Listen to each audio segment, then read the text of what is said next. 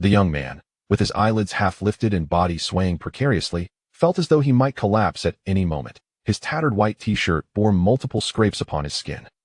Straining to open his eyes, he beheld a multitude of trees shrouded in a murky, dark red mist that obscured the distance. The only sound breaking the pervasive silence was the rustling of dry leaves beneath his feet. Qin Chuan, wake up! He fervently shook his head and slapped his forehead, speaking to himself. Moments later, his gaze regained a modicum of clarity. This. As he discerned the scene before him, Qin Chuan staggered back a few steps, his lips quivering. Where am I? I was clearly on a bus with Lu Ru heading to our internship. How did I end up in this wretched place? Lu Ru, where are you? Qin Chuan cupped his hands around his mouth and shouted, but his voice was swallowed by the oppressive mist. Frowning, he recalled the events leading up to this moment. Having just endured the disappointment of failing his college entrance exams, he had been invited by the class beauty, Lu Ru, to intern at a steel mill. They had boarded the company bus that morning, and shortly thereafter, he had felt a wave of dizziness, only to awaken here. Lu Ru, after 3 years of high school, we could recount every conversation with our fingers, yet you suddenly thrust me into this job. Are you trying to betray me? Clenching his fists, he searched for any sign of Lu Ru, increasingly convinced of his suspicions as an orphan. Right? There was another male companion asleep on the bus. He must have been drugged as well, and should be here. The dark red mist seeped through the trees, severely hampering visibility, limiting his sight to just a few meters. Qin Chuan groped about, seeking that flash of yellow. Before long, the striking color materialized. He hurried to the side of the man in the yellow shirt, and, with a hint of trepidation, said, "Friend, it seems we have encountered a kidnapping. We must be outside the city. Do you have any clues?" The mention of being outside the city made Qin Chuan gulp, for to ordinary people, the outside was synonymous with danger. Yet, the man remained unresponsive, his body utterly still. "Friend, say something. Something's not right." Qin Chuan quickly stepped in front of him, and upon a single glance, he stumbled backward in shock, nearly falling. The man's face had darkened rapidly, taking on a rough texture, revealing the patterns of bark. His features remained, yet he had transformed into a wooden sculpture, even sprouting branches. Qin Chuan's eyes widened, his heart racing as if it would shatter his ribs. With no time to ponder, he turned and fled, only to collide with another tree. This, too, was a human tree. There were many others nearby. What the hell is this place? Sweat poured down his forehead. Calm down. They haven't moved. They must be inanimate. Right? I need to run in one direction. However, in such thick fog and overwhelming fear, Qin Chuan struggled to maintain a straight path. After running for what felt like an eternity, he still saw no end in sight. Along the way, he spotted numerous drone wreckages. He even saw several intact missile bodies, towering several stories high, emblazoned with nuclear symbols. They were embedded in the ground, undetonated. Qin Chuan's gaze trembled as a realization struck him. A place where humans could not survive, at a realm devoid of signal, where missiles lay dormant, cloaked in red mist. This is the death zone on Langzing. Didn't they say no one could survive in the Forbidden Zone? What is happening to me? The books described absolute forbidden zones in but a few words. Entering means death. The fewer the words, the greater the peril. Just as despair enveloped him, a bone-chilling, beastly roar erupted. Damn it! Qin Chuan instinctively changed direction, fleeing away from the sound. He ran frantically, enduring more scratches from branches, until he spotted a cave ahead. Without a moment's hesitation, he dashed inside, reaching the far end and hiding in a corner. It must be a beast. If discovered, I'll be doomed. What to do? Suddenly, Qin Chuan noticed the ground strewn with various small stones, some emitting a faint glow. His eyes brightened, and his mouth unconsciously opened. Is this Lingjing? And so many. Lingjing was the most coveted resource in the world, largely inaccessible to common folk. He had only seen it in pictures. Qin Chuan picked up the nearest piece, scrutinizing it closely. Without warning, the smooth crystal in his hand transformed into wisps of vapor, forcefully surging into Qin Chuan's body. Qin Chuan writhed in agony, his cries echoing within the cave. Simultaneously, the other Lingjing within the cave seemed to respond to a call, their brilliance intensifying. They began to tremble lightly, swirling into ethereal streams, converging upon Qin Chuan's form. It hurts. I feel like I'm going to explode. Qin Chuan acutely sensed the tumultuous energy flooding through every pore of his being, crashing, tearing, and merging within. His muscles spasmed uncontrollably, expanding and contracting, his skin riddled with cracks. His eyes bulged as a series of explosive sounds resonated from within. At last, unable to bear it any longer, his eyes rolled back, and he fell motionless in that instant. A flame of alternating black and white flickered into existence before his chest, engulfing him in a fierce blaze. Ultimately, only an endless surge of energy remained, accompanied by a sound that seemed to emanate from a distant void, or perhaps from the depths of his very soul, a sound of shattering. Meanwhile, in Satellite City Number 9, Lu Ru, with cascading waves of hair, ascended the stairs, her ample bosom accentuating her beauty. Her eyes sparkled with excitement, yet held a glint of coldness. This accursed staircase should not be traversed by someone like me. I must escape this filthy place. Qin Xuan, do not harbor hatred towards me. If blame is to be laid, let it fall upon your status as an orphan. No one will care if you disappear. This world is as such. Beasts devour humans, and humans also devour humans. I refuse to be consumed by beasts, nor do I wish to be devoured by others. Upon finally arriving home, she found a pair of middle-aged couples and a youth, all stout in build, standing in the cramped living room. Faced with their eager gazes, Lu Ru nodded impassively. Yuan Gu said it's done. The trio's eyes brightened instantly, and they emitted a stifled laughter. The youth leaped in jubilation. Wonderful, sister. Once I awaken and become a formidable warrior, I will ensure a good life for you all. Lu Mu's eyes sparkled as she grasped Lu Ru's hand, exclaiming with excitement, Xiao Ru, come sit. Don't be afraid. He's just a worthless child. Living is a waste of food. Now he can become our stepping stone. What a blessing for him. Lu Fu rubbed his hands in agreement. Indeed, let's celebrate tonight as a family. Remember to call Zhao Yuan and have him bring that item along. Right. It would be best if your brother awakens tonight. Let's see who dares to look down upon our family. Lu Mu's voice rang sharp. Our good days are finally upon us. She looked affectionately at Lu Ru, patting her hand. Good daughter, once your brother awakens, he will surely earn more Ling Jing, allowing you to awaken too. Lu Ru merely nodded, understood. Chapter 2: The Cave of Spirit Crystals in the Forbidden Zone. As Qin Xuan slowly opened his eyes, he was pleasantly surprised to find that there was no pain as he had anticipated. Instead, he felt a sense of comfort. It was as if he had been burned once more, yet miraculously, he was still alive. Pushing himself off the ground, he suddenly experienced a surge of power that propelled him like a cannonball to the cave's ceiling. The dull thud resonated. And then he felt weightless as he plummeted back to the ground with a heavy crash. To his astonishment, it did not hurt at all. Moreover, the power coursing through him made Qin Xuan feel euphoric as he patted his body. Immediately, he picked up a nearby stone and crushed it effortlessly with a firm grip. The fragments scattered, and his eyes widened with joy. He had indeed awakened. This was the strength of a warrior. Even his wounds were healing on their own. And he laughed heartily. A glimmer of light shone in his eyes as he surveyed his surroundings. The patterns on the stone walls and the shapes of the debris on the ground became strikingly clear. He could also distinctly perceive the fragrant aroma of sparse vegetation and the distant chirping of insects. But that was not all. Qin Xuan's gaze fell on a stone in the distance, and with a mere thought, it began to levitate. This was mental power. It was said that among warriors, those who possessed such strength were exceedingly rare. Focusing intently, he pressed his finger downward, causing the stone to crash to the ground and disintegrate into dust. What a remarkable ability to control spirits. From this moment on, I shall be a spirit manipulator. Fortune had finally smiled upon me. Overcome with excitement, Qin Xuan gazed at his empowered fists and could not resist delivering a powerful punch to the ground. From now on, my fate lies in my own hands. Thud. Oh, that hurt. He retracted his fist and began to rub it while blowing on it. How painful. He had completely forgotten that the force of action is reciprocal. But the ground was far too hard. After all, that was a warrior's strike, yet it remained unscathed. It would be wise to leave this place.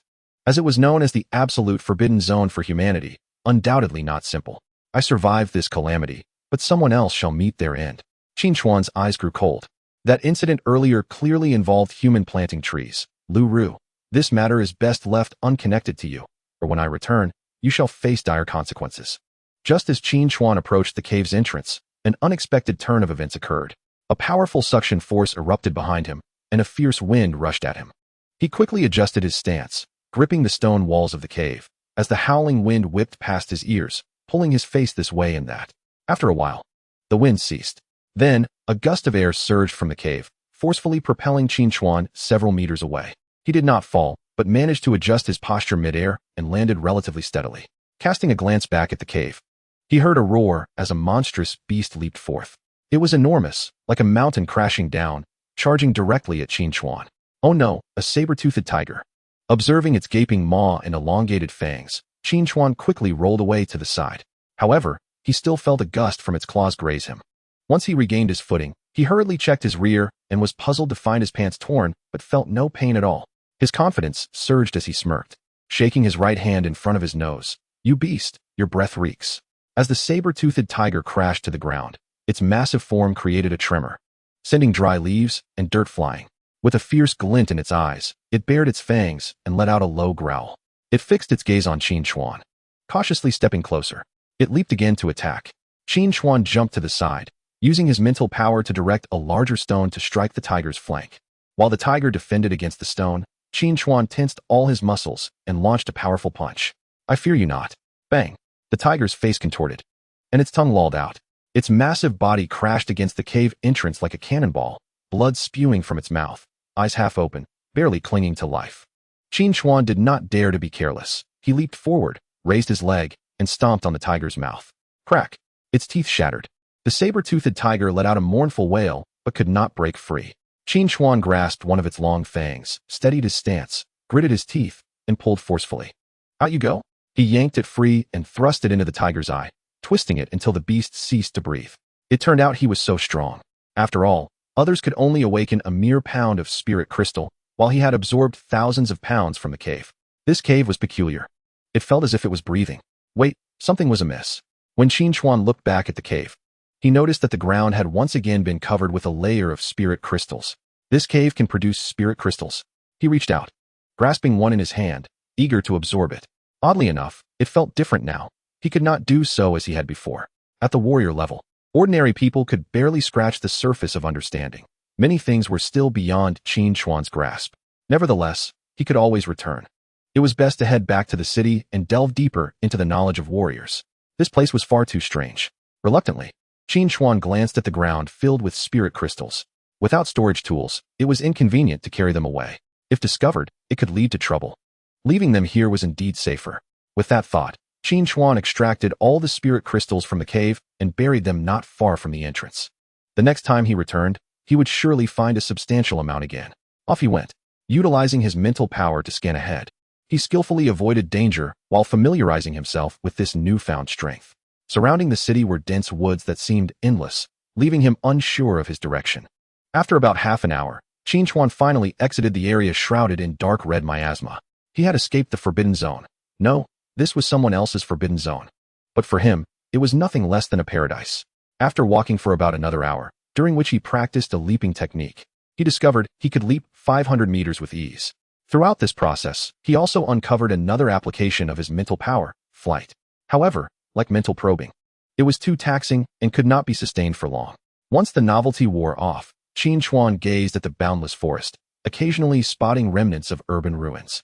His eyes filled with helplessness. This land was once inhabited by humanity. A century ago, a catastrophic meteor event brought spirit crystals and various foreign minerals to Blue Star, introducing a new element into the atmosphere known as spiritual breath. Subsequently, humanity discovered the wondrous uses of spirit crystals, leading to awakenings and the emergence of warriors. However, the savage and brutal beasts also appeared, relentlessly slaughtering humans. The effectiveness of human firearms against them was limited. Thus, warriors became the most formidable force of resistance, ultimately establishing a delicate balance of coexistence with these beasts. The Huaxiao nation was the first to construct super cities to provide shelter for its citizens, successfully saving a significant portion of the population. Finally, he spotted living humans. Chapter 3 Confrontation. While leaping through the air, Qin Chuan noticed two black, low-flying vehicles parked on the road below. 5 individuals surrounded 3 others. The 3, appearing to be in their 30s, bore gruesome wounds, their feet stained with dark red. Clearly, they were at their last gasp, relying on one another for support. The 5 surrounding them exuded a fierce aura, their gazes mocking and greedy. Resembling a pack of hyenas eyeing a dying prey, Qin Chuan quietly alighted on a nearby tree, observing closely. These individuals did not seem as formidable as the saber-toothed tiger. Thus, it appeared he could hitch a ride without issue, though he was curious as to why these two factions were at odds. Run. Why have you stopped fleeing? Among the 5, a bald man with a grotesque scar resembling a centipede stepped forward, his voice hoarse and grating, laced with a cruel delight akin to a cat playing with a mouse. One of the injured men, a calm giant in blood-stained blue attire, spat out a mouthful of blood and replied, "Scarred wolf, we have already consumed the goods. Your pursuit is futile." Consume them? Oblong, as if amused by some jest, exaggeratedly widened his mouth, revealing his jagged, yellowed teeth. You three useless fools dare to directly consume the Yuan Ling Chao? Do you think you can make us laugh to death and escape? Ha ha. The other men joined in a raucous laughter. In the next moment, however, the expression on Balong's face turned ferocious. Even if you swallow it, I will still slice open your bellies and extract your spiritual essence. The three men gasped for breath, their faces filled with despair and reluctance. The muscular man in blue trembled slightly, his crimson eyes fixed intently on Ba Long. I curse you, Black Abyss scum, to meet your end in the forest, devoured by beasts. Ba Long's muscles twitched, his teeth clenched, as he reflected on the grim fate that befell most of the Black Abyss people. Behind him stood a tall, thin man, idly toying with a dagger, who coldly remarked, "Brother, stop wasting time with them. Night is approaching." Ba Long raised his serrated blade, hovering it over the head of the muscular man in blue. "Speak. Where is the Yuan Ling Chao hidden?" Bah. The muscular man spat a mouthful of blood, declaring, "We're all going to die anyway. You won't get it." "Very well. Then die."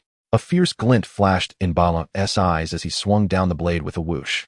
Qin Chuan, concealed in the trees, witnessed the entire scene unfold. Black Abyss individuals? They were mostly wanted by the government, unable to find footing in the city, resorting to villainy outside its walls. Such people tended to be quite ruthless. It would be wise to avoid their company. However, having just awakened, it was best not to engage them if possible. With a leap, Qin Chuan hurled a stone into the fray. Duong. The blade veered off course, striking the ground beside the muscular man in blue, causing Ba Long to shift and absorb the impact. Hu. Ba Long loosened his grip on the handle, alleviating the numbing sensation. His demeanor shifted to one of seriousness as an ominous premonition washed over him. "If you wish to leave, I won't stop you."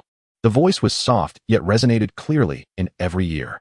A figure descended from the air, ragged and tattered, lightly landing outside their encirclement. Both parties scrutinized Qin Chuan.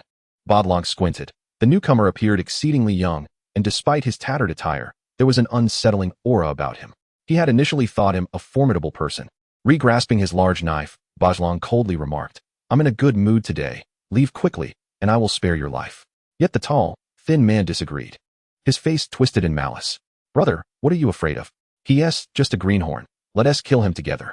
"Silence, second. I am a man of my word. If I say let him go, then he goes." Ba Long glared fiercely at the tall, thin man, who retreated a step, silenced by the intimidation. Qin Chuan did not respond, but glanced at the injured trio. "Gentlemen, could you take me back to the city later?" The three stared in bewilderment, unsure of the young man's intentions. Were they not facing desperate criminals? Was he seeking death? The muscular man in blue's eyes dimmed, and he shook his head. "Little brother, if you can leave, you should hurry. You don't need to worry about that. Just tell me if you can take me back to the city." Qin Chuan replied calmly. The muscular man was momentarily at a loss, but sensed the sincerity in Qin Chuan's tranquil demeanor. "Yes, but that's good," Qin Chuan interjected, his gaze sharpening. "Have you made your decision?" Ba Long's eyes flickered uncertainly. Who is this boy? He was given an opportunity to leave, yet he remains. The earlier forcefulness of Qin Chuan's stone throw had not gone unnoticed. Should they retreat or confront him? The other four were unaware of the strength behind the stone and clamored to attack. The tall, thin man, fuming, proclaimed, "Brother, what are you afraid of? All five of us together cannot handle him." Hearing this, Ba Long made a resolute decision, brandishing his knife and bellowing, "Brothers, let us attack together and finish him." With that, his serrated blade swung toward Qin Chuan's head. "You refuse to take the chance I've given you. Then you shall remain here today." Qin Chuan sensed the air slicing around the blade, yet it felt somewhat sluggish in his perception. Initially, he had no intention of killing, but since they sought his life, he would defend himself. With a deft motion, he slid backward like a phantom. What incredible speed! The muscular man in blue exclaimed, unable to suppress his astonishment. Ba Long's expression grew grave, quickly replaced by ferocity as he continued his assault. "We are 5 strong." Each of the 5 armed men lunged at Qin Chuan, their blades and weapons creating a chaotic whirlwind. Qin Chuan, unwilling to reveal his spiritual abilities, instead maneuvered through their attacks, leaping behind one of the heavier foes. Fixating on the back of his opponent, he concentrated and thrust his fist forward. Can you withstand this punch? This was no ordinary strike. It had felled a 2-meter-tall, saber-toothed tiger before. Fourth, dodge. The tall, thin man screamed in horror. Yet, it was too late. Bam! The body was launched away by the force of the blow. Crack! Crack! The weight of his form shattered several trees before finally halting. Motionless, blood streaming forth. It was clear he had perished. An oppressive silence enveloped the surroundings. Even the wind seemed to still for a moment. The three men in blue stared, their eyes wide, frozen like statues. Their lips trembled, attempting to utter something, yet found themselves stifled. The remaining four were filled with rage and fear, never having anticipated such power from a single punch. Fourth, Bavlong's eyes bulged with fury as he glared at Qin Chuan. Don't let this boy get close. Qin Chuan leaped once more, but alas, their reactions were far too slow. Chapter 4. Returning to the city. A single technique can conquer all. Qin Chuan dispatched three more with the same method. He even shattered Bavlong's blade with a punch, causing him to spew blood and collapse. Step by step, Qin Chuan approached Bavlong, each footfall echoing like a countdown to death. Bavlong's legs trembled uncontrollably as he suddenly knelt, pleading, "Don't kill me. Spare my life. I can do your dirty work. I can gather more Black Abyss people for you. You will find them useful." His voice quivered. It was only now that he realized the foreboding feeling he had initially sensed was all too real. Qin Chuan seized the broken blade, his eyes devoid of compassion. "Those who seek my life must perish." With that, he swung down. The perpetrator fell victim to the violence. As he surveyed the devastation surrounding him, blood staining his body, Qin Chuan closed his eyes and tilted his head back, experiencing a peculiar exhilaration, a sensation he had never encountered before. Seeing Qin Chuan standing motionless, the three men in blue dared not make a sound. Their faces, which had regained some color, now turned pale once more, fearing that the madman before them might not be satisfied and would turn on them next. Silence. After a long while, Qin Chuan turned and walked toward the three. Upon meeting his gaze, they instinctively recoiled. The muscular man in blue swallowed hard, his voice trembling. "Senior, you wouldn't also want to silence us, would you?" Qin Chuan was momentarily taken aback by the question, furrowing his brow. "What? Why would I silence you? Killing Black Abyss people isn't a crime. Don't think too much. I'm just waiting for you to take me back to the city." With that, the three of them breathed a sigh of relief.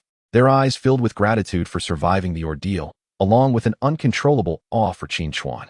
The muscular man in blue awkwardly said, "Senior, you were truly impressive just now. By the way, I am Qin Feng. These are Gu Feibai and Yuan Kuan. May I ask how to address you? Senior? Just call me Qin Chuan. That is not appropriate. We must show respect to those who are accomplished." "No need. I prefer not to be called old. I just want to return home soon. By the way, do you have any spare clothes?" As they walked, Qin Chuan felt a chill at his backside, as if wearing a skirt. Thankfully, there were no women around. Otherwise, he would surely have blushed. Yes. The muscular man in blue hurriedly retrieved a set of new clothes from the vehicle. "Brother Qin, we only have large sizes. In the wilderness, it is fundamental knowledge to prepare ample clothing." Qin Chuan smiled as he received the items, expressing gratitude. Having something is better than nothing. "Thank you. Hurry and tend to your wounds. I can hardly wait to return to the city." Yes. This is the Yuan Ling Chao we gathered, a small token for you." "Qin brother," one of the burly men in blue said, producing a broad-leaved herb.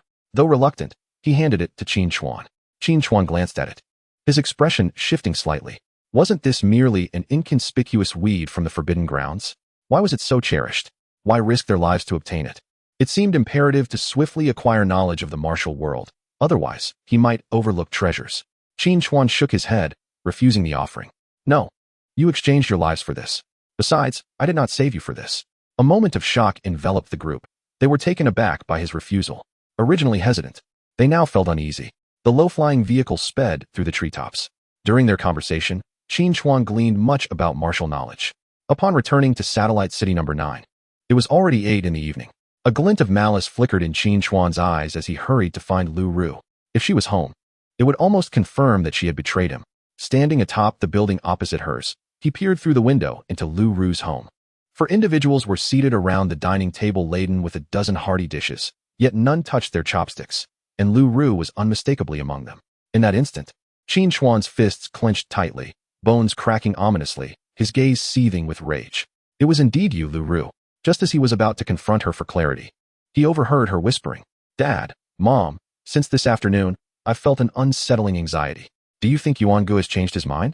He hasn't shown up or replied to messages, and I'm worried. Zhao Yuan is a martial artist. He must have many matters to attend to." "Don't fret unnecessarily," Lu's father reassured, his gaze evasive, lacking conviction. Lu's mother, however, adopted a reproachful tone, her voice sharp. "Haven't you already been intimate with him? How can you not secure a man's heart? I told you to take the initiative. After all my teachings, you're of no use." "No. I must become a martial artist." "Sister, call him again." We had an agreement. He can't just back out. The youth leaped up, his eyes red with fervor. Qin Chuan scoffed. How pretentious. You were acting so innocent before me. Was this Zhao Yuan the driver? Or was he the mastermind? It must be him. A man in a black baseball cap approached Lu Ru's doorstep. It was indeed the driver from this morning. Excellent. Everyone is gathered. I shall see what conspiracy you are plotting. The man knocked forcefully on the door. Open up. His voice was commanding. The Lu family exchanged surprised glances upon hearing it. Xiao Ru, hurry and open the door. It's Mr. Zhao. Lu's mother smiled obsequiously. Upon entering, Zhao Yuan immediately embraced Lu Ru's waist, not even glancing at others. He made his way to the sofa, giving Lu Ru a firm squeeze before speaking haughtily. I overheard your incessant chatter even before entering. What nonsense. Ah, Mr. Zhao. We were merely speaking out of turn. Please don't take offense. Dinner is ready. Shall we eat and chat? The group stood respectfully before Zhao Yuan, with Lu's mother smiling in agreement. Zhao Yuan cast a sidelong glance at Lu Ru, his eyes burning with desire. I'll skip dinner. I came to take her out for a few days to broaden her horizons. Lu Ru lowered her head, blushing in silence. Huh, brother-in-law, weren't you coming to help me awaken? The youth's expression changed drastically. Lu's mother also appeared flustered, saying, Yes, Mr. Zhao, you mentioned it before. If it's inconvenient for you, just leave the Ling Jing, and we can go to the Martial Artist Association ourselves. Zhao Yuan dismissively waved his hand, continuing his actions. Casting a glance at the youth. It's not that I don't want to help you, but do you know how low the success rate for awakening is? Less than 1%. Your chances of failure exceed 99%. If you fail, the Ling Jing will be wasted. It's better for me to refine it. That is final. He then turned to Lu's father, exuding an overwhelming pressure. And you've been promoted to a small supervisor at the steel factory. Are you still unsatisfied? The latter instinctively took a step back, hastily shaking his head in denial. No, I'm satisfied. Thank you, Mr. Zhao. The youth's eyes reddened, devoid of hope. No, it can't be like this. I will definitely become a martial artist. Sister, please, beg brother-in-law for me. I must become a martial artist. Lu Ru glanced at Zhao Yuan, only to be cowed by his murderous gaze. She quickly lowered her head, not daring to speak. Chapter 5. Go and apologize to them. Lu's father realized he had been deceived, filled with silent rage. Lu's mother, breaking down, shrieked, My daughter has given herself to you, and you still treat us this way? If you don't leave the Ling Jing today, I will go to the police and expose you. Zhao Yuan's expression darkened, and he rose, slapping Lu's mother across the face. The sound echoed. She fell to the ground. What audacity! You dare threaten me? I can have any woman I desire. Do you believe I can make your entire family disappear? The others in the room felt their hearts race with fear. Lu's mother, crumpled on the floor, dared not respond. Humph! Zhao Yuan sneered, turning towards the door. If anyone dares to speak out, prepare to meet your demise. After taking a few steps, he paused, not turning back. What are you dawdling for? Do you not wish to accompany me? Lu Ru's body trembled as she glanced at her silent family, rising to approach. Zhao Yuan, with a dark expression, barked, Open the door. Can't you show a bit of initiative? Lu Ru timidly reached for the door handle. Yet, no matter how hard she tried, the handle would not budge. Yuan go, it won't open, she stammered. Useless, you can't even open your own door. Zhao Yuan berated her. Lu Ru did not dare to retort, shrinking back. Zhao Yuan seized the door handle and twisted it forcefully. It did not yield. It felt as if something was firmly lodged inside. What is going on? This lock shouldn't be like this, he mused, frowning unconsciously. After another forceful attempt, the result remained unchanged. Zhao Yuan unleashed his fury upon the Lu family, glaring back at them. Do you think your little tricks will work? I could smash this door down with a single punch. Now come and open it. Lu's father, trembling, spoke up. Mr. Zhao, I wouldn't dare to lock you in. Even if you gave me 100 lives. We are all here. I truly wouldn't. He weakly added. Could it be that this door lock suddenly malfunctioned? Zhao Yuan shot him an impatient glance. Stepping back, he raised his foot and kicked the door. With a resounding bang, the door remained unscathed, but Zhao Yuan stumbled backward, crashing into the wall, which cracked under the impact. Before the Lu family could process what had happened, Zhao Yuan's expression shifted dramatically, losing his previous imposing demeanor. Who is outside? I, Zhao Yuan, have no enmity with the Lu family. The Lu family finally realized someone was outside. Moreover, that person was more formidable than Zhao Yuan. How could the Lu family have offended such a powerful being? It was rare to even encounter a martial artist. Could it be that they were here with Zhao Yuan? Lu Ru moved to assist Zhao Yuan, her eyes filled with trepidation. Yuan go, how could our family have offended a martial artist? Could it be a demon outside? Demon? Zhao Yuan's complexion fluctuated. He felt an ominous presence, but could not discern it. He glanced towards the nearby window, formulating a plan. Lu's mother grasped Zhao Yuan's arm, pleading, "Mr. Zhao, for Xiao Rue's sake, please don't abandon us. Get lost." Zhao Yuan swung his arm, flinging Lu's mother to the side of the door. Even if a demon entered, this hefty woman could buy him a moment. The notion of killing a demon to save others was laughable. He craved endless wealth and luxury. It was already generous of him to take Lu Ru along. They should seek their own fortunes now. With that, he pulled Lu Ru towards the window, intending to leap down. Suddenly, the wide-open window slammed shut, sending the two individuals stumbling backward. There were no demons here. Perhaps we could discuss the matters concerning the forest instead?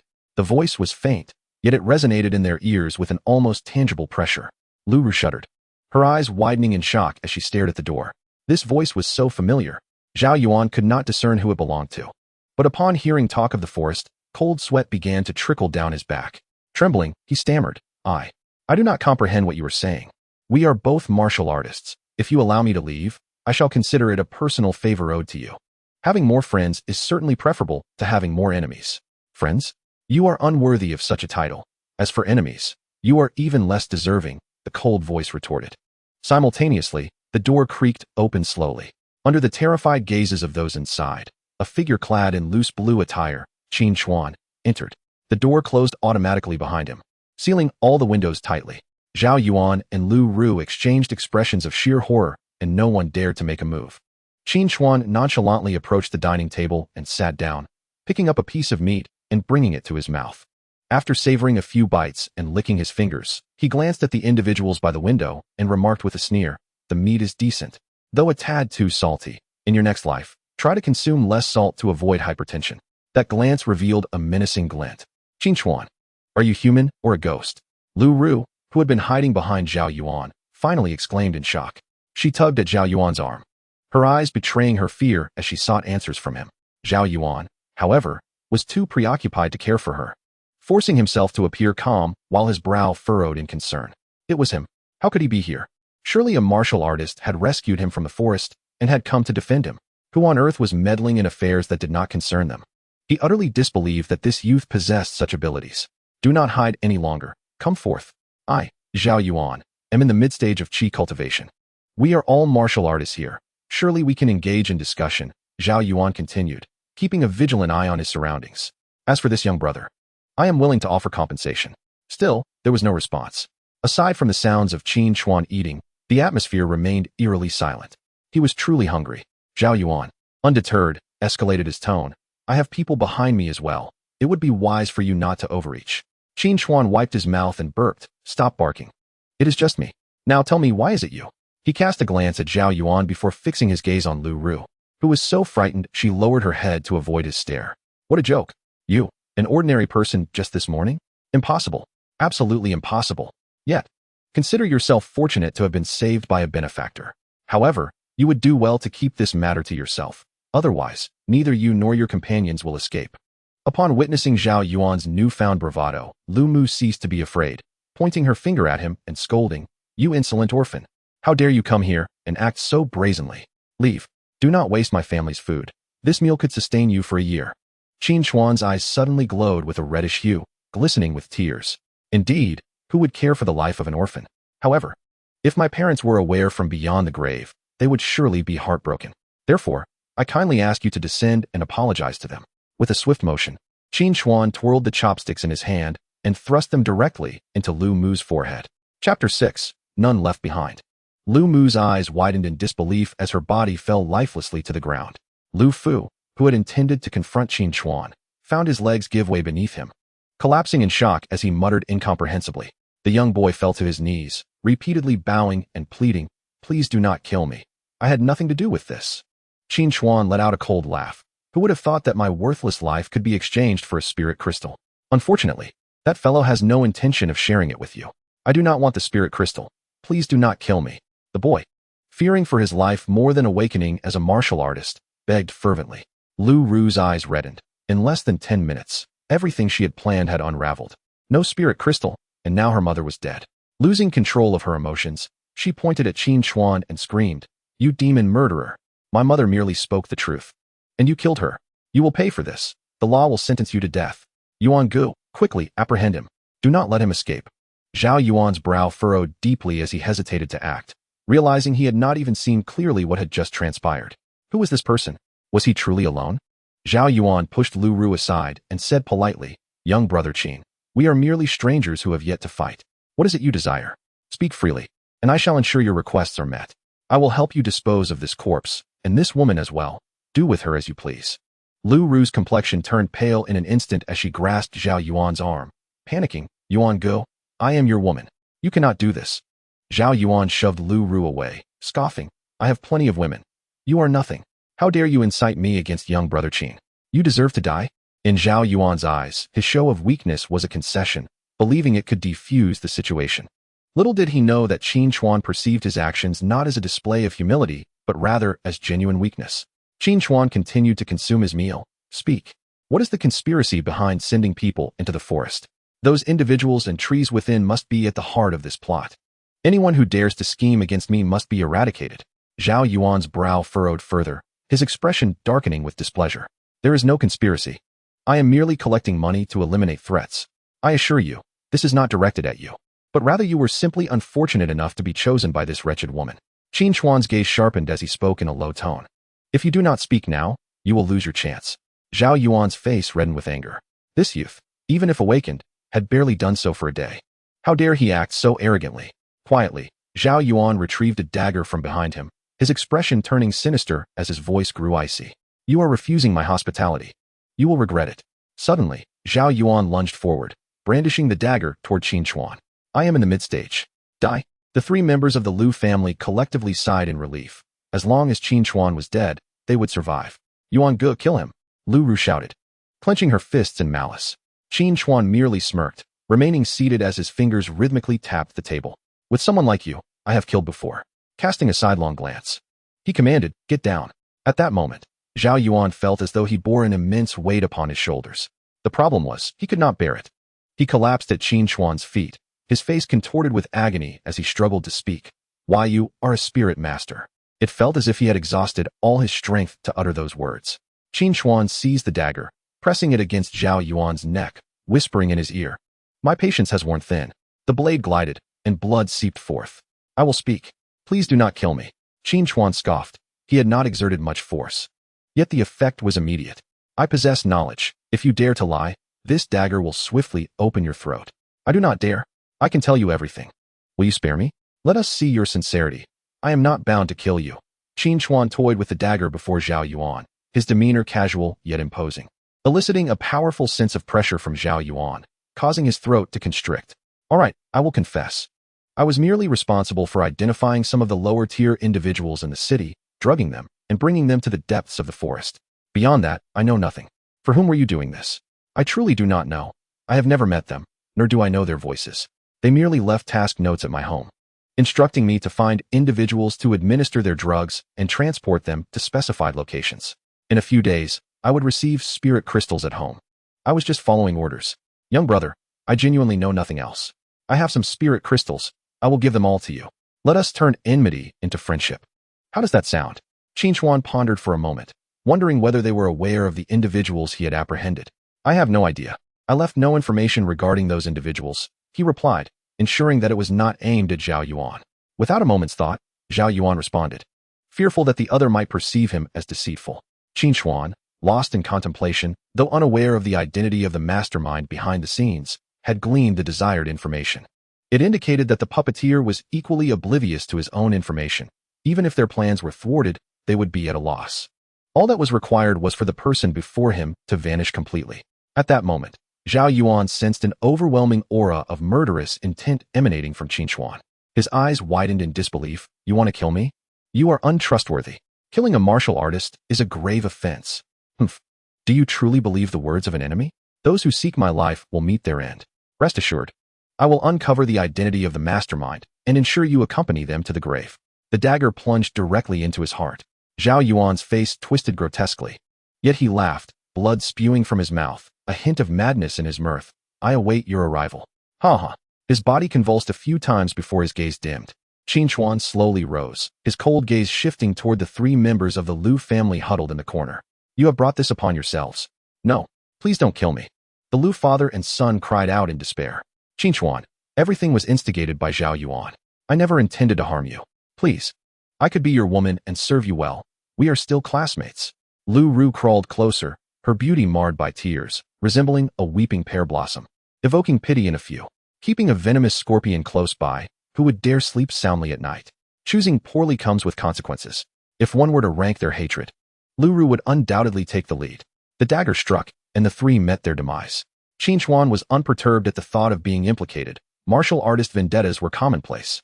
Should the authorities pursue the matter, the cost would be exorbitant, with little chance of success. Though the city was surrounded by high walls, the threat of malevolent beings persisted. Exorcising these threats was of utmost importance for urban governance. After erasing all traces of his presence, Qin Chuan exited through the window. Before long, a shadow cloaked in black appeared in the blood-soaked room. Dressed in a black robe and mask, not a single inch of skin was visible, save for a pair of profound eyes.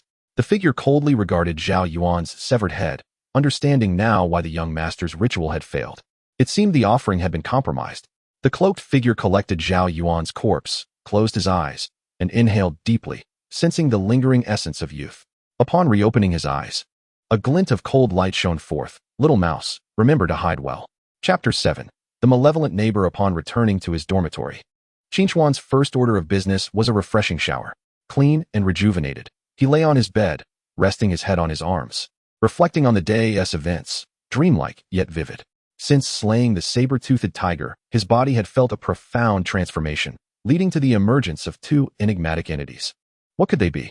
Qin Chuan turned his attention inward, discovering a golden orb and a swirling mass of black mist. He had also grasped certain techniques and skills, learning the art of leaping through such experiences. Brother Chen had mentioned that the Martial Artist Association possessed a repository of knowledge, and he resolved to register the following morning to establish his footing in the martial world. Coupled with the resources found in the forbidden zones, he was certain of a swift ascent. The next day, clad in a gray tracksuit, Qin Chuan felt buoyant as he whistled while closing the door to his home. Upon reaching the ground floor, he encountered a greasy, overweight man, his former high school classmate, Lu Hu, with whom he shared a less than amicable relationship. They had previously clashed, resulting in Qin Chuan suffering numerous injuries. Lu Hu, cigarette in mouth and a smirk on his face, taunted, "Isn't this the scholarly Qin Chuan? I heard you flunked your college entrance exam and can't even appeal. In the end, your only score was annulled. How tragic." Anger welled within Qin Chuan at the mention of this. He had consistently topped the mock exams and felt confident about the actual test, so how could he have failed? To make matters worse, the sealed exam papers had been damaged, preventing any appeal. In that moment, he deduced the foul play at hand. As an orphan with no connections, it was only natural that his ranking was usurped. After all, those in the top 10 of the satellite city were granted awakening qualifications, and the first place garnered even more awakening crystals. What does it have to do with you? Get lost. Now that he had successfully awakened, Qin Chuan wished to enhance his strength swiftly. The filth of the past would eventually be settled. Lu Hu's expression darkened instantly. You better show respect to Master Hu. Now that Master Hu has secured a job at the Martial Artist Association, he will know only martial artists in the future. Lu Hu inhaled deeply, exhaling smoke slowly. Our statuses are worlds apart, but if you kneel before me now, I might just spare you a morsel. Had this been the day before, Qin Chuan may have envied the opportunity to work at the Martial Artist Association. However, now, he regarded him as nothing more than a fool. Upon hearing this, Lu Hu's demeanor shifted dramatically.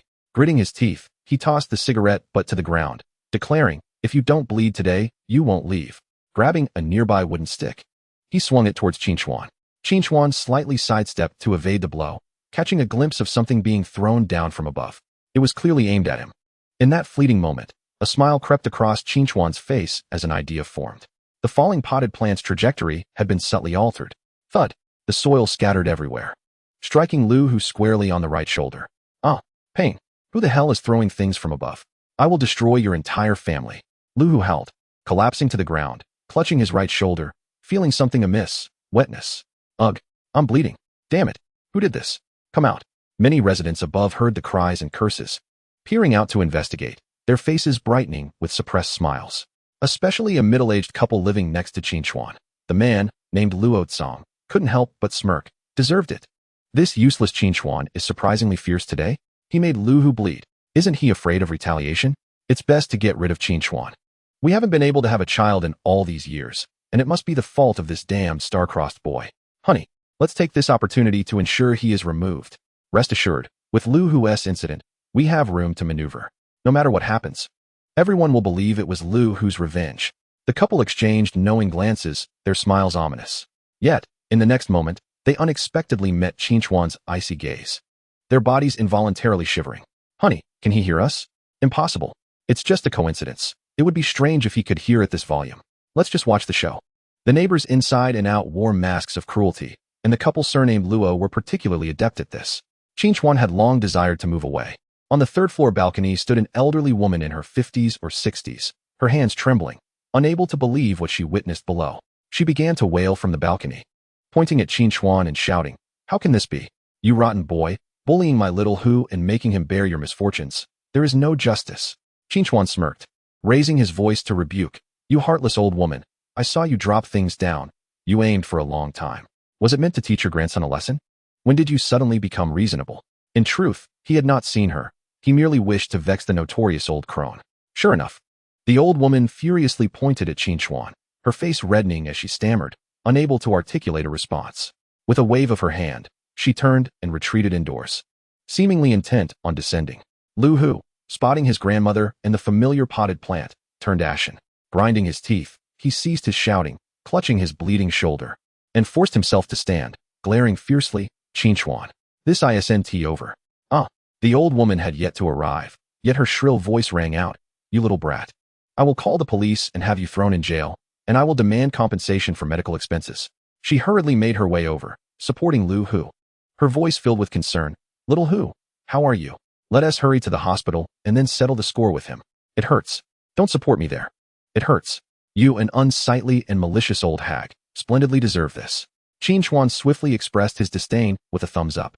He typically refrains from confronting others so directly, but today he felt compelled to voice his grievances, knowing he would soon relocate. If he did not seize this opportunity to vent, he might never have the chance again. Old Madame Su's previously flushed face turned a deep shade of anger, her eyes glinting with a predatory glare as she prepared to retort. For the moment, however, she was not worth his attention. A hospital visit was paramount, as he was beginning to feel numb. Lu Hu's voice was tinged with a quivering, tearful tone. Su hurriedly turned back, remembering the hospital. Yes, the hospital. Her heart ached for her grandmother. Supporting Lu Hu, she hurried away. Qin Chuan released a sigh of relief, chuckling softly to himself. How delightful. Ignoring the gossiping neighbors, he strode away confidently. First, he purchased a new mobile phone before arriving at the location of the Wuzhou Association. The sprawling complex covered over 500,000 square meters, dominated by a 200-meter-tall octagonal main building, surrounded by various functional buildings and villas. A few attendants stood at the entrance, and upon seeing Qin Chuan enter, they averted their gazes, pretending not to notice him. Such contemptible beings. Qin Chuan noted this scene with a murmur of disdain as he searched for a signpost. Just as he paused, a brash voice called out from behind him. "Hey you, the one gawking around, step aside and don't block the way." Chapter 8. The test. A young man clad in a light blue training outfit was flanked by a group of individuals in black. The speaker was a burly figure beside him. Qin Chuan glanced over, regarding them as if they were simpletons. The hall was spacious enough for everyone to pass through. Yet, it was astonishing that he encountered such arrogance simply upon exiting. The burly man's booming voice attracted numerous envious gazes. It was Wang Zijie, rumored to have opened 13 meridians and stepped into the second stage of body refinement, and it appeared he had made considerable progress since then. Indeed, 2 years prior, he had illuminated the genius column during testing, and just days ago, he had slain a second-tier beast, all at the tender age of 20. Today, he was likely here for his brother, suggesting that the Wang family would soon produce another prodigy. Sensing the admiration from the crowd, Wang Zijie raised his chin with pride. Zhang Biao, urging him to tone it down, shot a sideways glance filled with disdain and arrogance. "Have you never heard the adage, 'Do not underestimate the youth in poverty'?" This remark provoked a chorus of laughter. The attendants, sensing the shift in mood, plastered on obsequious smiles and flocked toward Wang Zijie, only to be halted by the bodyguards who ordered them to step back. The attendants remained motionless until a middle-aged man jogged over, at which point they reluctantly retreated a few paces. The middle-aged man, beaming with affability, displayed overt flattery. "Young Master Wang, please, come this way. We can discuss matters in the VIP room." Wang Zijie, puffing up like a victorious rooster, cast a glance at Qin Chuan before departing with an air of triumph. The attendants who failed to ingratiate themselves quickly returned to their posts, awaiting the next notable figure to arrive. Only a girl of about 16 or 17 approached Qin Chuan after the crowd dispersed. "Hello, sir, how may I assist you?" Her voice was melodious, her cheeks flushed, and her hands clutched the hem of her orange dress. The name tag read Su Yan, with the subtitle in turn attendant below.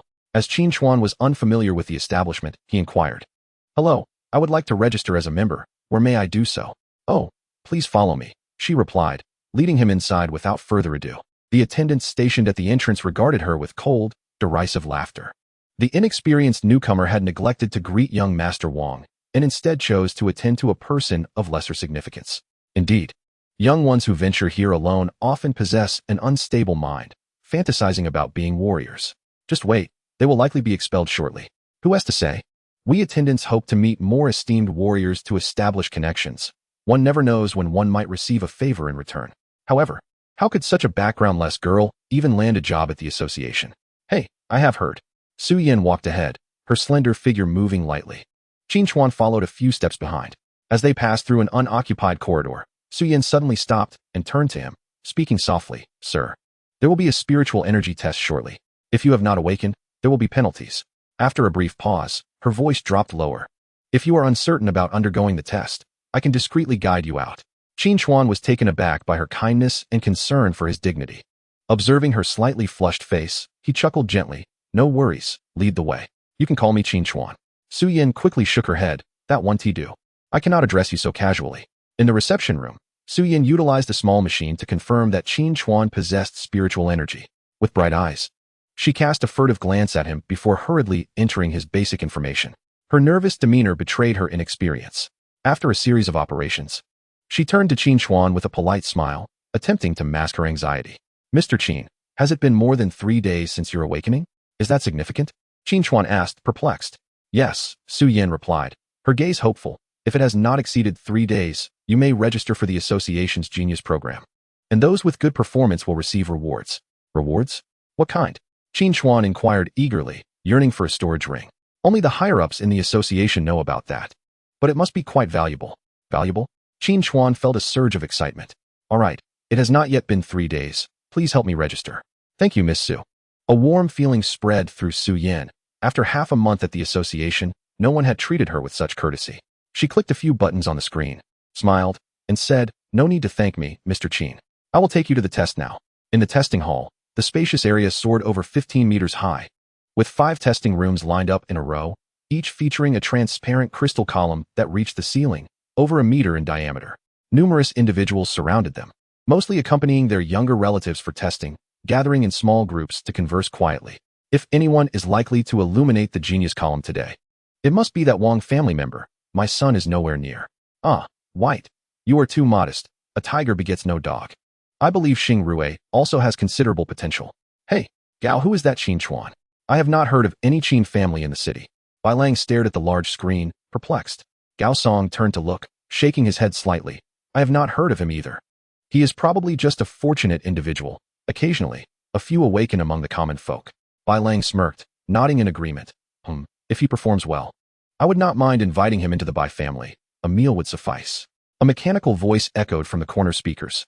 "Tester Wang Ziki, please enter testing room 1. Tester Gao Zhe, please enter testing room 2. Tester Bai Xing Rui, please enter testing room 3. Tester Qin Chuan, please enter testing room 5. Qin Chuan approached the entrance of room 5, pushing the door open to find a pure white space of approximately 10 square meters. With a silver metal sphere the size of a soccer ball on the table and a large screen on the wall. "Welcome to the basic test." A gentle female voice resonated within the room. "Please place both hands on the spiritual guide sphere." The screen illuminated, displaying clear operational diagrams and text instructions. Qin Chuan advanced, complying with the instructions, placing his hands upon it, feeling a slight chill. Tester at the initial stage of Qi cultivation, meets testing criteria, awakening time not exceeding 72 hours. Qualifies for Genius Selection Test. Phase 1. Please continuously release spiritual energy. Qin Chuan focused his thoughts, channeling his spiritual energy through his palms into the guide sphere. The data bars on the screen began to rise, reaching the thresholds for passing, excellence, and outstanding, eventually maxing out. It felt as though he had only utilized a fraction of his internal spiritual energy, indicating that achieving a commendable score would pose no challenge. "Continue," Qin Chuan muttered to himself, brimming with confidence. In the testing hall, a sudden blue light illuminated the space, and the previously boisterous crowd fell silent for a brief moment. Chapter 9. Luo Zhiyu. All eyes were magnetically drawn towards the swiftly ascending beam of light emanating from the base of the crystal pillar. In the next instant, the hall erupted with a cacophony of astonished gasps, reverberating in the air like a thunderous wave. Someone shouted hoarsely, "Look! It's lit up! The genius pillar is glowing! How can it be so fast? They've only just entered. Wait, how could it be room 5? If it's glowing, it should be Prince Chi's room 1. As the light beam soared higher, the volume in the hall intensified, with fervent gazes fixated on the door of room 5. Quick! Gather all information on this Qin Chuan. The Bai family demands him. Bai Lang rushed from the entrance of room 3 to stand before room 5, his expression ablaze with desire. Huh, you think you can claim such a genius just by your mere words? A middle-aged man nearby scoffed at Bai Lang's excitement. Bai Lang turned, gritting his teeth in anger. Humph, who gets to claim him is a matter of skill. In a secluded VIP room, Qin Chuan's profile, name, and basic information were displayed on a screen. Wang Zhijia shattered his teacup in fury, exclaiming, "Hurry and investigate the origins of this Qin Chuan." "Yes, I will take care of it immediately," his subordinate replied.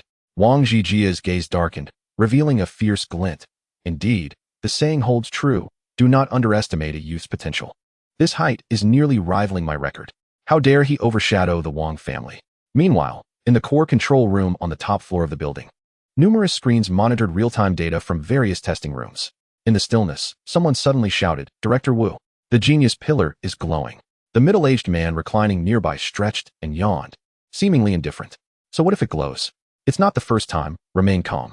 This situation is different. It lit up in less than a minute. How quick? It has already broken the record here. The values are still rising." A technician exclaimed, his voice escalating with excitement. "What? Less than a minute? And it broke the record?"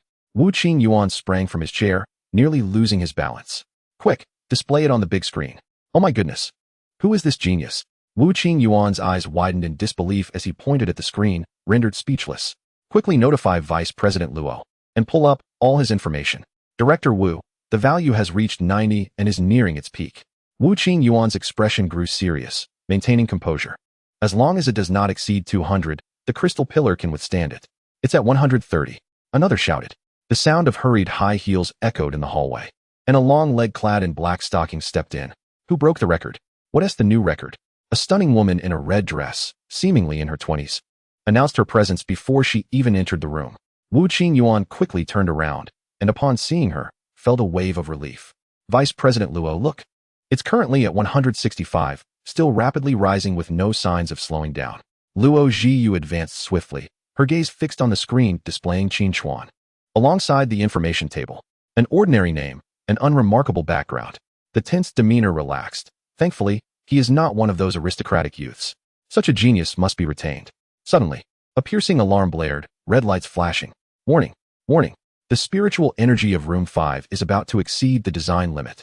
Luo Zhiyu's beautiful face remained composed, her heart secretly rejoicing as she calmly instructed, "Cut off the connections to the other testing rooms and redirect the spiritual energy from room 5 to the remaining crystal pillars. I wish to see how far he can go and whether he can break the main city's record." In the hall, the other 4 pillars simultaneously illuminated. The crowd's enthusiasm surged even higher, yet most gazes remained fixated on room 5, rendering the other 4 rooms mere backdrops. All 4 have lit up. Today, these 5 individuals are destined to become the focus of the entire city, especially this one named Qin Chuan. Indeed, even the prominent figures in the city may come to recruit him. Perhaps even the main city of Hua Nan will send someone. The crowd's gazes burned with fervor, as if he were their own genius. Meanwhile, within the testing room, Qin Chuan remained oblivious to the events unfolding outside. He was focused intently on the screen before him. Puzzled, logically, it should have lit up the external crystal pillar by now. Why is nothing displaying here? Is my spiritual energy insufficient? No, I must obtain that mysterious reward. Qin Chuan took a deep breath and increased his output speed. Back in the control room, the previously relaxed atmosphere suddenly tensed once more. Why has it accelerated again? Everyone's hearts skipped a beat, momentarily halting their breaths. All other crystal pillars reached 100. They can still move? Wu Qingyuan swallowed hard, glancing nervously at Luo Zhiyu. Such a situation was unprecedented. Vice President Luo, if the national record has been broken, could it be a malfunction of the testing equipment? Luo Zhiyu scrutinized the screen, her brows furrowing in concern. She shared this suspicion, yet the equipment had just been maintained, making an error unlikely. She was convinced that this was genuine data. The national record was waiting to be shattered. They would see, but preparations must be made to sever the spiritual energy connection. The precision of the crystal pillar tests is high, but it is also prone to shattering. Luo Zhiyu's breathing grew increasingly rapid, her eyes refusing to blink. In the next moment, in less than 3 seconds, the values soared to 140. Warning! Warning! Spiritual energy output too fast. In 5 seconds, all crystal pillars will experience overload. Luo Zhiyu's expression changed dramatically as she urged loudly, "Quick! Initiate the emergency protocol. Forcibly cut off the spiritual energy connection for Room 5. Operators focused intently on the screen, fingers flying over the controls, sweat beading on their foreheads. Vice President, the disconnection has failed. The value climbed to 169. Activate the physical isolation valve. Immediately notify the tester to cease outputting spiritual energy. Luo Zhiyu ordered again, her voice filled with urgency. The valve responded sluggishly. The value rose to 178. Unable to contact the tester. Warning! Warning! The crystal pillar is about to overload. Red alarms flashed, and warning sounds echoed continuously. The value reached 186. Luo Zhiyu's breathing quickened, her chest rising and falling. Activate the ultimate plan. Cut off all energy supplies to the testing rooms. Permission required. Verifying permissions. Hurry. The control room descended into chaos, technicians frantically operating the screens, cold sweat pouring down. The energy readings on the screen continued to surge. 191, 194, 198. My goodness, disconnect. Quickly disconnect. Wu Qin clenched his fists, his eyes nearly bulging from their sockets. If time could be turned back, he would not hesitate to prevent this Qin Xuan from approaching the testing room. Chapter 10, An Invitation. Cut off all energy supplies to the testing rooms. The disconnection was in progress, successfully executing. The control hall finally echoed with mechanical sounds. The main screen displayed a value of 199. Everyone held their breath, fearing that in the next moment, the crystal pillar might shatter, a loss too great to bear. After a few seconds, the values finally ceased to rise. A collective sigh of relief swept over the group. The operator slumped in his chair, tears of laughter streaming down his face. That was terrifying. This Qin Xuan is a monster. Wu Qin grabbed a cup of water, guzzling down several sips, his hands trembling as he spilled some. Calm down, calm down. Vice President Luo, what should we do now? Luo Zhiyu steadied her breath, tapping the table, and spoke sternly. Everyone pay attention. This testing situation must not be disclosed. No records shall be made, and Qin Xuan's personal information is to be classified. Director Wu, report this down immediately, stating it was a testing malfunction. Also, have the person receiving him take him to my training room without raising any suspicions. Yes, I will take care of it immediately. This kind of monster is truly unprecedented. Luo Zhiyu hurriedly departed, her mind racing with the thrilling numbers she had just witnessed. She arrived at an underground space, and after facial recognition, the heavy doors slowly creaked open. Inside, the ambience was dimly lit, with a complete array of bedroom furnishings. A man clad in gray sat cross-legged upon a stone platform, his long hair cascading over his face. Luo Zhiyu bowed to indicate her presence, her initial excitement waning, replaced by a surge of melancholy. President, are you well? Xiao Luo. You have come. Your steps are hurried. Is there some pressing matter at hand? The man remained motionless, his voice laden with age. President, perhaps you should consider trying other medications. I have heard that a new drug has recently emerged. It may prove beneficial. Useless. This situation is merely a waste of time. Speak, what brings you here? Luo Zhiyu inhaled deeply, forcing a smile. President, it is good news. Today, a genius arrived at the association. His innate spiritual essence exceeds 1,000 points. Here is his basic information. The previously unyielding figure of the man stirred. He lifted his head, revealing half of a weathered visage, yet his eyes sparkled with vitality. Luo Zhiyu understood he was using his mental prowess to scrutinize Qin Xuan. Excellent, excellent. When he steps into the 4th stage, bring him to me, and then send him to seek out Zhuke Zuanzhang. President, will you reveal what you have seen to him? But will he believe it? He may be the only hope. Those old codgers do not merely disbelieve, they fear to believe. They see no hope. Yet he has shattered all records. He is most likely to take that step. Luo Zhiyu had never heard the man praise anyone. Even her own entry into the 4th stage at such a young age was merely deemed ordinary in his eyes. What are the training arrangements for the association? No arrangements are necessary, merely provide assistance. A genius does not conform to the usual protocols. As they spoke, a phantom suddenly materialized above the man's head, resembling some form of mythical beast, roaring downwards. President, Luo Zhiyu exclaimed in alarm. Fear not, It is merely a lapse in mental concentration. Return now. I must engage in a battle of wills. In testing room number 5, all lights were extinguished. In the darkness, Qin Chuan retracted his hand, murmuring, "Is this the second stage of testing? Or is the machine malfunctioning?" The door hasn't opened either. The hall was packed with people.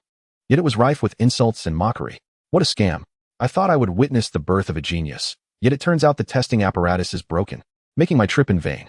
I said it before. How could 5 people break records simultaneously? Especially this Qin Chuan, whom I have never even heard of. Haha, Bai Lang. Didn't you say that your Bai family was going to take Qin Chuan? Go ahead. Take him. Don't be polite with your elder brother. The doors of the testing room opened one by one. The underlings of the Wang family had long been waiting beside room number 1, eagerly recounting what had just transpired. Wang Ziqi's expression shifted multiple times before settling into a cold smirk. Just a country bumpkin. He dares to illuminate the genius pillar? Enough. Go find my brother. Return in the afternoon. By the time the door to room number 5 opened, most of the crowd had already dissipated. Qin Chuan stepped out in confusion and spotted Su Yin waiting at the entrance. "Miss Su, what happened? Has it concluded?" "Mr. Qin, it seems there was an issue with the equipment and the testing may be delayed. However, someone from the association wishes to meet you and has asked me to bring you over." Pondering this, Qin Chuan realized he had no prior interactions with anyone from the association, unless, perhaps, this outcome held some hidden significance. "Who wishes to see me? What is it about?" "It was Director Wu who notified me, though he did not specify who it was." Thinking for a moment, Qin Chuan remembered that he did not know Director Wu. But the Martial Association emphasized fairness and had a good reputation, so it should not pose any danger. Even if the association aimed to target him, it would be too simple. He could not evade it now. Then lead the way. Behind the octagonal building lay a vast 3-story complex. As they walked, the environment remained tranquil and beautiful, and the spiritual essence in the air seemed even denser than outside. However, it still paled in comparison to the Forbidden Zone. Living here would not be too shabby, Qin Chuan thought. With ample spiritual crystals in the Forbidden Zone, he could certainly afford it. Yet, as an ordinary martial artist without any backing, being discovered with abundant spiritual crystals would undoubtedly bring calamity. It seemed prudent to first find a decent neighborhood to relocate to. "Miss Su, how can one reside here?" At this moment, Su Yin appeared less bashful, turning to look at Qin Chuan, a radiant smile illuminating her face. "Mr. Qin, this place is divided into 2 sections." But her words were abruptly interrupted by a voice from behind. "Isn't this the jester who first illuminated the genius pillar? A penniless fool dares to dream of living here? Go back to your dreams. What nonsense is this?" Qin Chuan turned to see the source of the voice, his expression remaining unperturbed, as he was not truly impoverished and did not take it to heart. "Ah, it is this fool," he thought with a hint of helplessness. Recognizing Wang Ziqi and his associates, crossing his arms, Qin Chuan replied indifferently, "Oh, so you reside here? What attitude is this?" Wang Ziqi pointed angrily at Qin Chuan. "This is my elder brother, the true talent of the Wang family. Wang Zijia. You, a clueless pauper, know nothing. There are only a few villas available for rent here, and the maximum lease is 3 months. It's hard to even secure one with money, whereas my brother just rented one for a month." As he spoke, Wang Ziqi lifted his head high, sneering. "This is the gap between someone like you and the Wang family." Su Yin nudged Qin Chuan, her eyes wide with alarm, signaling him to leave. Ignoring her, Qin Chuan gazed at the 2 men, their heads held high as if gazing at the stars, and could not help but chuckle. "So it's a rental." Qin Chuan intentionally exaggerated the rental period, stating that while others could rent for 3 months, they could only secure 1 month. "Oh, how poor." This remark startled Su Yin, who tugged at Qin Chuan, urging him to flee. "Mr. Qin, please stop." Having already begun to run, Su Yin, fearing an injury to her, Qin Chuan naturally followed suit. Out of sight, out of mind. Wang Ziqi's face turned green as he chased after them. Wang Zijia clenched his fists, gritting his teeth. "Manager Fong, I paid a considerable amount of spiritual crystals to enter, yet it seems anyone can come here. How can I focus on my seclusion?" A middle-aged, plump man beside him felt a pang of anxiety. This leasing contract involved significant kickbacks, and the Wang family was not someone he could afford to offend. He bowed respectfully, saying, "It is my failure to supervise properly. I will impose severe penalties on that little attendant later. That ignorant brat is to be taught a lesson by young Master Qi, and the association will not intervene." Seeing Wang Ziqi block Qin Chuan's path, Wang Zijia's expression softened slightly, though his gaze remained icy. "Humph, if we were in the wild, I would surely tear this brat apart. Today, I will at least let him understand his place." Chapter 11. Defeating one, frightening another. Qin Chuan had not intended to resort to violence, yet he felt the provocation was excessive. What? Do you wish to fight? Qin Chuan positioned himself protectively in front of Su Yan. Su Yan hastily interjected, young Master Wang. It was Director Wu who invited Mr. Qin here. You cannot act against him. Humph. Does he even deserve an invitation from Director Wu? If you dare to speak again, I will deal with you too. You insult my brother, and I will break your legs. Wang Ziqi's fists were taut against his chest, his strength coiled like a spring. In the next moment, he swung at Qin Chuan's head with ferocity. Su Yan was paralyzed with fear, her expression one of helplessness. Miss Su, it's fine. Qin Chuan reassured her while maintaining his gaze on her. You dare to disregard me. Wang Ziqi's face flushed crimson. Die. Unfazed. Qin Chuan adopted a knife-like stance with his right hand, delivering precise strikes to Wang Ziqi's biceps on both arms. With a swift upward motion, he sent Wang Ziqi flying back with a powerful slap. Stop! Wang Zijia shouted furiously. The sound was resounding. Su Yan clasped her small hands over her mouth. Gazing in disbelief at Qin Chuan's profile, her heart racing. Wang Ziqi spun in midair before crashing heavily to the ground. Bastard! You dare to hit me. Brother! Come quickly! Just as Qin Chuan unleashed that slap, Wang Zijia had already dashed over, brandishing a long sword. He had not anticipated that Qin Chuan would disregard his warning, and his fury intensified. How dare he act recklessly above the Wang family? This was a death wish. Su Yan never anticipated that events would unfold in such a manner. Clearly, Supervisor Fong was present and yet did not intervene, leaving her utterly incapable of resolving the situation. Mr. Qin, what should we do now? Do not fear. He cannot harm me. Qin Chuan gazed at Wang Ziqi on the ground, already formulating a strategy. If not for the concern of injuring Su Yan during the scuffle, he would have eagerly engaged Wang Zia in combat to validate his own prowess. Supervisor Fong, the lowest tier of martial artist with no hope for advancement, was responsible for managing all the attendants. At this moment, he observed Qin Chuan thoughtfully. It was not surprising that Wang Ziqi, having only recently awakened and lacking practical experience, was easily defeated. It was better to refrain from intervening and avoid offending the Wang family over irrelevant matters. Moreover, Su Yan, merely a birthday gift, dared to bring someone and cause chaos. Let Wang Zia vent his frustrations first. Wang Zia leaped forward, closing the distance to Qin Chuan to merely 2 meters. His approach fierce. Qin Chuan lifted his right foot and stomped heavily on Wang Ziqi's thigh, eliciting a sound akin to a pig's squeal. As expected, Wang Zia halted, glaring fiercely at Qin Chuan. You, release him. Brother, help me. It hurts so much. Qin Chuan ground his foot down. Silence. Presumptuous. You have injured a member of the Wang family. Do you think you can escape? Wang Zia growled in a low voice. Since escape is not an option, I shall take him down with me. Qin Chuan replied coldly, increasing the pressure beneath his foot. Qin Chuan was well aware of his ability to fly. Escaping was not a concern. Worst-case scenario, he could reside in the forest or relocate to another major city. Do not provoke him, brother. He truly dares to strike lethal blows. Wang Ziqi cried out, tears streaming down his face. Useless. Wang Zia spat, casting an exasperated glance at Supervisor Fong. Are you mute? Hurry and deal with this. Yes, yes. Supervisor Fong hurriedly nodded and ran over. He spoke sternly to Qin Chuan. I am Fong Hong. Release him immediately. Kneel and apologize to the young master of the Wang family. Otherwise, do not blame me for taking you down according to the rules. You think you can intimidate me? Qin Chuan shot back. You are not worthy. Very well. This is the association's territory. Just wait. Fong Hong's face flushed crimson. Aside from the scions of noble families, who would dare to disregard him? He pulled out his phone, ready to notify the patrol team. Su Yan quickly interjected, Supervisor Fong, Mr. Qin did not mean it. In fact, it was Director Wu who invited him here. You dare to speak out of turn. You will face consequences later. What a grand display of authority. One might mistake you for the president. Upon hearing these words, Fong Hong trembled. The only thought in his mind was, it's over. He turned to see Director Wu approaching. His gaze trembling. Director Wu, what brings you here?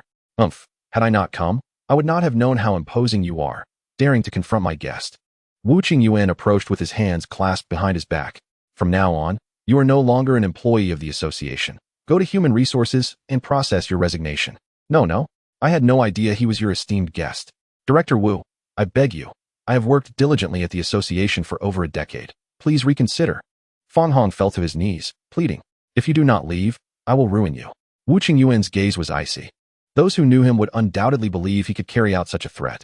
Fong Hong dared not utter another word and fled, escaping like a frightened animal. Wu Qingyuan turned to Wang Zia, his tone equally frigid. Leave. The association does not welcome you. What? Wang Zia's brows furrowed, unable to believe his ears. I am Wang Zia. You want me to leave? I have a month left on my lease. Not leave, but roll. If you do not depart, prepare for the Wang family to carry you out. His voice deepened ominously. Wang Zia clenched his fists, veins bulging on his forehead, yet he dared not speak further. Qin Chuan, sensing the atmosphere, withdrew his foot, watching the two brothers depart. He offered a slight bow to the newcomer, having sensed their presence earlier but uncertain of their disposition. Is this esteemed Wu Qingyuan? I wonder how Director Wu intends to address my situation? His tone was neither subservient nor arrogant. Director Wu, this has nothing to do with Mr. Qin. I brought Su Yan here due to your notification. And her heart raced as this is her first time so close to the upper echelons of the association, he explained, but was abruptly interrupted by Wu Qingyuan. At that moment, Wu Qingyuan's face bore a smile, a stark contrast to his earlier fierce demeanor. I saw everything. There is no issue. Oh, Su Yan appeared bewildered, noticing that Wu Qingyuan seemed even more excited than Mr. Qin. Wu Qingyuan handed Qin Chuan a business card, his smile warm and inviting. Should the Wang family seek revenge, feel free to contact me. Qin Chuan was momentarily taken aback, puzzled by the implication. Could he have enmity with the Wang family? Unable to discern the reason and reluctant to refuse, he bowed again. Thank you, Director Wu. May I ask who within the association wishes to meet with me? You will know in due time. Now, I must take my leave, Wu Qingyuan said before glancing at Su Yan with approval. Xiao Su, you did well. Feel free to approach me in the future. I am quite approachable. His tone was gentle, yet Su Yan couldn't help but shudder. Thank you, Director Wu. We shall take our leave now. She grasped Qin Chuan's hand, running away while glancing back occasionally until they could no longer see him, panting heavily.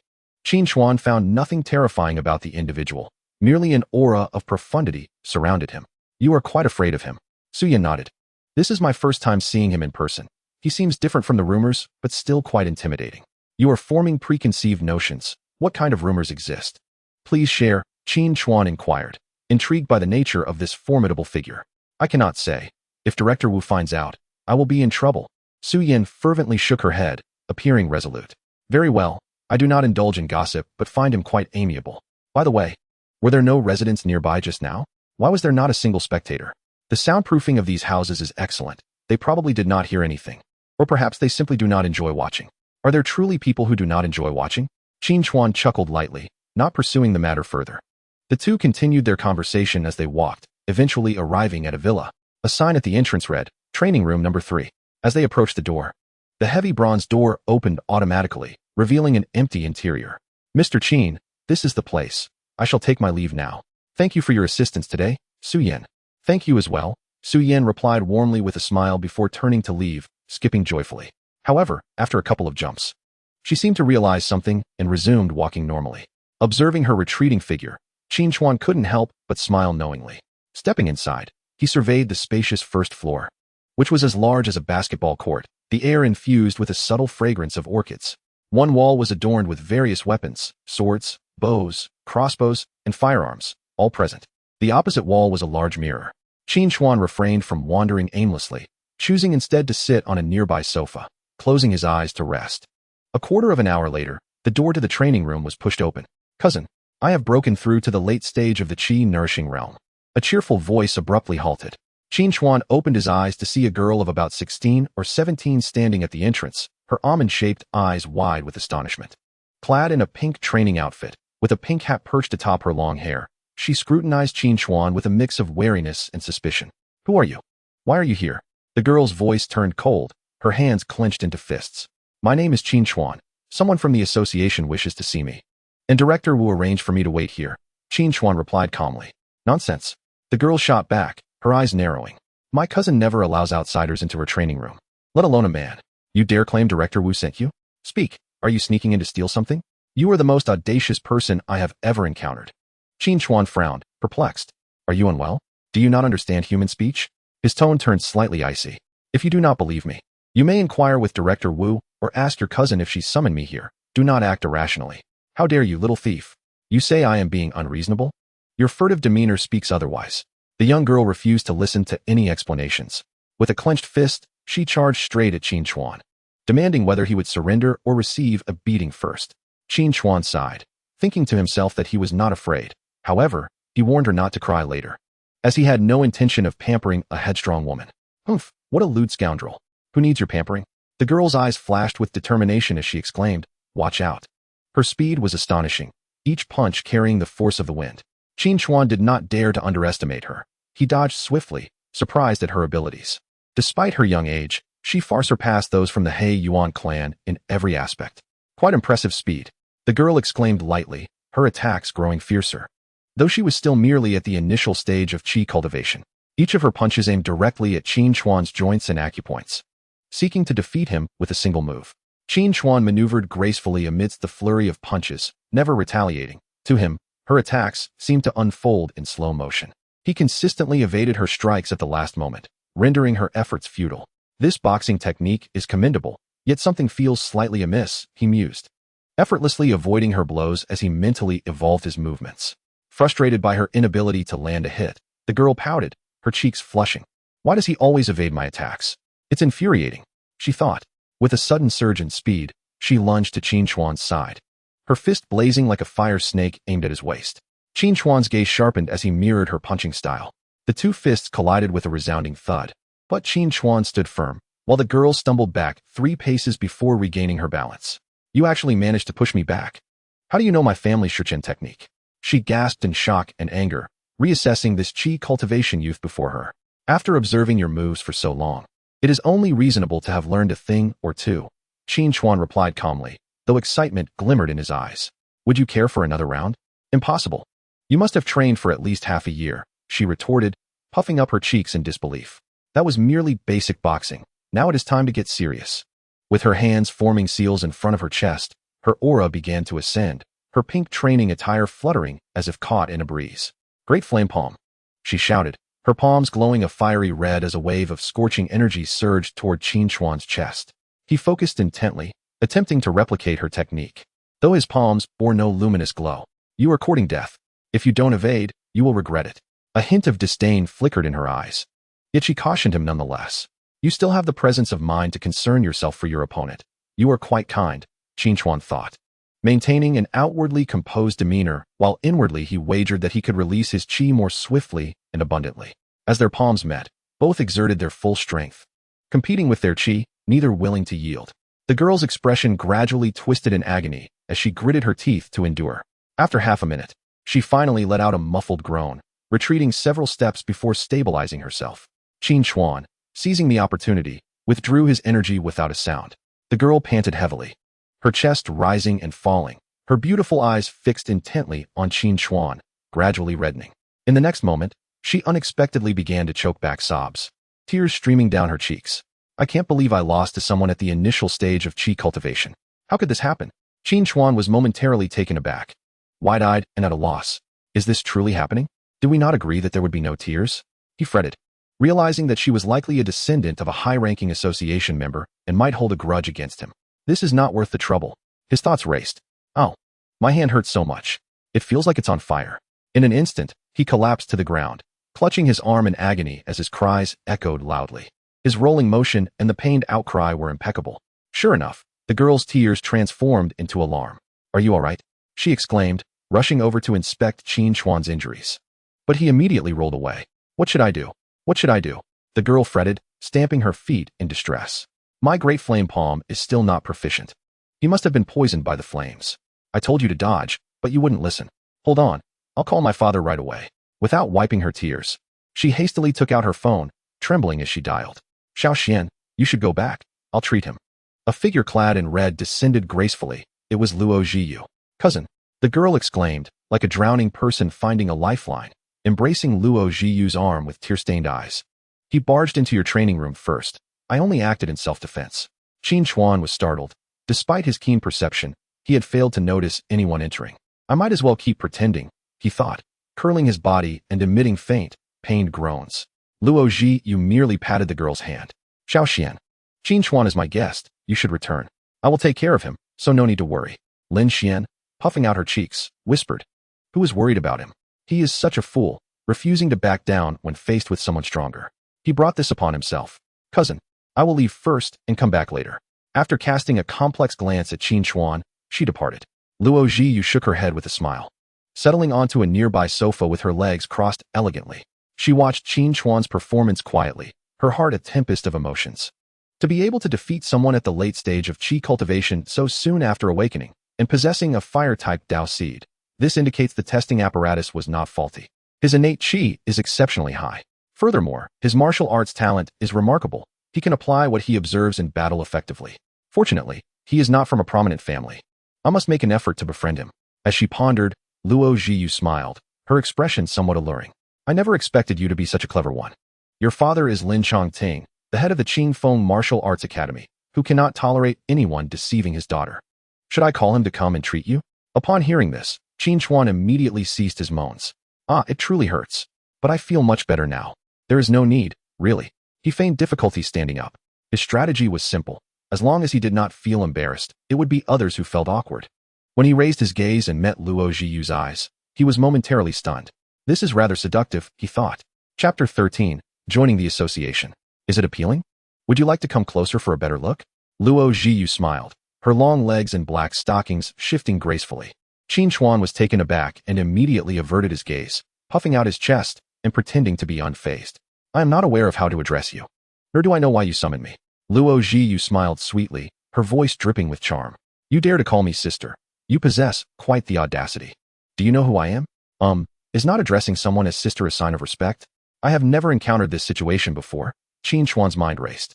Before he could continue speaking, Luo Zhiyu interjected, her voice sultry. Since you are so eager to recognize me as your sister, I shall indulge you, dear brother.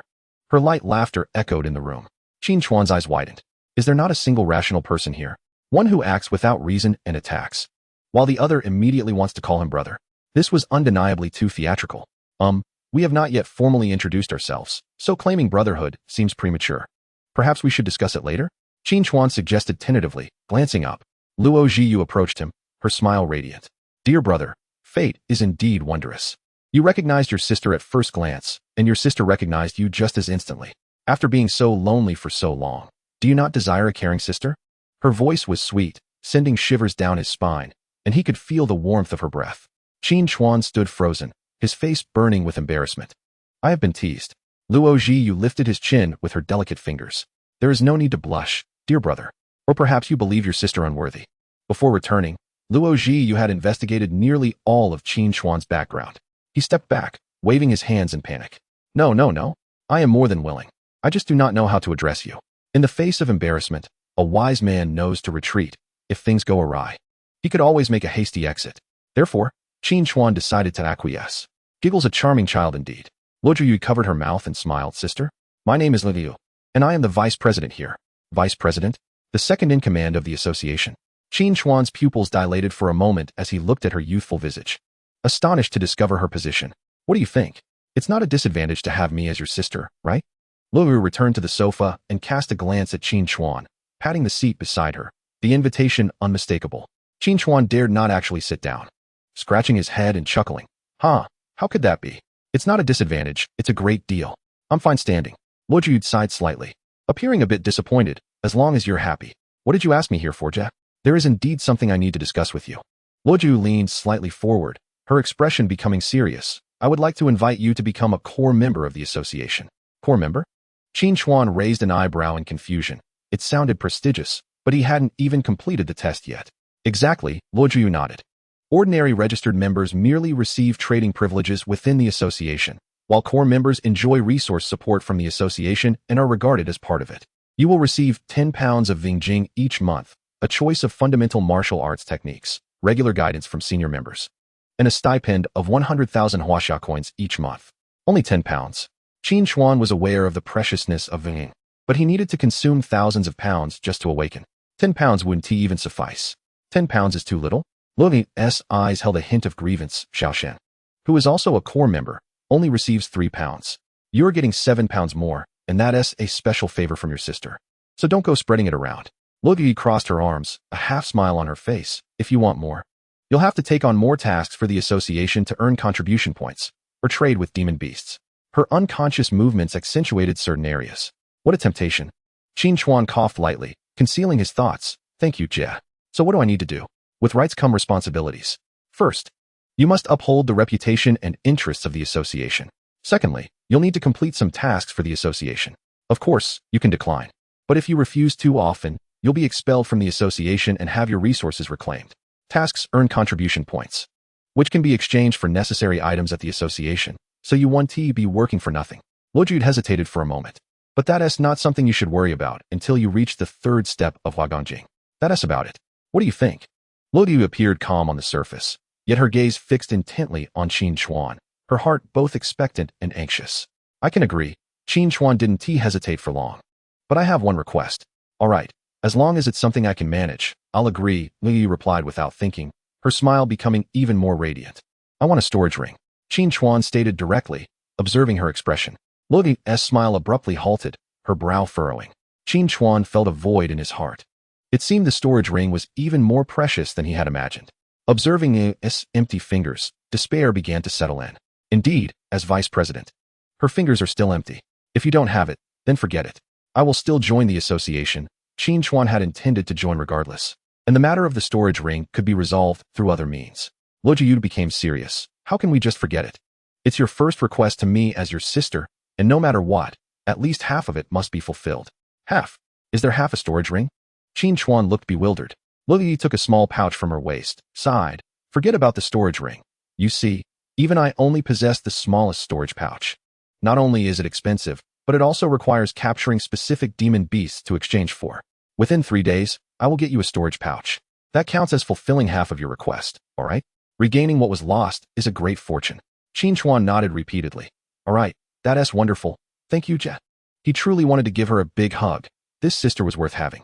However, he hadn't yet developed such boldness, fearing she might knock him away. Humph. Now you see the benefits of having a sister, don't you? Luoju produced a silver badge the size of a coin. This is proof of your core member status. Once you input Yuerling Shi to recognize it, it will verify your identity. Qin Chuan took the badge, which felt slightly heavy in his hand. Featuring a character for martial arts at its center, he directly infused his nishi into it, tucked it into his pocket, and then glanced around, marveling. Your place is truly spacious. It must be incredibly efficient for cultivating. Luoju looked at him with a peculiar expression, internally lamenting, this guy has some serious nerve. The records describe him as honest and upright. Not honest at all. What? Do you fancy being here with your sister? Or do you want to live together? Qin Chuan waved his hands and smiled awkwardly. No, I'm just envious. Hee. I wonder if core members like me have such benefits? You really want everything, don't you?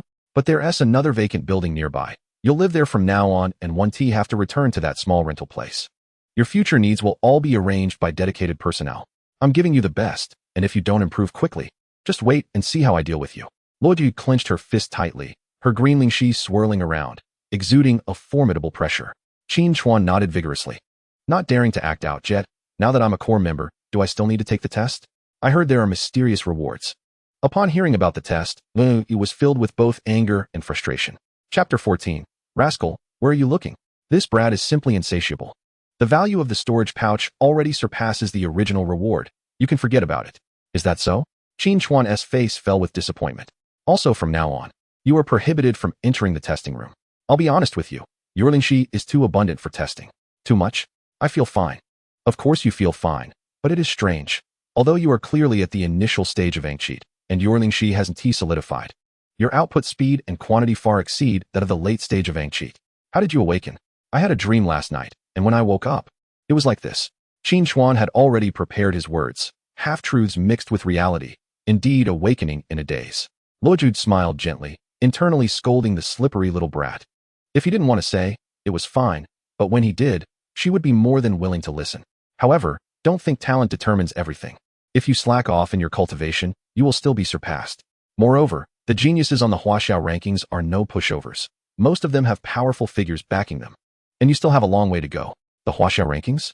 I'll take them down one by one, and then let you become their leader. Heh. A glint of surprise flickered in S beautiful eyes. You said that. If you can't do it, the family rules will be enforced. What family rules? You'll find out then. Luoju turned and walked towards the door. Come on, let us go. You won't be alone anymore.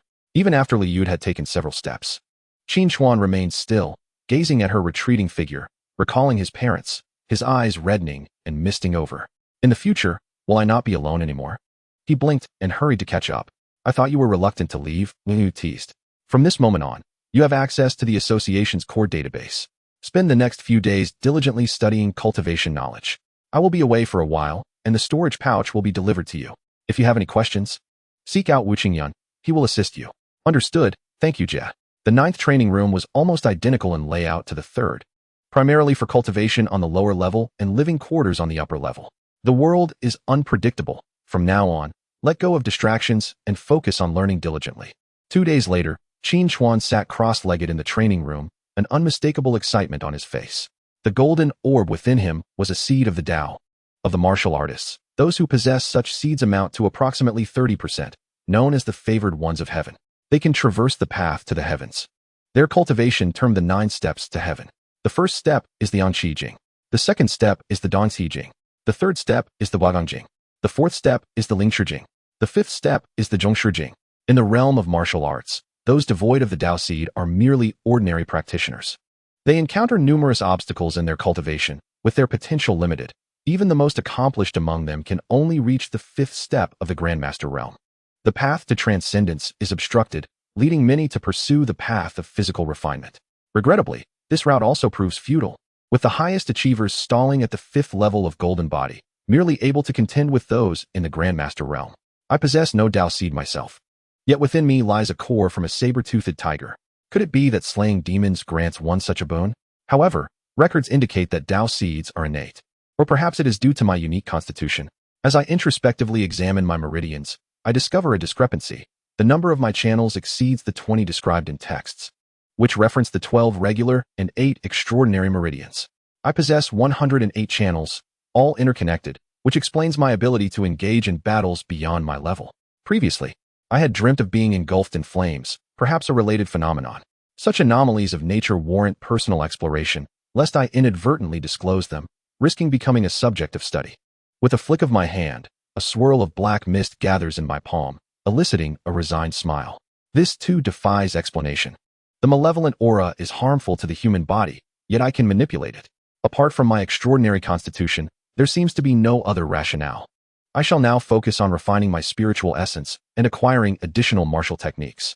5 days pass. In my grasp, I hold a pitch-black Tang Hung Dao. Channeling the power of the Tao seed, I strike down upon a steel pillar the size of a water vat.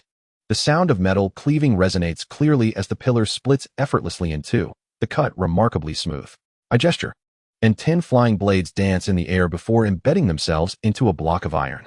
The sound of metal intertwining fills the vast villa. With the blade in hand, I can directly imbue it with metallic attributes, significantly enhancing its power. However, the flying blades cannot achieve the same effect, suggesting that only upon reaching the 3rd step of the transformative barrier realm, when I can project my spiritual essence outward, will their might increase. Nevertheless, such power is already commendable. Zhi Yujie, aware of my spiritual prowess, graciously gifted me the treatise Ling Yu Shi Qian Shi, a timely boon. Additionally, Jin Gang Zhan can pierce through refined physical bodies and even breach protective barriers, though its consumption is formidable, relegating it to a trump card. Stowing my weapon in my storage pouch, I gaze out the window. Since Zhi Yujie dispatched someone to deliver the storage pouch, I have had no news of her return. More pressing is the fact that the police have yet to uncover Zhao Yuan's body in the murder case involving the Lu Ru family, indicating that the mastermind may also be under investigation. Time is of the essence. The 2 pounds of spiritual crystals provided by the association have been rapidly absorbed, proving insufficient. It is time to venture into the Forbidden Zone to see if the spiritual crystals have begun to materialize and to collect some spiritual herbs. Within Huaxiao, the Forbidden Zones are categorized into B, A, and S levels, each varying in number. The one I have ventured into is the smallest B-level Forbidden Zone located north of the main city in South China. After a brief preparation, I push open the door. This marks my inaugural exit from here. I send a message to Su Yin to inform her of my departure. Typically, she is the one who supplies my necessities. Just a few steps outside, I hear a familiar voice. You rascal. I never imagined you were such a homebody. Finally caught you. You dared to feign injury to deceive me that day. You owe me compensation. Turning to the source, I see Lin Xian, her cheeks puffed out, her eyes sparkling with indignation. Such impoliteness from a young lady warrants a proper introduction. I am Qin Chuan. From now on, you may refer to me as Chuan Ge. I reply, ugh. My cousin warned me you always gaze at her with lecherous eyes, instructing me to be cautious of you. Aren't you the so-called rascal? Lin Xian retorts, her expression brimming with skepticism. I can't help but feel exasperated. How can one be accused of such when engaging in mere conversation? Even the slightest glance is but a natural physiological response, not a habitual offense. Zhi Yujie, you have tarnished my reputation. I silently lament. Clearing my throat, I respond. Miss Lin, Jiu Jia was merely jesting. I am a paragon of virtue, untouched by the hands of women. Huh. You have the heart of a thief, but lack the courage. And you call her Jiu Jia so affectionately. She scoffs, her disdain palpable. My face pales. I have never encountered someone so adept at extinguishing conversation. With my eyelids lowered, I calmly inquire, never mind, what do you wish to do? You have no room for rebuttal. Lin Xian asserts, hands on her hips, her eyes gleaming with youthful cunning. How about this? You shall serve as my sparring partner, and I shall reluctantly forgive your transgressions, she proposes. Surely, you harbor ulterior motives. I swiftly decline, uninterested. Why not post a request for a sparring partner? I am certain many would vie to be your target. I have matters to attend to. We shall discuss this further upon my return. I turn to leave. Lin Xian is momentarily taken aback. No one has ever dared to reject her. Biting her lip, she blocks my path with outstretched arms. My gaze inadvertently drifts towards her modest chest, prompting her immediate realization. She quickly crosses her arms, turning away, her cheeks flushed. You pervert. Where are you looking? I must take my leave. I assure you my gaze was solely on the path ahead. As for the sparring, perhaps seek others, I respond. Well aware that I cannot entirely clear my name, yet it matters little. Those others are as dull as wood, lacking any excitement. I promise not to hold back. She insists. Do you believe you can best me? I retort, intrigued. Underestimate me at your peril. I have recently mastered a formidable martial technique. Will you dare to accept my challenge? Lin Xian boasts confidently. I find the prospect amusing. Acquiring an additional martial technique does not seem like a bad trait. Very well. If you lose, you shall cease your pursuit of me and address me respectfully as Chuan Ge from now on. Lin Xian stamps her foot. If you lose, you must address me as Xian Jia with the utmost respect. It is settled. However, I am currently occupied. We shall arrange a time upon my return, and you may refine your skills in the meantime. The longer you delay, the more severe your defeat will be. I shall return to the martial arts hall to train. Await my arrival. Lin Xian hastily departs, eager to redeem herself. I smile faintly, unperturbed, and proceed to the lobby of the octagonal building to request a vehicle to the forest. Upon entering the lobby, my gaze immediately lands on Lu Hu. Clad in the attire of a waiter, he is animatedly chatting among the staff. I avert my eyes, disinterested. However, Lu Hu notices me. A smirk playing on his lips as he pushes through the crowd to approach. It's him. The other waiters recognize me. A collective frown of discontent crosses their faces as they murmur amongst themselves. Regret fills us. How did we misjudge him that day? Should we confront him? But Lu Hu seems to know him. Best to steer clear. Lu Hu has connections in the patrol team, a formidable presence at the mid-level of the Qi-nourishing realm. We should not recklessly align ourselves with him. This Lu Hu is insufferable. He has already cost us dearly in just 2 days, more adept at flattering than us. Truly contemptible, they lament, jealousy evident in their eyes. Lu Hu blocks my path, a clear expression of disdain and irritation on his face. Qin Chuan, I thought you had perished outside. The Martial Arts Association is no place for a deadbeat like you. Or are you here to apply for the position of janitor? He sneers, stepping forward. Just so happens your esteemed Tiger Lord's shoes are a bit dirty. Shine them, and then we shall settle our accounts. I glance at him coldly, akin to observing a fool. Your attire is commendable. As the gatekeeper, do your duty and refrain from barking aimlessly. Do you dare to call me a mere gatekeeper? Lu Hu's fury erupts as he points at me, his eyes ablaze with menace. Were it not for the association, I would have knocked your teeth out and shattered your legs. With a swift motion, I deliver a resounding slap. Is it against the rules to strike someone within the association? I was unaware of such a regulation. Now be gone. Had it not been for this place, you would have met your demise outside. Lu Hu crashes to the ground, clutching his face with one hand while the other forms a fist. His voice strained as he seethes. Qin Chuan, you shall pay dearly for this. I will not rest until you are finished. As he rises to seek vengeance, he finds I have already made my way to the front plaza. Lu Hu, filled with rage, stormed out, hurling venomous words. Observing this scene, the nearby attendants widened their eyes in shock, exchanging bewildered glances, utterly perplexed. What is happening? Wasn't he previously flattering and ingratiating? Why is he now aggressively confronting them? Has Lu Hu lost his mind? Cursing at a martial artist? Should we go retrieve Lu Hu? He clearly does not recognize the opponent's martial status, suggested one. However, another quickly intervened, whispering, Are you foolish? What does this concern us? I certainly do not wish to be extorted by him daily. Upon hearing this, the rest nodded in agreement, opting to remain passive spectators. A moment prior, in the square before the association, a crowd had gathered. Chen Feng, do not overstep. Be cautious of the dangers outside. Before Chen Feng and his companions stood 5 stylishly dressed young men, with the leader, a blonde-haired youth, openly threatening them. Chen Feng clutched a backpack tightly, refusing to release it. Huang Xiao, I cannot give you the remaining Lingjing. That portion belongs to others. Huang Chong scoffed, slapping Chen Feng's face, still trying to make excuses. You receive Lingjing but refuse to pay protection fees? Do you wish to perish? His minions advanced menacingly, insisting, hurry and present your offerings to Huang Xiao. It will ensure your affairs proceed smoothly. Chen Feng stepped back, gritting his teeth. No? Very well. Huang Chong's eyes turned cold as he raised his right hand. Let us see if my palm is harder than your bones. Huang Chong, this is the association. Do you dare lay a hand on me? Chen Feng assumed a defensive stance. And what of the association? Teaching you worthless fools a lesson requires no special location. Just as Huang Chong's hand was about to descend, a figure appeared like lightning, gripping Huang Chong's wrist tightly. Ouch, who is this? Huang Chong exclaimed, trying to pull away but finding the grip as firm as iron. Let go, he cried, attempting to sweep a kick at Qin Chuan's side. Yet, Qin Chuan merely raised his left hand in a gentle block. With a dull thud, Huang Chong's expression shifted dramatically as he felt a sharp pain in his ankle, akin to kicking a steel pole. Ah, he screamed, stumbling backward, but his captured wrist remained unyielding. With a twist of Qin Chuan's right hand, Huang Chong was sent spinning through the air, crashing heavily to the ground.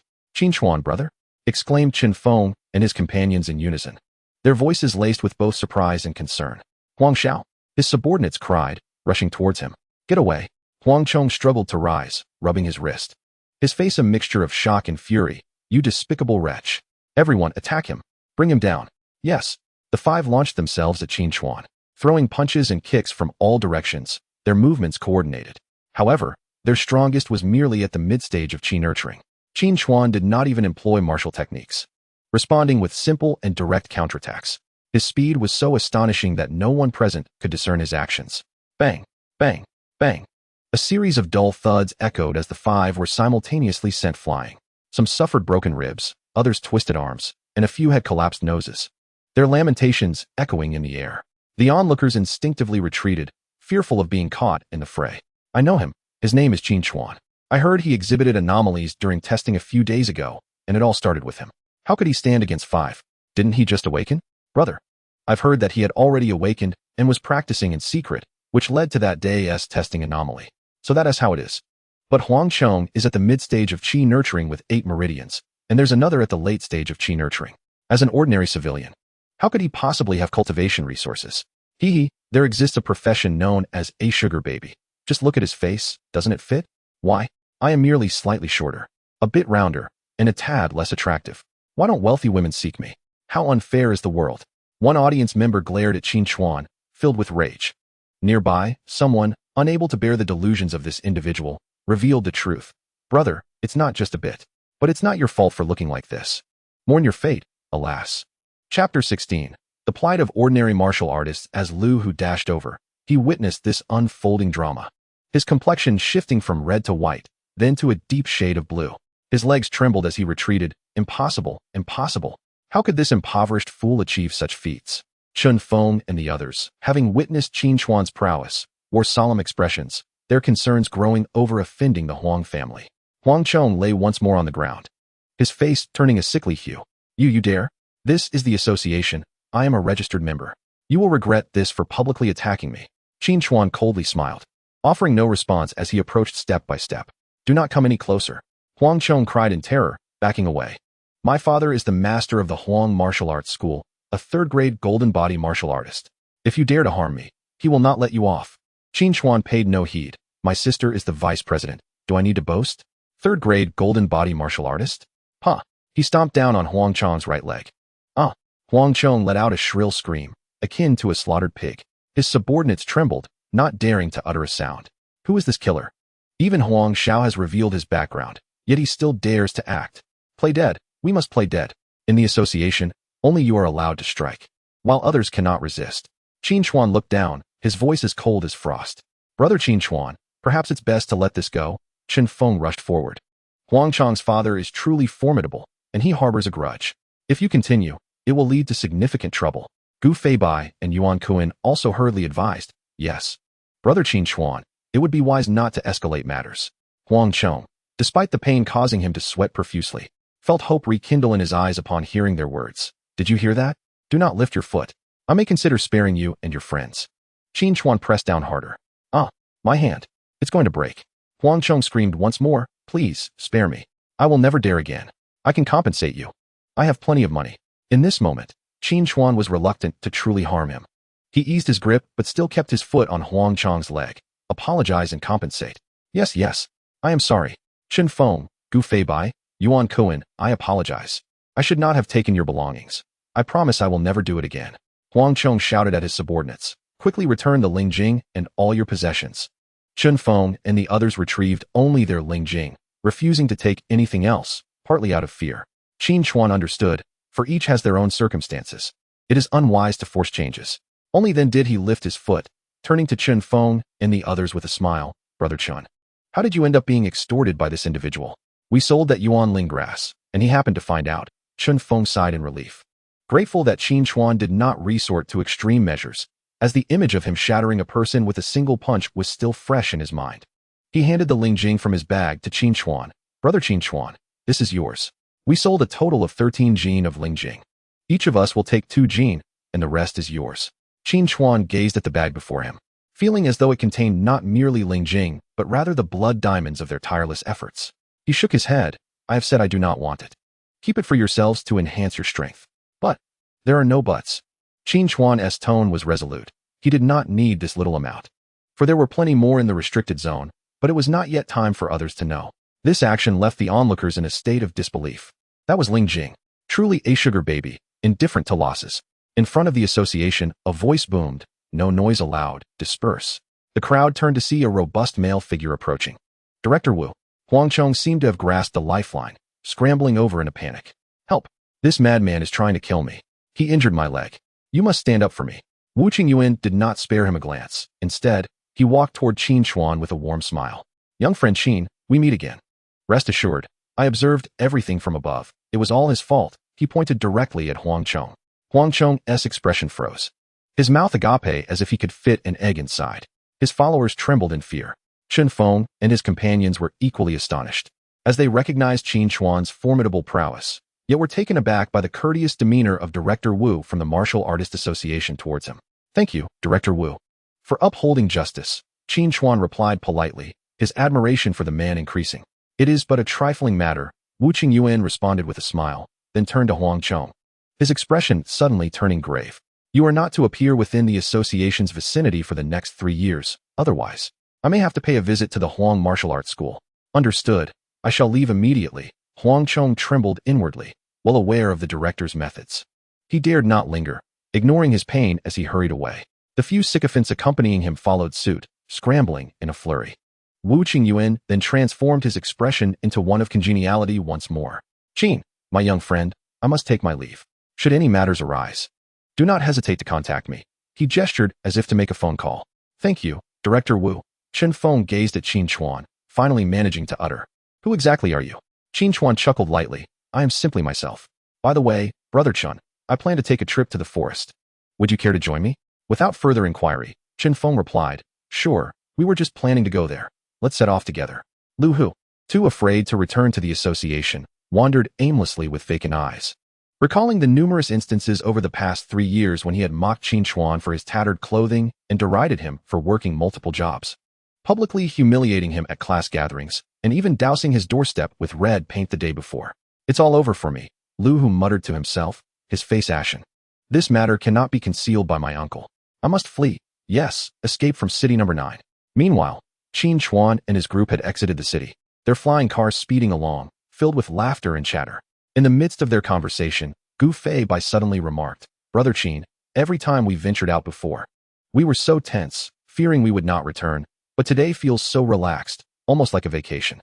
This is the life of a martial artist I envisioned. Rather than being terrified, if we can't win, we can always run, Qin Chuan replied casually. Chen Feng shook his head slightly, sighing, in the wild. Aside from dealing with monstrous beasts, we may also encounter Black Abyss individuals. Most infuriatingly, young scions from prominent families often extort protection fees under various pretexts. And we may even fall victim to their cruelty. Many times we become mere laborers, struggling to obtain resources for cultivation. If we perish at the hands of beasts, we can accept it as a sacrifice for our nation. However, dying at the hands of such scum is unbearable. Yuan Kuan nodded in agreement, noting, Ordinary martial artists seldom find opportunities to rise. Brother Qin, you must be one favored by destiny, right? You have the association's protection, unlike us. I was fortunate to become favored by destiny, but does the government not intervene? Do they allow these scoundrels to run rampant? Qin Chuan questioned, considering the government's ongoing operations. Chen Feng replied helplessly, Brother Qin, you may not be aware, but the front line is under severe pressure, with the military stationed at various strongholds. Many government employees have been reassigned, and even the peacekeeping agencies in the satellite cities are non-operational. The rampant monster threats within the city must be dealt with by the prominent families, which emboldens them. There are 4 significant strongholds in the country: Qinglong, Baihu, Zhuke, and Xuanwu, guarding the S-class forbidden zones, standing as the front line for the protection of Huaxia, with beast waves occurring regularly. I too plan to head to the front lines to combat the forbidden zones. Qin Xuan's eyes radiated boundless combat spirit.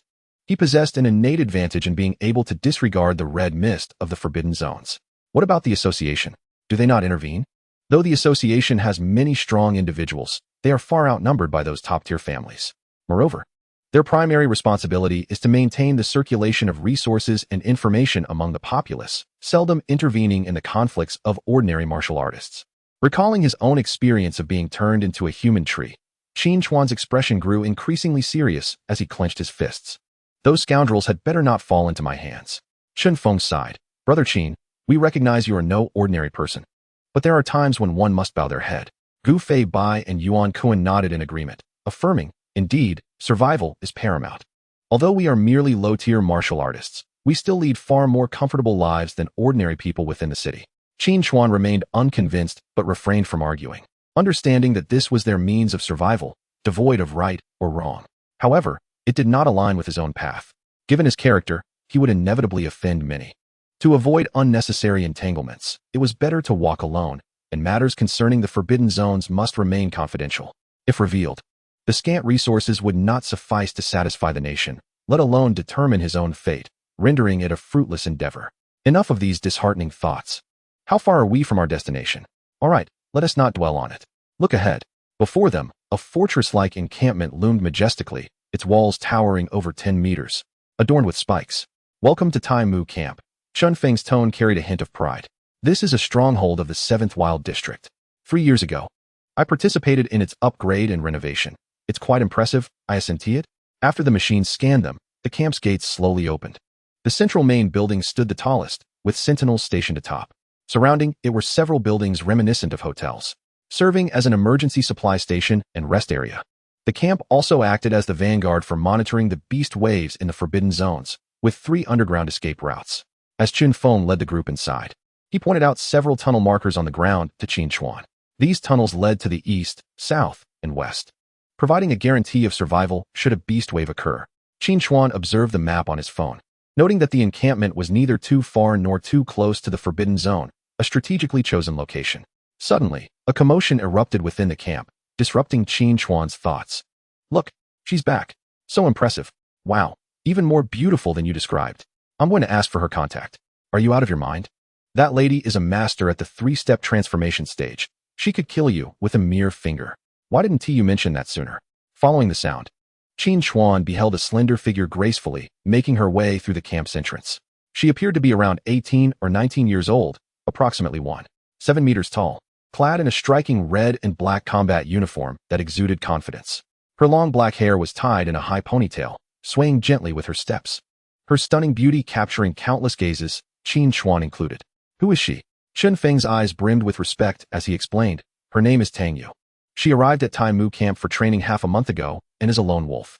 I've heard that the Qi brothers, all masters at the transformation stage, attempted to seize her spoils but were utterly defeated by her. Keep in mind, the Qi brothers are all favored by destiny. She must be a prodigy from some prominent family. Should she continue to grow, she is destined for greatness. Gu Fei Bai and Yuan Kuan couldn't help but express their admiration.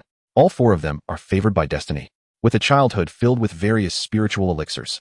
Even being nurtured from the womb, their chances of awakening and forming their Dao seeds would indeed be significantly higher, especially if both parents are also favored by destiny. This is why common families struggle to rise. Resources are monopolized by the privileged. These individuals start off ahead of the race, but that does not guarantee they will finish first. Brother Chun, I have matters to attend to, so I will take my leave. Please stay safe. Leaving so soon? Aren't you going to rest and familiarize yourself with the environment? No need. A decade is too long. I only seek the present. With unwavering determination in his gaze, Qin Chuan exchanged a brief glance with Tang Yu before moving forward, leaving Chen Feng and the others behind, who sighed once more. Are all geniuses this driven? Yuan Kuan glanced at the two beside him and inquired, Brother Feng, Brother Fei Bai, do you think it's possible that Brother Qin is venturing out alone because of our weakness? Kuan, refrain from such talk. Our lives were saved by Brother Qin. Even so, we cannot speak of it, Chen Feng admonished sternly. Indeed, we would undoubtedly become a burden, Gu Fei Bai lamented. Yuan Kuan wore an expression of exasperation, rolling his eyes at the two. Why so serious? I meant we must also strive to grow stronger. Don't make me sound like a little winner. Chen Feng and his companion chuckled, embracing his shoulders as they laughed heartily. Well said, little grievance. They exclaimed. Come on, no time for rest. We must seize the day. The heavens reward the diligent. Qin Chuan leaped forward through the forest, his purpose clear, deftly avoiding several dense auras along the way. Swiftly arriving at the edge of the forbidden zone. Just as he was about to step into the restricted area, he keenly sensed a presence nearby and immediately halted. His expression turned serious. He did not turn to look. Was it someone who had been there all along, or had they followed him? If discovered, my ability to enter and exit the forbidden zone freely could lead to trouble. Feigning a casual inspection of his surroundings, Qin Chuan called out. I distinctly remember there being a Yuanling grass here. It should be right by now. How could it have vanished? As he searched, he utilized his mental energy to observe his pursuer. Clad in black, shrouded in mystery, the figure wielded a composite bow, fixated on him, clearly harboring ulterior motives. Is this a He Yuan person? The aura emanating from this individual was substantial, not of the Yanqi realm. It would be wise to retreat for now. With these thoughts in mind, Qin Chuan quickened his pace to depart. The figure in black, noticing this, released an arrow. Qin Chuan swiftly drew his blade and countered. Clang! The arrow snapped in two, and a tingling sensation coursed through his gripping hand. Indeed, this was no ordinary opponent. What a clever lad. He was able to defend against my silent arrow. It seems he was aware of my presence all along, the black-clad figure mused, leaping onto a branch above. Gazing down at Qin Chuan. You killed all the members of the Lu family, Zhao Yuan said. If you wish to live, surrender now. Who are you? I don't even know a Zhao Yuan. Qin Chuan feigned calmness, his mind racing to recall Zhao Yuan's circumstances. Zhao Yuan was supposed to be dead. I destroyed their phones. How could they still be pursuing me? Could it be that he is not truly dead? Still in denial. But it matters not. For I excel in tormenting others, Qin Chuan. The figure in black drew back the bowstring, releasing 3 arrows in rapid succession. Rather than face them head-on, Qin Chuan took cover behind a tree. Crack! Crack! The tree trunk, which could barely accommodate 2, splintered under the onslaught. A mere Yangqi cultivator, yet his agility is impressive. The black-clad figure relentlessly pursued him, arrows raining down like a storm. Qin Chuan darted along the edge of the forbidden zone, keenly observing the movements of his adversary. Now is my chance. He dodged an arrow and propelled himself off the tree trunk, launching himself toward the figure in black. The black-clad individual was momentarily taken aback. He had not anticipated a counterattack. As he reached for another arrow, he discovered his quiver was empty. What a clever boy, your thoughts are quite intricate. It seems this task may not be as dull as I assumed. The figure switched the bow to his other hand and, with a swift motion, transformed it into a blade, leaping toward Qin Chuan. Qin Chuan concentrated his strength in his arms, locking his gaze on the black-clad figure as he swung his sword overhead. Clang! The blades collided, sparks flying. Qin Chuan staggered backward, his back colliding against a tree. Before he could regain his balance, the black-clad figure struck again, targeting his midsection. A mere Yangqi cultivator, and yet he dares to attack me, truly seeking death. Qin Chuan sprang upward, gripping a branch overhead, hanging in midair as the bow blades swept beneath him. Tearing through bark, the figure in black sheathed his weapon, glancing upwards, and flicked his bow blade. Qin Chuan pulled himself up onto the branch, his left fingers beckoning. Gather. 10 flying blades shot toward the figure. The black-clad individual's pupils constricted as he sidestepped, the blades narrowly grazing his face, leaving a trail of blood. Before he could stabilize, several gusts of wind surged toward him, closing in swiftly. The black-clad figure bellowed, and his shirt tore apart, his muscles tensing, revealing a robust physique. Still a Lingyu master, but you cannot breach my post-body refinement physique. Qin Chuan gritted his teeth, focusing intently on controlling the flying blades. The blades merely left shallow cuts on his opponent, failing to inflict any real harm. The figure gripped his bow blade, crouched, and leaped, cackling. A Lingyu master. Who would have thought that I, Hego, could capture one. Qin Chuan lowered his left hand and gripped the hilt of his sword with both hands. His gaze sharp as a blade. The Tang sword shimmered with golden light as it soared through the air. You have no escape. With a mighty slash, the golden light surged forth, cleaving toward the advancing figure. The black-clad individual gasped, panic evident on his face. How is this possible? You are merely... He could only cross his sword defensively across his chest, bracing for the blow. I do not believe you can kill me. Clang. The bow blade was sliced in two, and Qin Chuan pressed down relentlessly, unwilling to relent. A crimson arc splattered as the figure crashed heavily to the ground, a long, gaping wound visible across his chest. Qin Chuan's complexion paled. That one strike had drained him of 90% of his spiritual energy.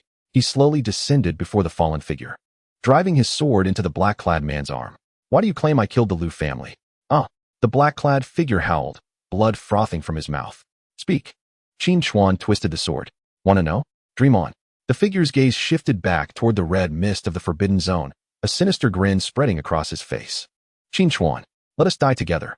As the words left his lips, the red mist surged toward the black-clad figure, as if alive. The figure's fear became palpable as he released Qin Chuan, desperately attempting to fend off the encroaching mist, his skin visibly wilting. Impossible. This cannot be. Why are you unharmed? Seeing this, Qin Chuan's heart sank. This scene was more unsettling than transforming into a human tree. Zhao Yuan could not possibly still be alive, otherwise, he would not have been ignorant of my identity as a Lingyu master. Who summoned you? Why suspect me? At that moment, the black-clad figure resembled a desiccated corpse. His bulging eyes fixed on Qin Chuan, unable to comprehend that someone could defy the laws of the Forbidden Zone. As the red mist dissipated, it left nothing behind. Not even bones. In less than half a minute, the remnants were obliterated. What on earth is this red mist? Why did the others suspect me? Surely, I left no evidence behind.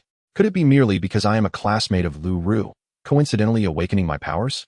The intricacies of this matter run deep. Otherwise, they would not have dispatched assassins based on unfounded conjectures. Thankfully, they dared not confront me openly. Next time, they will undoubtedly send someone more formidable. I must hasten my improvement. After consuming a recovery elixir, Qin Chuan proceeded toward the cave, discovering numerous Yuanling grasses along the way, truly treasures. After gathering for half an hour, he arrived near the cave without rashly approaching. The carcass of the saber-toothed tiger was absent. Judging by the nearby footprints, it had likely been devoured by other beasts. What a shame. I could have sold it to the association for at least 10 pounds of spiritual crystals. He extended his mental energy into the cave, finding it unchanged since his last visit. It had yet to regurgitate any spiritual crystals.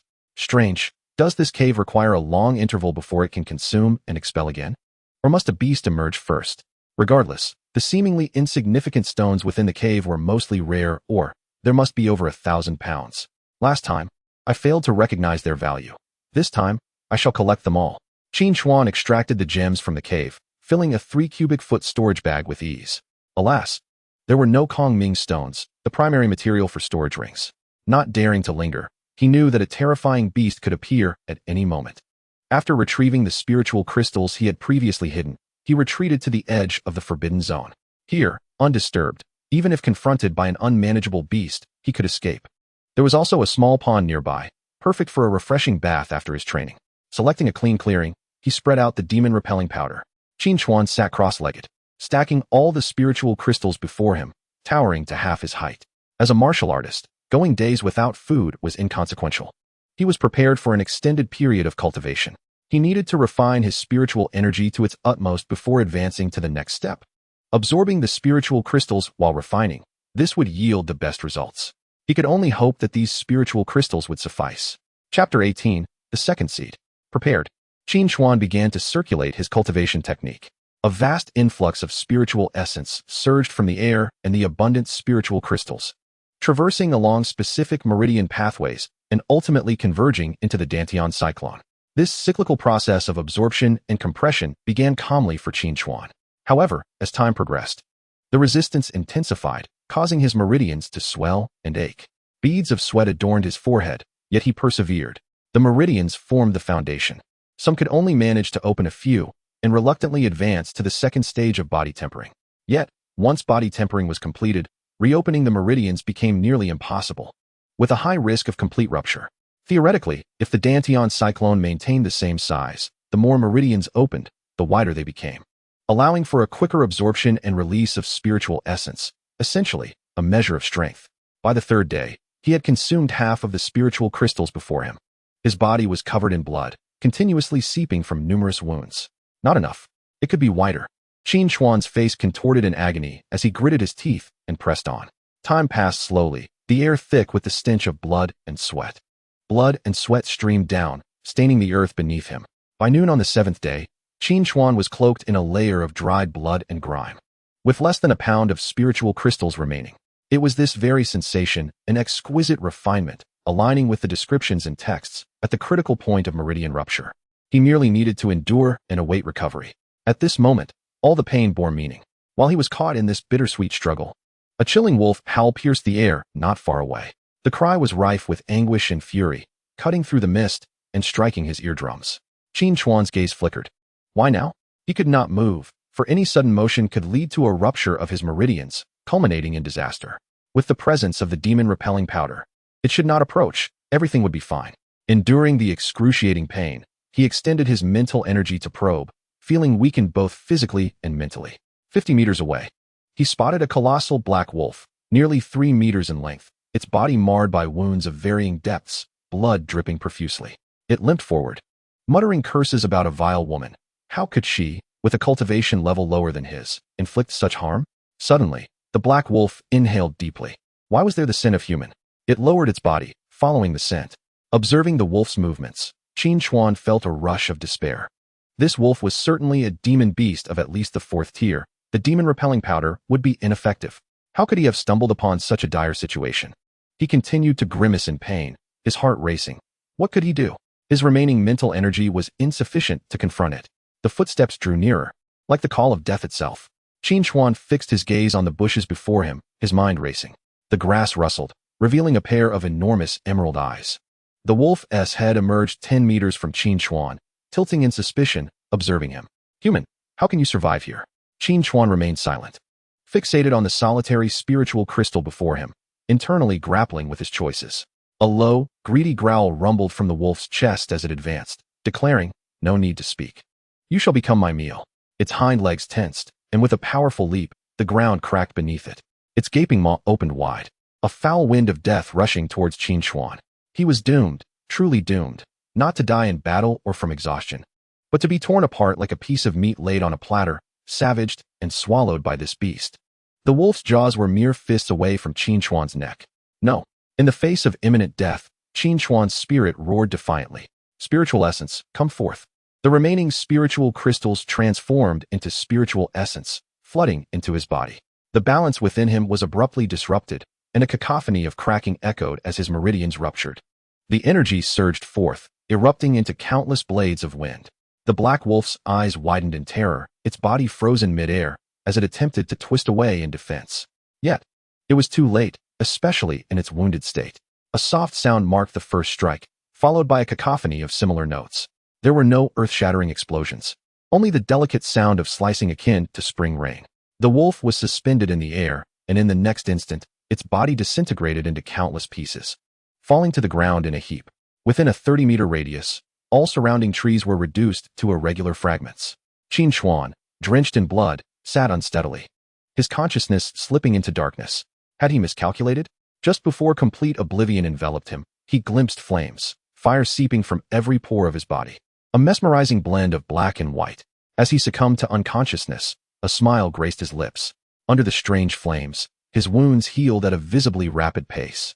About 10 minutes later, as the last flicker of fire extinguished, Qin Chuan abruptly opened his eyes. Momentarily stunned, he swiftly rose, his hands exploring his body. Finally, he exhaled heavily. As the spiritual essence coursed through him, an uncontainable smile emerged. He had known it all along. He had indeed made the right gamble. His physique was extraordinary. The essence transformed into mist. Even those prodigies would only achieve this in mid-body tempering. He had surpassed the limits of energy cultivation, ready to take the next step. In a surge of excitement, he struck the ground with his fist, producing a resounding thud as a large dent formed. His strength had multiplied. Truly, fortune favored the bold. If he encountered that cloaked figure again, he would not even require the Vajra slash. What was that peculiar flame?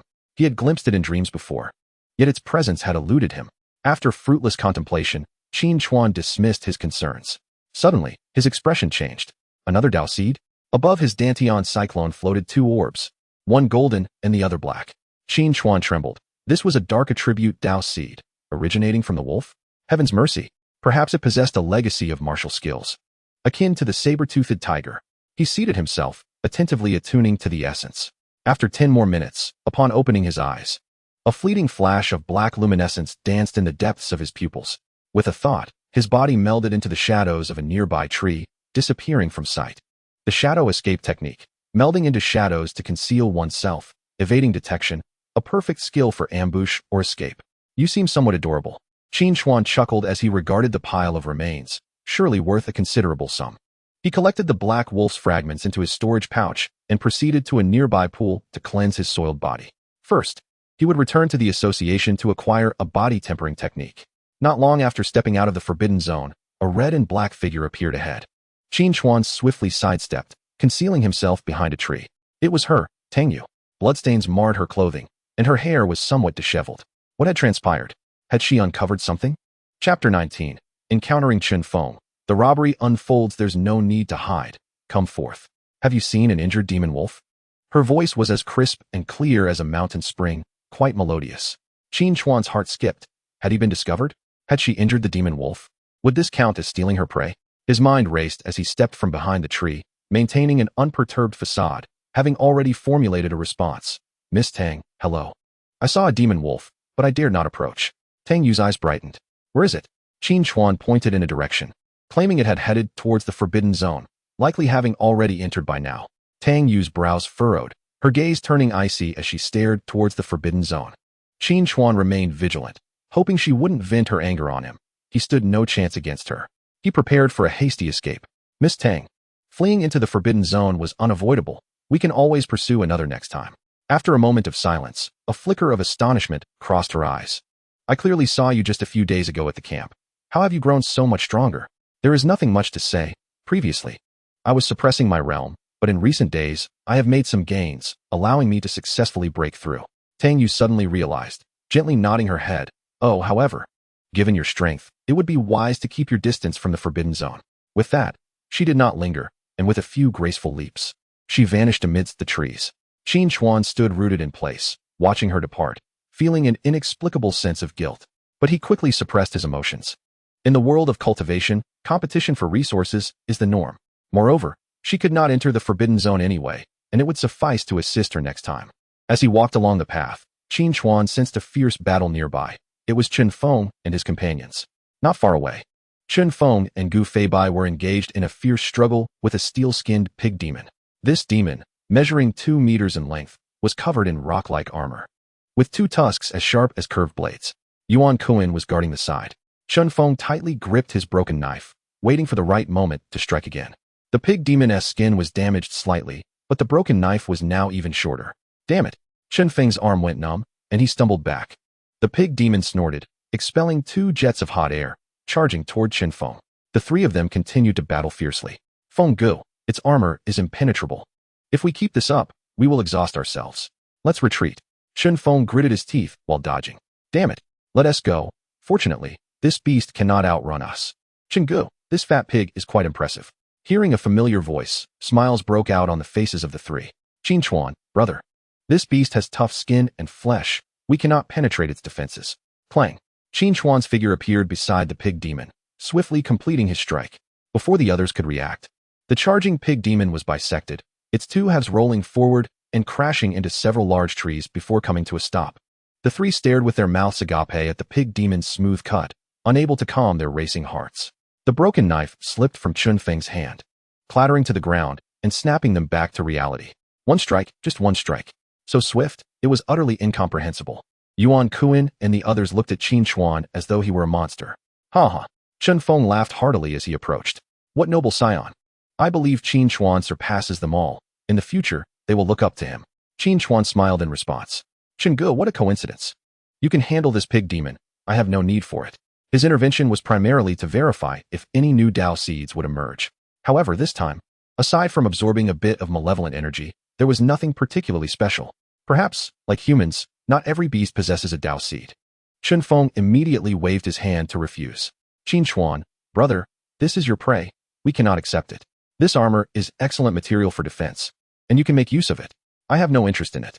The forest is fraught with dangers.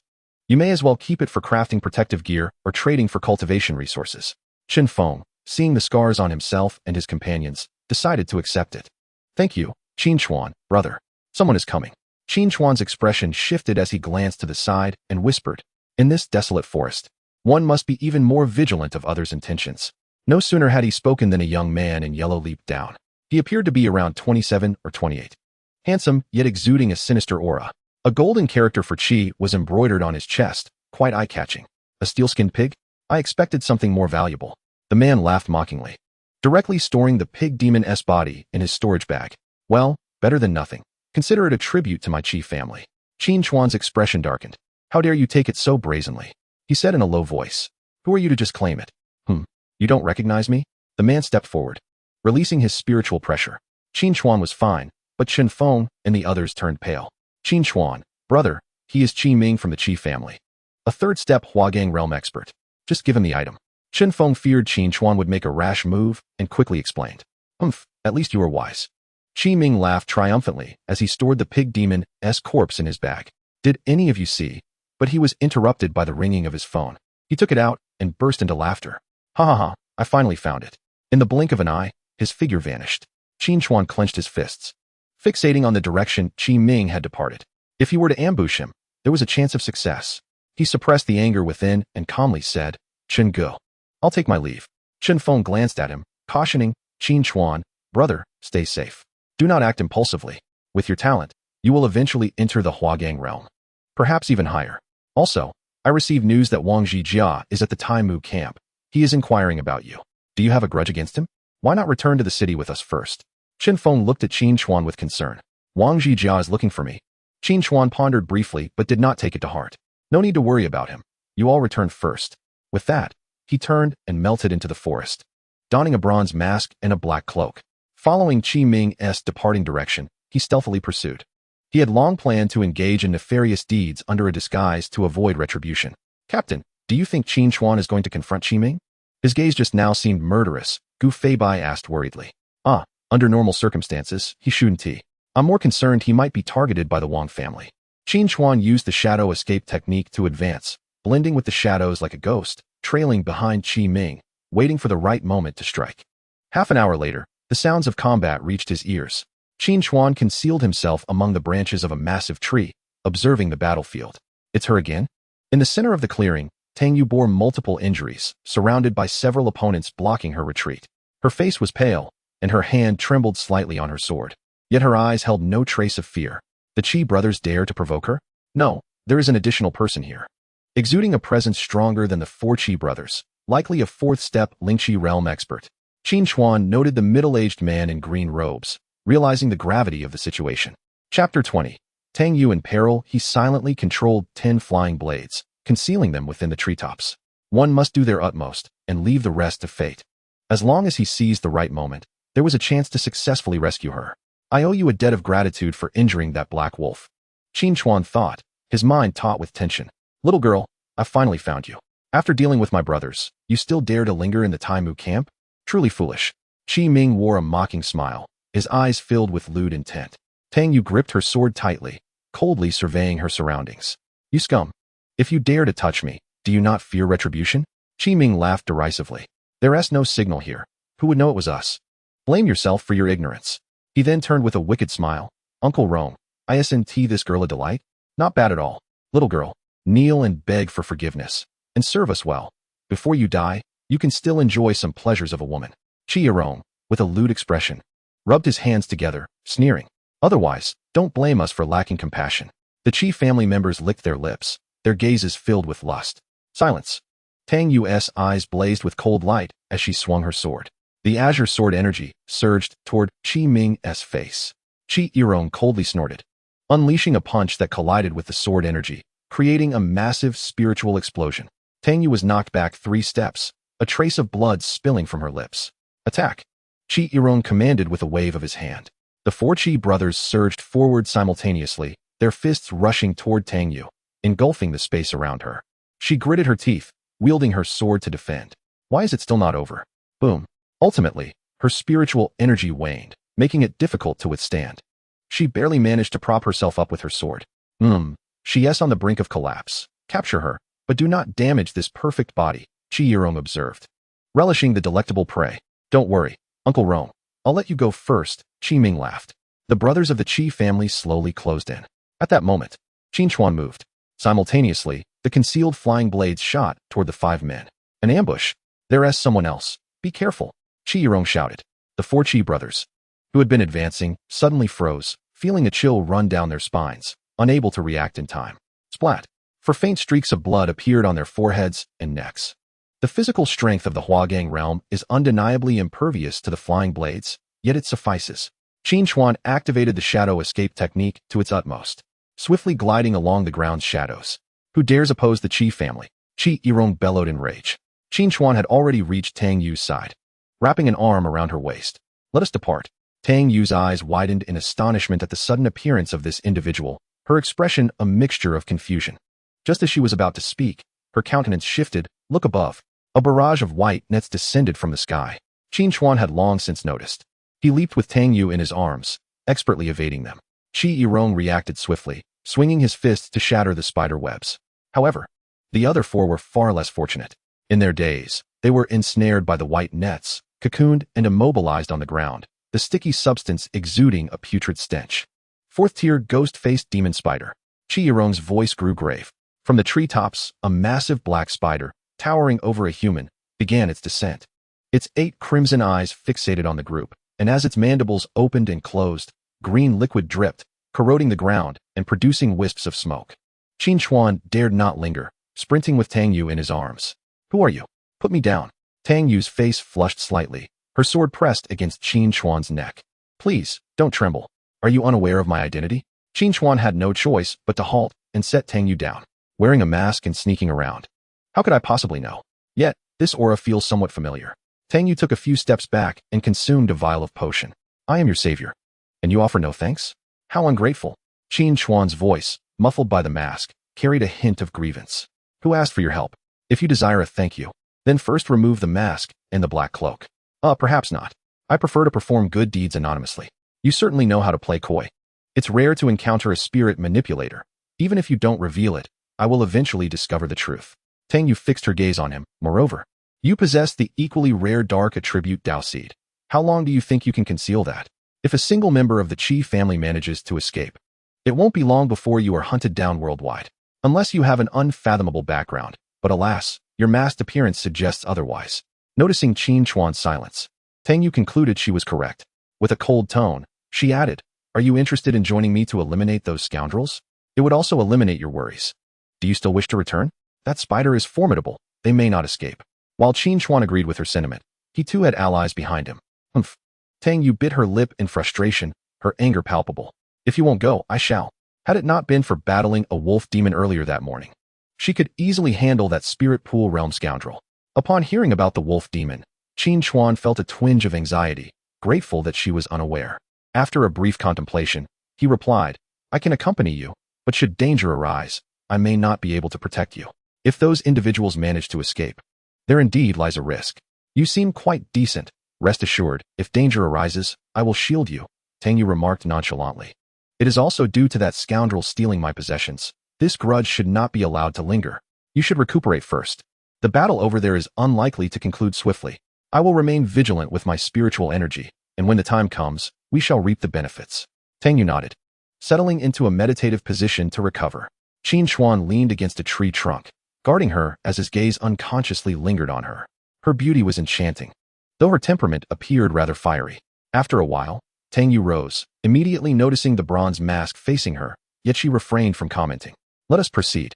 The two ventured to the edge of the battlefield. These spider threads are remarkably sturdy. Those 4 in the Huagang realm have yet to break free, Qin Chuan remarked. Still shaken. That is a 4th-tier ghost-faced demon spider. How could those useless individuals possibly escape? Tang Yu replied, her face brimming with pride. These threads are particularly vulnerable to fire. Vulnerable to fire? You seem quite knowledgeable. Indeed, however, it appears that this ghost-faced demon spider is about to fall into a disadvantage. How infuriating. Tang Yu clenched her fists, seizing the opportunity while it could not retaliate to eliminate the smaller spiders first. Very well. Upon seeing Tang Yu return, The trapped Chi brothers cried out in panic, Uncle Rome! Uncle Rome! Not far off, Chi Arone was locked in a fierce battle with the ghost-faced demon spider. Dirt and rocks flew as the spider's legs struck like spears, causing ancient trees to collapse around them. There was no time to attend to them. Which one do you want? Tang Yu casually inquired, gripping her sword. That one. Qin Xuan pointed at Qi Ming, responding coldly. Qi Ming's heart trembled violently, his mind buzzing. Big brother, we bear no grudge. Let me go, and I will pay you. I have spirit crystals. Tears streamed down Qi Ming's face. Young Master Qi, weren't you just boasting fiercely at those low-tier martial artists? Why now do you beg like a dog? Qin Xuan leaned closer, only to be repelled by the stench of the spider's silk. Big brother, please. They are merely ant-like martial artists. If you desire, I can find many for you. You may act as you wish. It's all trivial. Trivial, is it? How unfortunate, for I am precisely the ant-like martial artist you speak of. Qin Xuan's tone intensified as he revealed half of his bronze mask. Still no grudge? He questioned, his voice lowered. Chapter 21. The mask shatters. No. How is this possible? Qi Ming's eyes widened with disbelief, his voice trembling. How could it be you? In your next life, do not be so arrogant, Miss Tang. I shall make my move now. I have long since made my move. Why do you still prattle on? The spider silk is difficult to sever. Simply thrust. Tang Yu replied nonchalantly while observing the battle between the human and spider. Ah, Miss Tang, you are truly skilled, moving silently and without a trace. Qin Xuan felt a bit embarrassed, having been so engrossed that he failed to notice. I am rather merciful and wish to enlighten him. Thus, I will act now. Qi Ming's face turned ashen, a wet spot forming in his trousers. No, big brother, I was wrong. It was my folly. I still have many demon corpses in my storage bag. I will give them all to you. Qin Xuan drew his long knife, aiming for Qi Ming's throat. Qi Ming refused to give up, reminding himself that the Qi family had a master in residence. As he began to speak, his voice was abruptly cut off. Damn it! Qi Irong roared, enduring the blow from the demon spider and propelling himself forward. The enraged strike of a spirit pool realm favored one charged toward Qin Xuan, bringing with it a whirlwind of dust and debris. Rock shatter. Move aside, Tang Yu urgently warned. So fast. Qin Xuan snapped back to reality, but could not evade entirely. The impact sent his mask flying, revealing a youthful and resolute face, with sharp and striking features. Qi Irong had not anticipated that his opponent would evade his attack, his teeth grinding in frustration.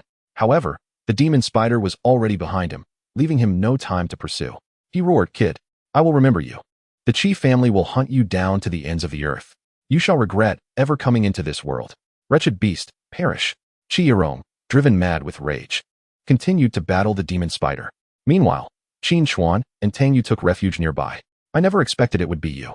Tang Yu approached Qin Xuan, scrutinizing him. I felt your aura was somewhat familiar from the outset. You are quite bold to wander near the forbidden zone, and to dare slay members of the Qi family. It is unfortunate that the wretch saw your appearance. Tang Yu seemed unfazed, teasingly remarking. Is it not for your rescue? You even jest. We are in this together now. That scoundrel must die today. Qin Xuan furrowed his brow, directing a murderous intent toward Qi Irong. Very well, since our goals align, let us await the opportune moment. He is undoubtedly doomed. Tang Yu's own murderous resolve was palpable. Hand over your flying blades. What for? Qin Xuan inquired, bemused, yet he produced 10 flying blades. Of course, to imbue them with a layer of vital energy. Only then can we shatter that old wretch. Oh, I see. Another round of entanglement ensued. And Qi Irong's eyes gleamed with malice as he produced a blood-red pill from his pocket and swallowed it. Instantly, his aura surged, though his complexion paled by a third. That is a blood-burning pill, trading life for a fleeting surge of power. Once its effects wane, a period of weakness will ensue, at which point you may strike. This strategy is known as waiting to exhaust the enemy. Tang Yu analyzed with a smile. Beast. Die. Qi Irong roared, unleashing a punch that coalesced into a solid, earthen-colored giant hammer, striking mercilessly against the demon spider's carapace. Crack! The carapace shattered, and the demon spider emitted a piercing wail, wildly thrashing its remaining legs. Subsequently, its 8 multifaceted eyes dimmed into lifelessness. Qi Irong, weakened, half-knelt while continuously coughing up blood. How infuriating it was to squander such precious elixirs and lose 4 prodigious talents from his clan. Those 2 wretches. Just wait, I shall torment you to death. He shifted his gaze aside, eager to retrieve their corpses and return. Just as he staggered to his feet, a flurry of flying blades sliced through the air, shimmering in red and silver. They shot towards the gaping wound on Qi Irong's back like bullets. His hair stood on end, and he forced himself to turn. But his weakened body betrayed him. Thud! The first 6 blades embedded themselves into his wound, while the last 4 pierced through his chest, blood spraying forth. Ah! Chi Irong howled in agony, abruptly turning his head to see the 2 young interlopers returning. Your words fell silent, yet you lay lifeless, eyes wide open, filled with resentment. Qin Chuan exhaled deeply, a smile gracing his lips. This was what one called the mantis stalking the cicada, with the yellow bird lurking behind. At his age, not understanding this was indeed lamentable. If that fellow could hear him, he would probably be enraged enough to resurrect. Tang Yu's eyes glimmered with approval. You know my name, yet you don't introduce yourself? She gazed at Qin Chuan with a playful arch in her brow. I am Qin Chuan. How shall we divide the spoils? He had not intended to speak, but now, even if he remained silent, the curiosity was palpable. It was better to be magnanimous. They are all yours. I have no need for them. Tang Yu replied without hesitation, as if dismissing something of little value. Bright and straightforward, I know you lack for nothing. Qin Chuan swiftly collected the 5 storage bags. His heart soared with joy. Acquiring 5 storage bags at once certainly justified their penchant for robbery. Qin Chuan, I shall take my leave. You should hurry as well. Before Tang Yu could finish, her expression shifted dramatically. Crackle, crackle, the sound drew near. Trees fell like dominoes 50 meters away, and a massive, dark purple demon spider charged forth. It was that female spider. That one. We must flee. Qin Chuan was equally startled by the sight before him. This one was twice the size of the fallen male. There was no time to collect the spider's remains. They turned and ran. Fortunately, it did not pursue them. This time, there was no Ling Qi realm expert to fend it off for them. You're overthinking it. Tang Yu replied solemnly. Once that female spider consumes the male, it will immediately follow the scent. What? Cannibalism? And it will pursue us? Qin Chuan's heart raced, unconsciously quickening his pace. Simultaneously, he focused his mental energy behind him, only to be startled. It was truly chasing after them. How could it be so fast? Do not speak. Focus on fleeing.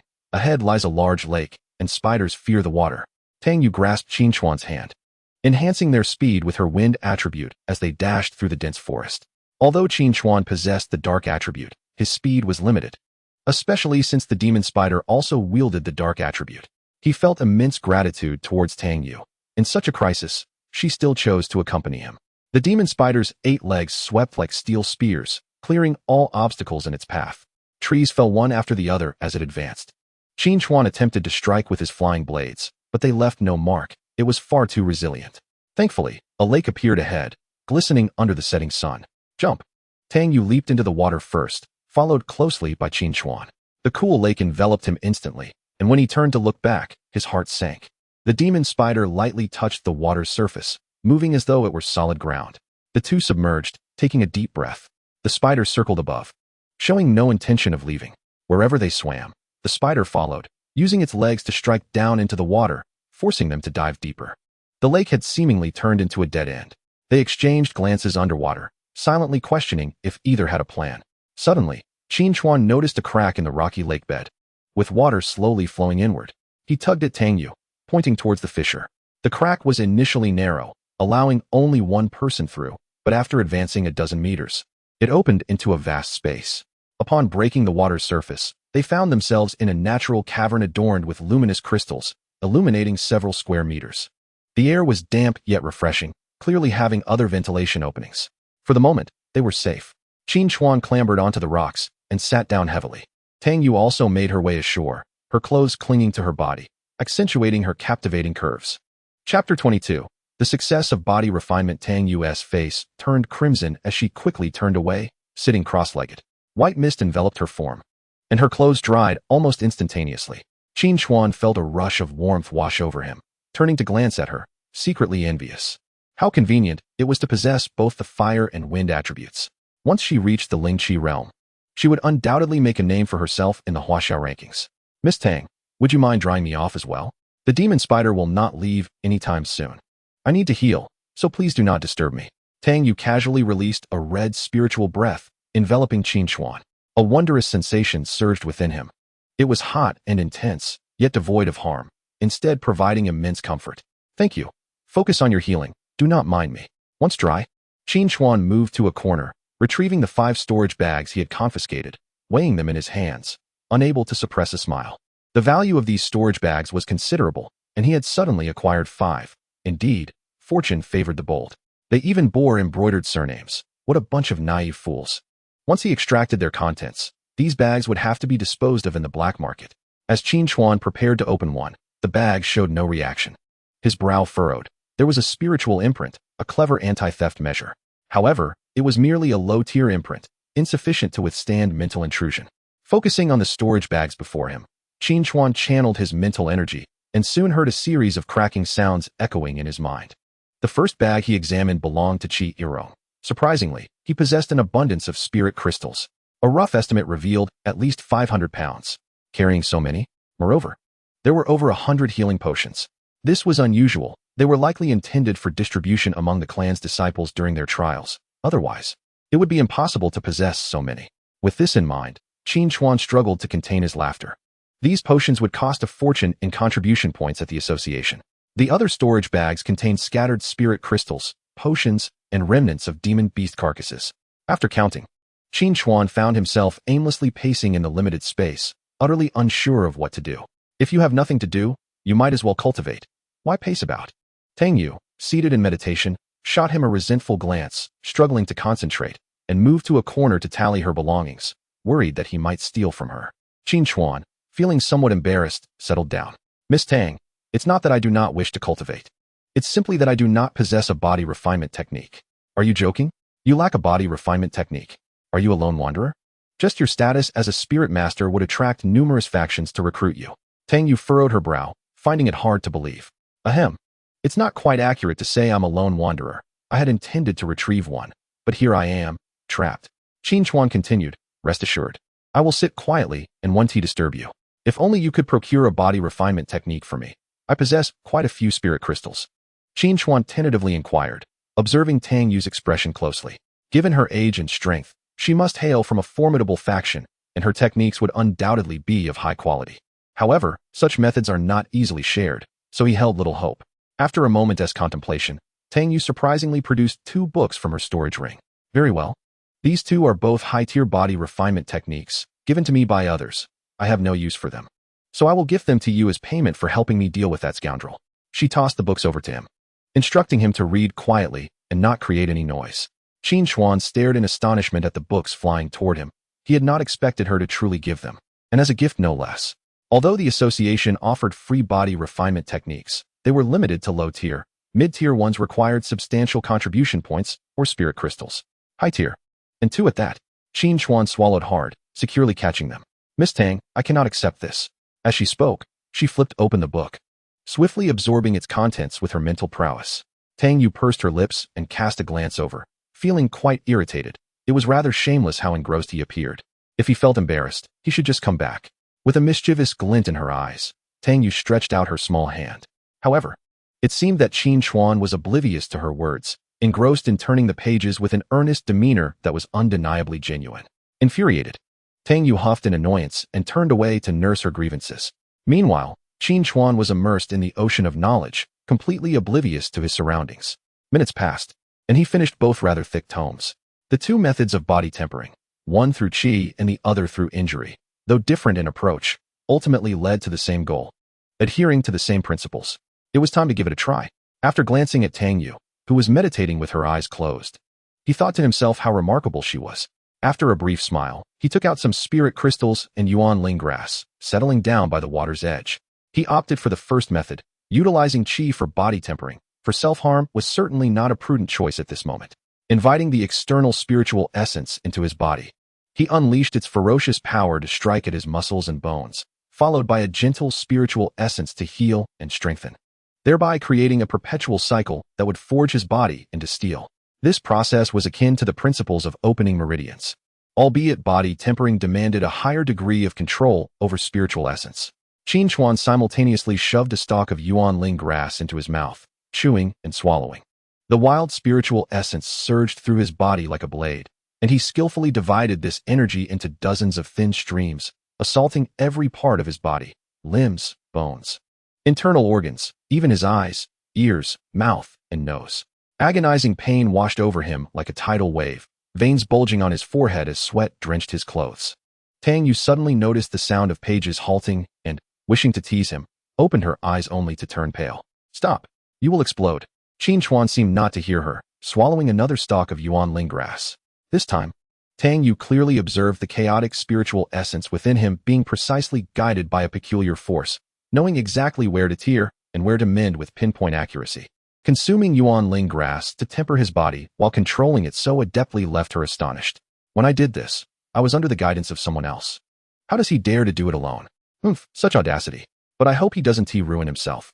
If it weren't for the fact that this technique was gifted by me, I wouldn't bother.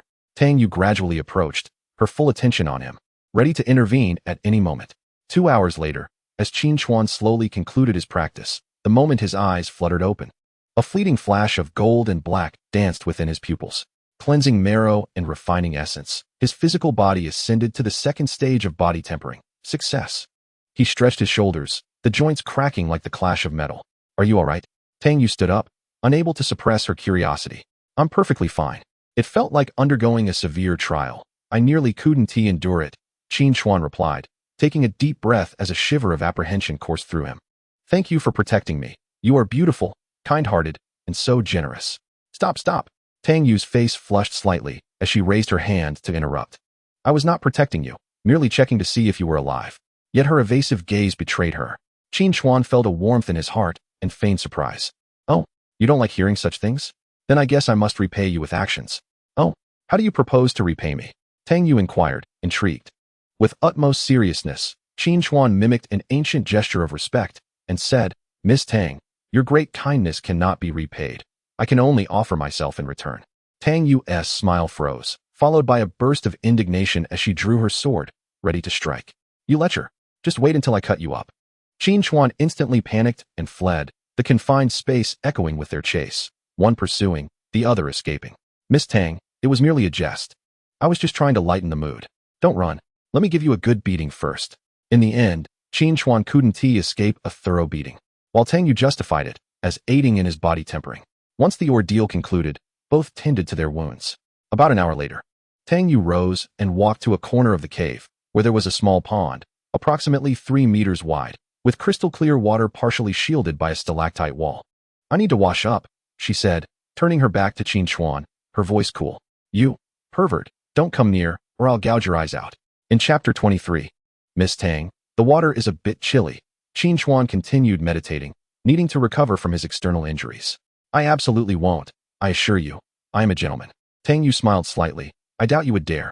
Otherwise, someone might just end up blind for life. Extending her finger, a flicker of crimson flame leapt into the pond. The water temperature gradually rose, mist swirling around. Stepping into the water, she shed her outer garments, retaining only her undergarments. The warm water enveloped her entirely, and she let out a gentle sigh of contentment, feeling utterly relaxed after the series of battles and escapes.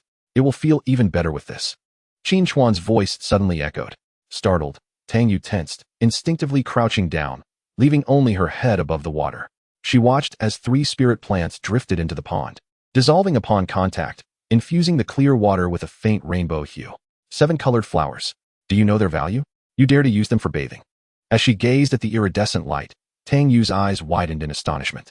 Absorbing them while bathing can expedite healing and nourish the meridians. Qin Chuan replied calmly, unperturbed. If she can recover, she will have a greater chance of escaping from the demon spider. Within the forbidden area, though these flowers were less common than Yuan Ling grass, they were still available, especially since he had yet to explore the entirety of the forbidden zone. Such a waste. Which faction do you belong to? Tang Yu, initially reluctant to pry, found her curiosity piqued, given Qin Chuan's repeated surprises. If it serves a purpose, it cannot be deemed wasteful. I am just an ordinary person from the No. 9 City Martial Arts Association. What about you? A martial arts association, is it? However, I cannot reveal my origins. It's a family rule, Tang Yu said, scooping up some of the colorful pond water with her palm, smiling as she let it cascade over her fair skin. But I can tell you in a year. At that time, I will invite you to my home as a guest. Great. I would love to see what a prestigious family is like. Is this considered meeting the parents? The words slipped out of Qin Chuan's mouth, and he instantly regretted it. Do you want to get hit? Your voice, which was once gentle, has turned icy. No, I promise to keep my mouth in check next time. However, my mother will surely like your appearance. It's just that I cannot escape a beating from my father, he chuckled. Why would they hit anyone? That won't he do? Humph, coward. Half an hour later, Tang Yu emerged from the misty water, donned in a clean, pale yellow silk sleep set. She casually swept her hair back with her right hand, feeling quite refreshed. Ah, My injuries have healed quite a bit. Her skin radiated a soft pink hue, and the absence of constriction around her chest accentuated her exquisite features, bathed in the shimmering blue light of the crystals, rendering her even more graceful and captivating. Qin Chuan, upon hearing her voice, raised his head and their eyes met, as if time had momentarily paused. Tang Yu noticed a fleeting look of admiration in his gaze, a sense of pride swelling within her, yet she maintained a facade of indifference. Do I look good? Qin Chuan, regaining his composure, replied, I was admiring the pendant you're wearing. It's quite beautiful. At least you have good taste. Tang Yu said as she retrieved a soft leather bedroll from her storage ring, placing it on dry ground in the cave, and then pulled out a quilted blanket and soft pillow, appearing well prepared. You brought a bed with you? Qin Chuan's eyes widened, glancing at the ring on Tang Yu's finger. What kind of space does that have? I can't help it. I'm particular about sleeping arrangements, Tang Yu replied, settling onto the bed. I even have a new set of bedding for you to use on the ground. It seemed he wouldn't get to sleep on the bed after all, but it was better than lying directly on the floor. If you come within half a meter of this bed, I guarantee I'll slice you into pieces and turn you to ash. As a gentleman, I would never encroach, Qin Chuan replied earnestly, though internally he scoffed, knowing he couldn't dare challenge her. Do you believe that? Tang Yu squinted at him, her expression dripping with disdain. I do, he affirmed, rising to approach the small pond, aware that a wealth of medicinal properties remained within the water, and it must not go to waste. Upon finishing, he leaped directly into the pool, creating a splash of water. Wait, Tang Yu attempted to rise to stop him, but it was too late. That was used by me. Qin Chuan swiftly shed his clothes in the water, unconcerned about being wet since there was a dryer available. After all, weren't hot springs meant for everyone to enjoy together? What was the harm in it? Moreover, the medicinal effect still lingered. Wasting it would be shameful. Tang Yu turned her head in anger, truly shameless. Miss Tang, the water is getting a bit cold. Could you lend a hand? A languid voice emerged from the corner. Dream on. Tang Yu snorted coldly. Stingy. Fuming. Tang Yu's eyes darted, and with a flick of her fingers, she secretly shot forth a thread of fire. Moments later, ouch! Qin Chuan sprang forth from the water. Tang Yu. You ha. Tang Yu laughed uncontrollably. You told me to heat it up. This little lady is merely fulfilling your request. As she laughed, she suddenly froze. Qin Chuan had jumped to the bank, clad only in a pair of briefs.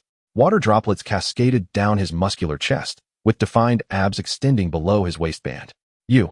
Hurry and put on your clothes. Tang Yu hastily covered her eyes, her cheeks burning with embarrassment. I'm the one at a disadvantage here. Qin Chuan dove back into the water, consuming another Yuanling herb. There were still others cultivating in the magma. What was the big deal? You. Shameless. Tang Yu lowered her hands, her face still flushed. Miss Tang, those two spiders were summoned by you, right? How did you manage that? I won't tell you. The next day at noon, the two regained their peak condition. The magical spider should have left by now. Qin Chuan sensed the surroundings. It was quiet, with an old man fishing by the lake. The ghost-faced magical spider must have departed. If it doesn't leave, I'll slay it. Thanks to your rainbow flower. I broke through to the peak of Hualang last night. I'm not afraid of it. Tang Yu rolled up her bedding, confidence radiating from her. Qin Chuan was secretly astonished. This woman had actually broken through in secret and kept it from him. If he had dared to approach her bed last night, he might have been reduced to ashes. Miss Tang, we shall part ways here. We will meet again in the future. All right, it's time to go. They retraced their steps, breaking through the water's surface in a moment that was dazzling under the sun. Tang Yu used the power of wind to carry Qin Chuan onto the shore. The forest was eerily silent, devoid of even the chirping of birds. Only a gray-clad old man lay by the lake, appearing to be asleep, a fishing rod before him.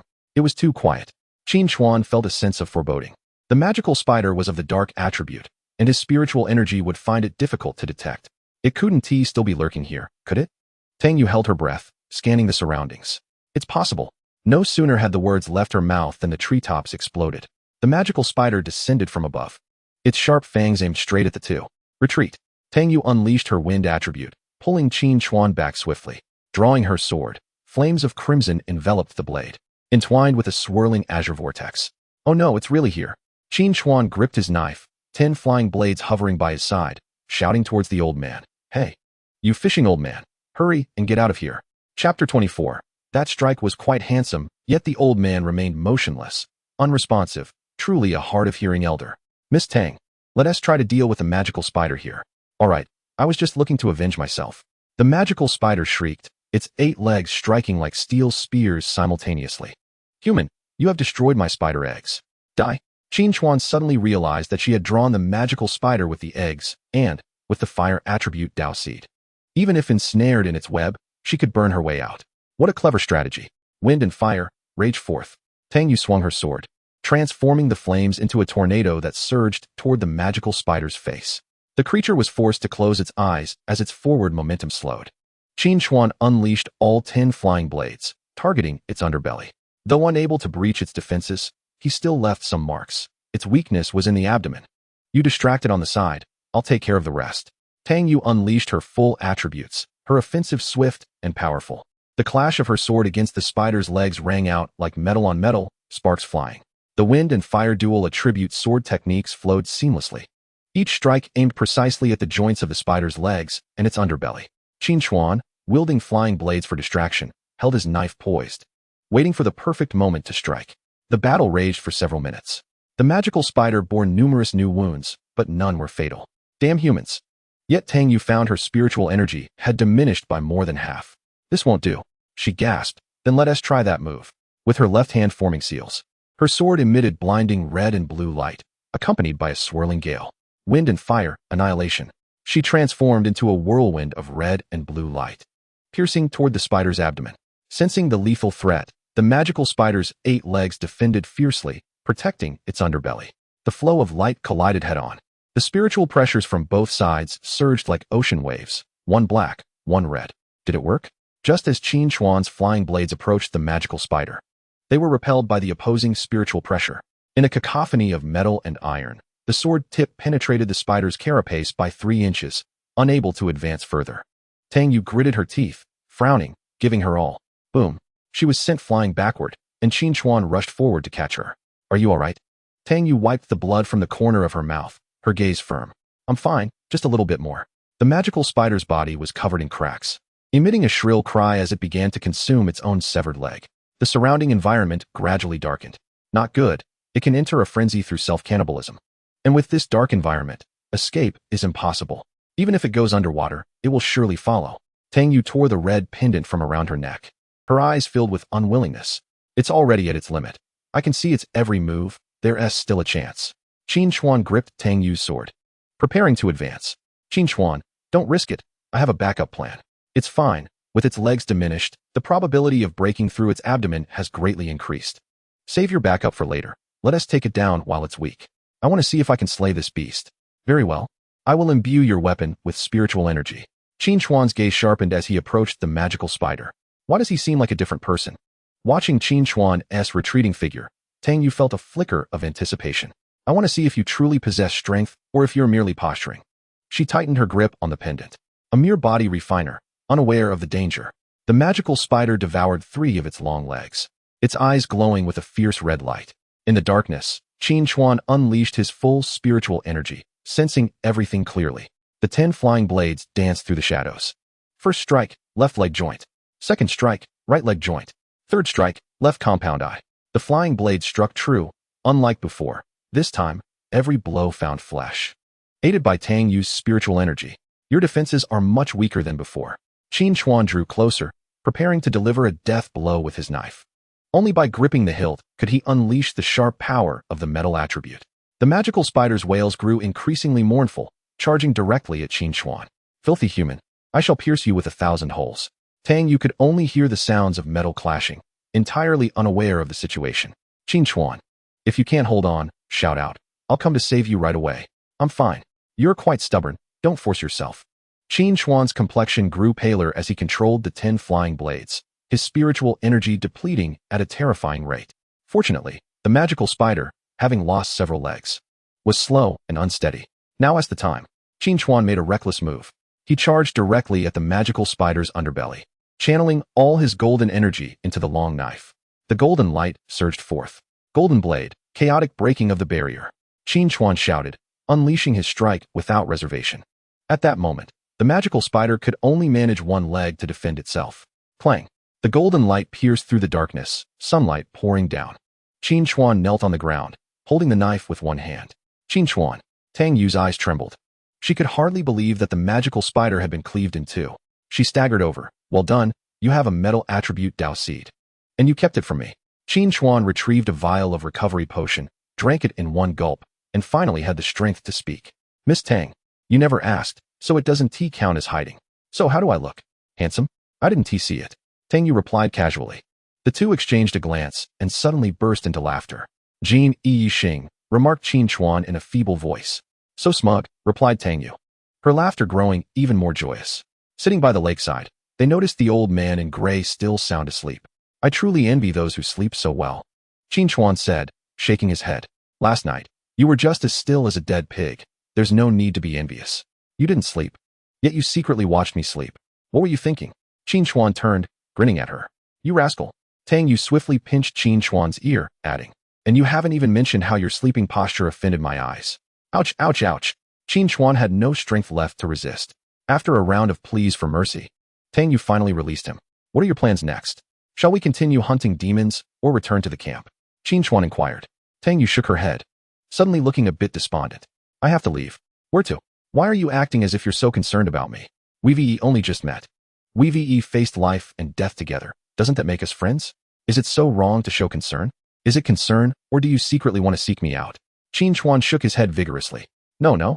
Tang Yu frowned and leaned closer, her gaze piercing into Qin Chuan. Not at all. Then what do you mean by caring for a friend? Qin Chuan scratched his head. It's not that I don't care at all. It's just that I'm too weak to go far. Humph.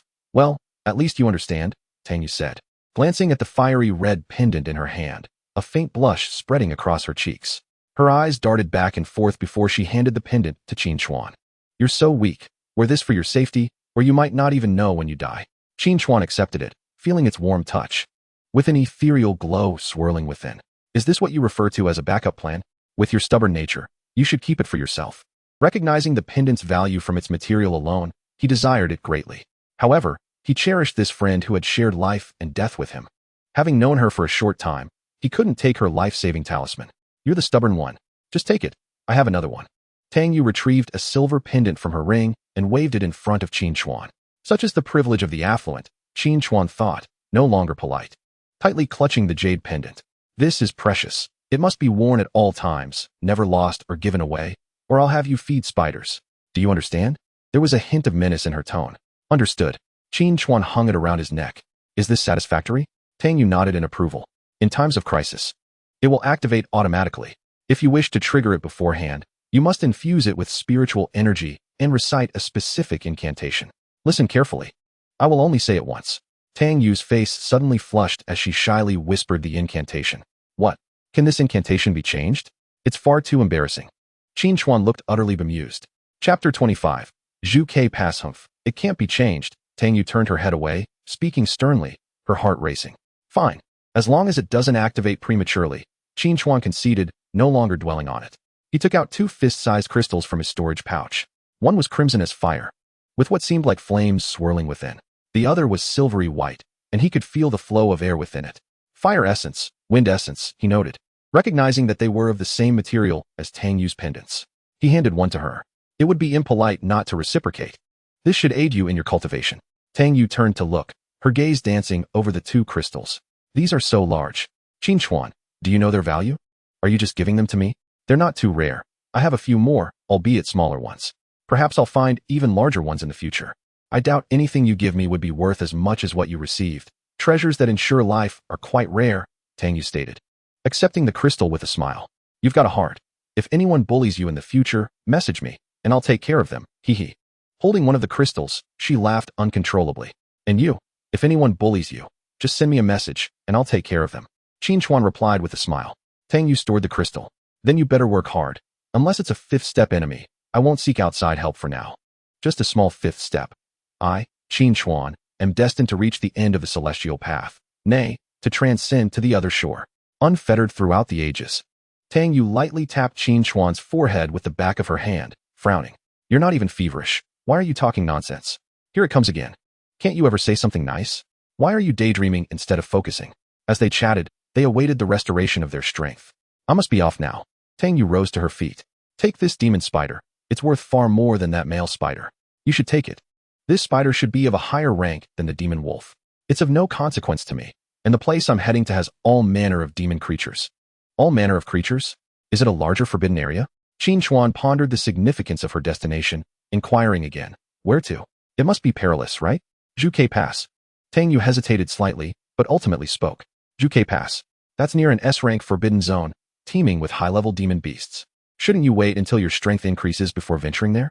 Qin Chuan furrowed his brow. Tang Yu picked up a flat stone and skimmed it across the lake's surface.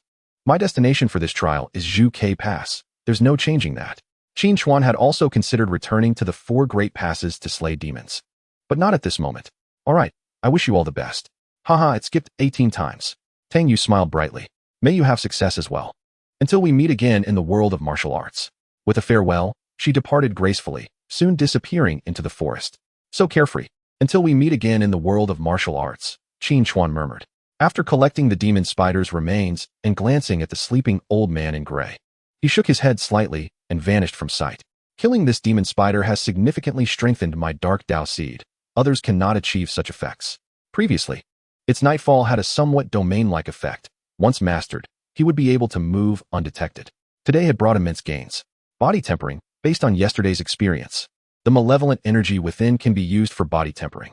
No one has dared to try it before. I shall be the first. However, the malevolent energy might attract human experts, so it was safer to remain near the edges of the forbidden zone. After all, it was merely body tempering, and it wouldn't greatly affect his mobility. He wouldn't find himself immobilized again. He also intended to check if the cave had yielded any treasures. Upon reaching the edge of the forbidden zone, Qin Chuan found the area somewhat familiar. Just ahead lay the location of the human tree, merely 100 meters from the edge.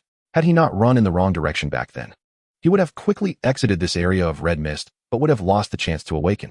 Once again, he stood before the tree transformed from the man in yellow, noticing a 20-centimeter-long scar on its face, extending from the left eye to the lower right jaw. Qin Chuan reached out to touch it.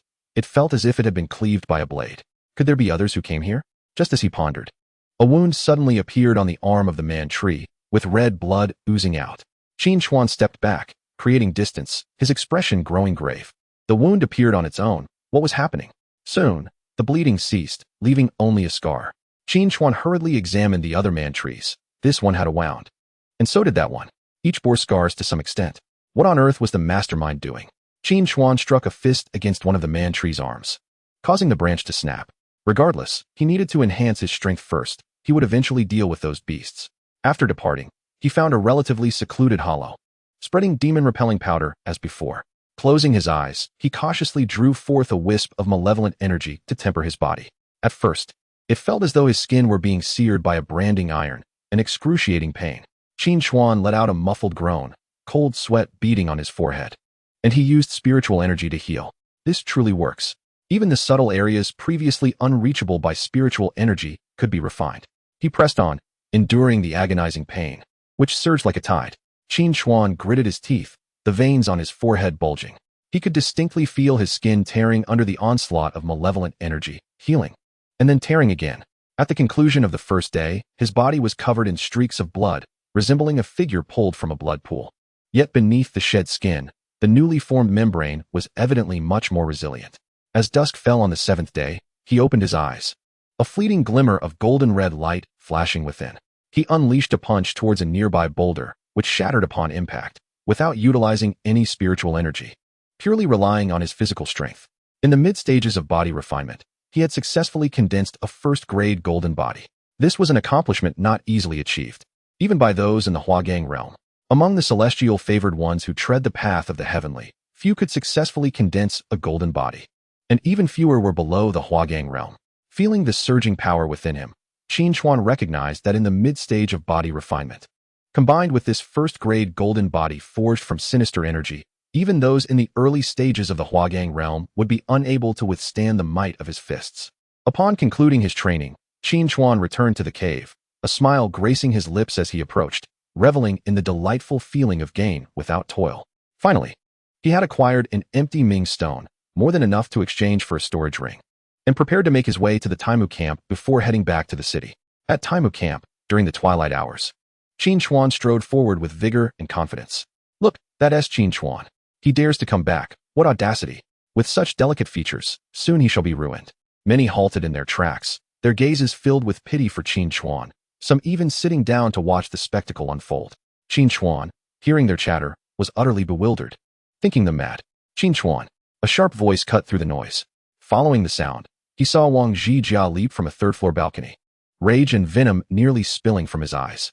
Accompanied by Wang Zhiqi and 5 other martial artists, they blocked Qin Chuan's path. The crowd watched with gleeful anticipation, for the Wang family had long sought to apprehend this youth. Instead of fleeing, he had returned, a true fool. Offending the Wang family meant certain doom, especially with the likes of Cao Shanhu, a celestial favored one who had recently broken through to the Huagang realm. Qin Chuan suddenly recalled Chen Feng's earlier warning that Wang Zhijia was looking for him. A glance revealed that the highest among them was merely in the early stages of the Huagang realm. A bunch of rubbish. Wang Zhiqi could hardly believe his ears. Incredulous that Qin Chuan would not beg for mercy even as death loomed. He pointed at Qin Chuan in fury, declaring, "How dare he insult the Wang family? Cao Shanhu, I want him to crawl out of this camp today." Outside, such insolence would surely warrant a lethal order. Cao Shanhu, slender and agile, regarded Qin Chuan with a predatory gaze. "No problem, young Master Qi. Just tell me how many bones you want broken. The more, the better." Wang Zhiqi grinned maliciously. This poor boy must be terrified, but alas, it is too late. As chapter 26 unfolds, the demonic affliction in the city, Zhou Kaishan, Cao Shanhu strode forth. Fists clenched, coldly observing Qin Chuan, dismissing him entirely. Surviving in the woods for this long must signify some skill, he mused. Pausing, a chilling smile crept across his lips. Unfortunately, you should not have touched a member of the Wang family. Now, sever your own legs and crawl through my legs. Perhaps I could consider taking you as a pet, and plead with young Master Jia and young Master Qi to spare you from torture. Agreed, Wang Zhijia smirked, already contemplating methods of torment. Cao Shanhu laughed menacingly, spreading his legs wide. Did you hear that, boy? Now show your gratitude by crawling. With those words, the onlookers shook their heads in dismay, realizing this was a deliberate attempt to shatter his martial spirit. The humiliation of crawling through someone's legs was too cruel. Qin Chuan felt a sense of helplessness, pondering when the cycle of vengeance would cease, lamenting that the winds of fate were relentless. Shaking his head slightly, he strode directly towards Wang Zhijia. The crowd looked on in confusion. What was he doing approaching young Master Jia? Did he intend to crawl beneath his legs? Perhaps he thought it wouldn't be so humiliating, chuckled someone in the crowd, a clever one indeed. Youthful and yet lacking the harsh lessons of society, surely he would learn.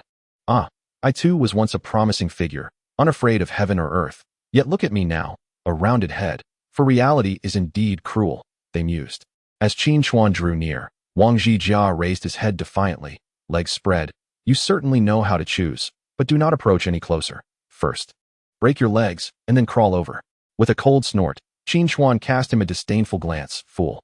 In the next instant, he vanished, leaving behind only an afterimage. The sound of 3 resounding slaps echoed, quick as a flash. Even Cao Shanhu barely had time to react, as Wang Zhijia spun like a top. Blood and shattered teeth sprang forth. He crashed against the windshield of a nearby flying vehicle, shattering the glass instantly. My teeth. My face. Wang Zhijia clutched his face. Struggling in agony, his voice transformed. The crowd fell into silence, all eyes wide in disbelief. He dared to strike? And with such ferocity? Wasn't he supposed to be merely in the nurturing realm? How could this be? Indeed, Wang Zhijia was in the mid-stages of body refinement. How could he? Cao Shanhu stood stunned for 2 seconds before his face flushed a deep crimson. You seek death. Enraged, he unleashed his Huagang realm's spiritual pressure, causing the ground to crack. With a single step, he shattered the stone floor, launching himself at Qin Chuan, his right hand clawing towards Qin Chuan's throat. Crackling wind claw. The fierce energy carved 5 deep grooves into the earth before reaching its target. The wind of the path was upon him. Speed and shredding force combined. Qin Chuan was doomed. Gasps filled the air. Yet, Qin Chuan smiled. He adjusted his stance, stepping forward to meet the oncoming claw, his right fist soaring forth. Let us see if your Huagang energy can breach my golden body. In the moment their fists and claws clashed, a thunderous explosion erupted. A visible shockwave radiated outward, sending the onlookers staggering back several steps, dust swirling into the air. Crack, crack. The sickening sound of bones fracturing echoed loudly. A figure was sent flying, crashing through 2 walls of the camp before finally halting. Look, that's Cao Shanhu. He was the one who got thrown. How is that possible? This scene exceeded all expectations. Cao Shanhu's right arm was a bloody mess. Bone protruding from the elbow, blood spewing forth, his eyes filled with shock and confusion. Standing firm, Qin Chuan shook his right hand. Your Huagang energy, it must be a facade. These light words struck like hammers upon the hearts of all present. A facade? The golden body. He was certainly not in the nurturing realm. Someone screamed. Ignoring the commotion, Qin Chuan advanced step by step towards Wang Zhijia, who was now utterly terrified. Scrambling backward with hands and feet, "Don't come closer. My father is a powerful Lingxi realm expert. My grandfather is a master. You should retreat." With icy eyes, Qin Chuan regarded him. Such a person, accustomed to standing above others, would invariably seek revenge. To leave him be would invite future calamity. Thus, he must be dealt with. However, in such a public setting, killing him would be unwise. He could only collect some interest first. Qin Chuan placed a foot upon Wang Zhijia's right knee. Crack. The crisp sound of breaking bones mingled with a pig-like scream. Another step. Crack. This is called using their own methods against them. Qin Chuan spoke calmly. But you are not yet worthy to crawl beneath me. With that, he turned and walked towards the waiting area. Passing by Wang Zhiqi, the latter trembled, having soiled himself in fear. At your age, to wet yourself in public, if I were you, I'd find it hard to live it down. Indeed, Wang Zhiqi coughed up blood, fainting from shame. As Qin Chuan walked past, the crowd parted to create a 3-meter-wide path, no one daring to obstruct him or meet his gaze. Only after Qin Chuan had disappeared into the distance did the Wang family's bodyguards scramble to assist the 3 fallen figures.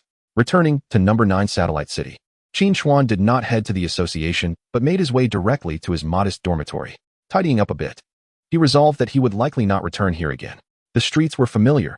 The dim streetlights that usually felt dreary now seemed warm. Suddenly, several gunshots rang out, prompting Qin Chuan to halt, focusing his senses, demonic energy. It was right beneath his own building. He quickened his pace, leaping forward, arriving at the rooftop of his residence. As he looked down, he discovered a small cat, a group of amiable neighbors, and a police officer. Suddenly, Qin Chuan's gaze sharpened as he noticed a rotund figure lurking in the corner. The hefty man was leisurely chatting on a communicator, seemingly indifferent to the happenings below. Downstairs, a nearly 1-meter-tall black cat demon, with its fur bristling, was baring its teeth at a young man clad in police uniform. The officer bore a deep, bone-exposing wound on his left shoulder, blood staining half of his body. He reinserted his empty gun into his waistband and drew a dagger from his boot, gritting his teeth as he stared ahead. "Step back. Everyone retreat." The officer shouted hoarsely, "Do not panic. The demon capture team will be here shortly." At this moment, the crowd was crowding into the corners, pushing others outward. "Officer Zhou, you are a policeman. You must protect us. I do not wish to die." Mrs. Luo, who lived next door to Qin Chuan, screamed. She often claimed that Qin Chuan was a harbinger of misfortune, affecting her desire to have children. "Officer Zhou, as a martial artist, you cannot abandon us." Mrs. Su interjected robustly. She had not left with Lu Hu, partly due to her age and partly to keep an eye on Qin Chuan for her grandson. "Silence." The officer bellowed, and the crowd fell silent. The cat demon let out a low growl, stamping its hind legs fiercely against the ground. "Damn it, where is the demon capture team? Why are they not here yet?" The officer gritted his teeth, unflinching as he charged directly at the creature with his weapon drawn. "Even if I die, I will honor this uniform," he declared. "You truly seek death?" Qin Chuan pressed his right hand against Zhou Kaishan, waving his left hand toward the leaping cat demon. With a resounding thud, the demon was embedded into the wall opposite, its limbs twitching, blood oozing from its mouth and nose. Zhou Kaishan turned his head and saw a face, younger than his own, exuding an unsettling calm. "Are you from the demon capture team?" "Thank you for saving me," he stammered. Aunt Zhang was the first to recognize Qin Chuan, her eyes widening in disbelief. "Why, you are Qin Chuan?" "Impossible," Mrs. Luo exclaimed. "How could you defeat a demon beast?"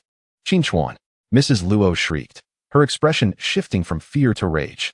"How could you, being a martial artist, not reveal yourself earlier? Look at my husband Luo's leg. Just look at it.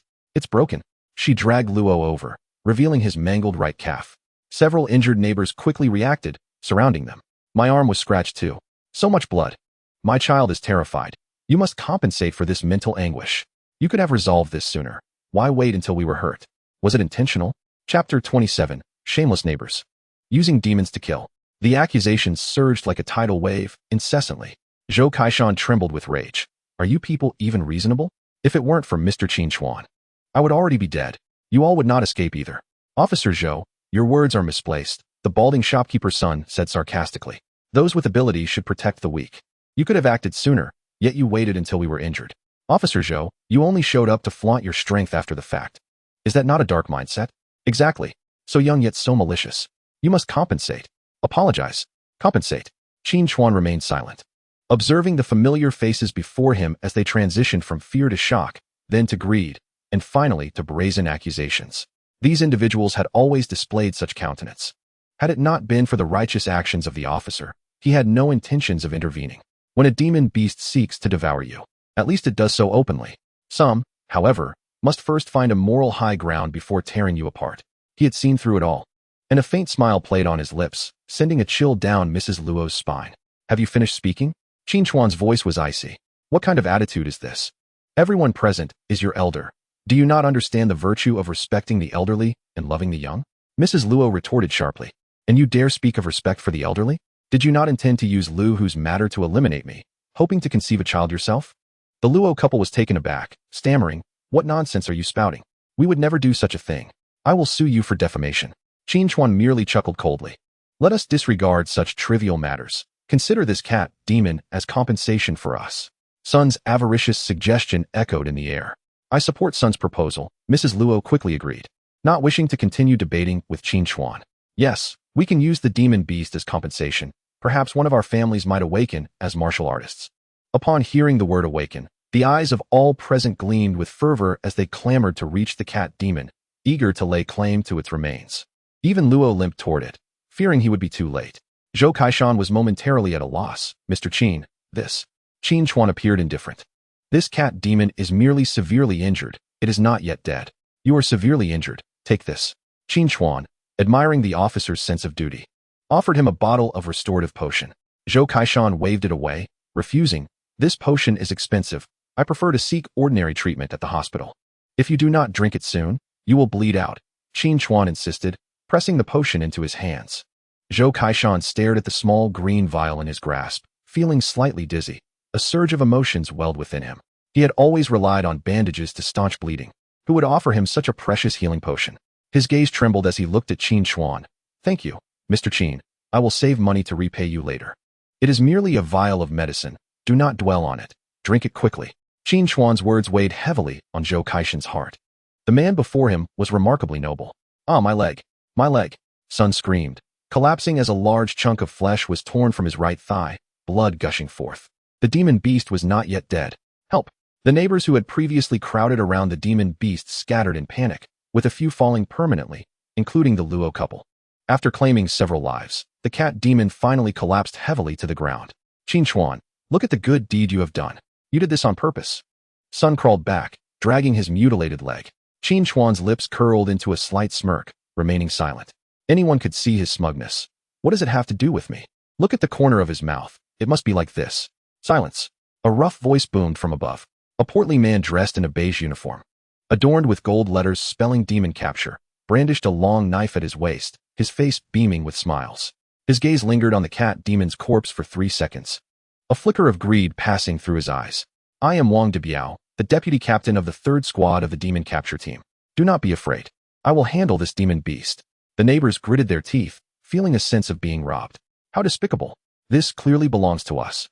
Mrs. Su bit her lip, still hoping for a share of the spirit crystals to awaken her grandson, yet dared not voice her anger at Wang Debiao's actions.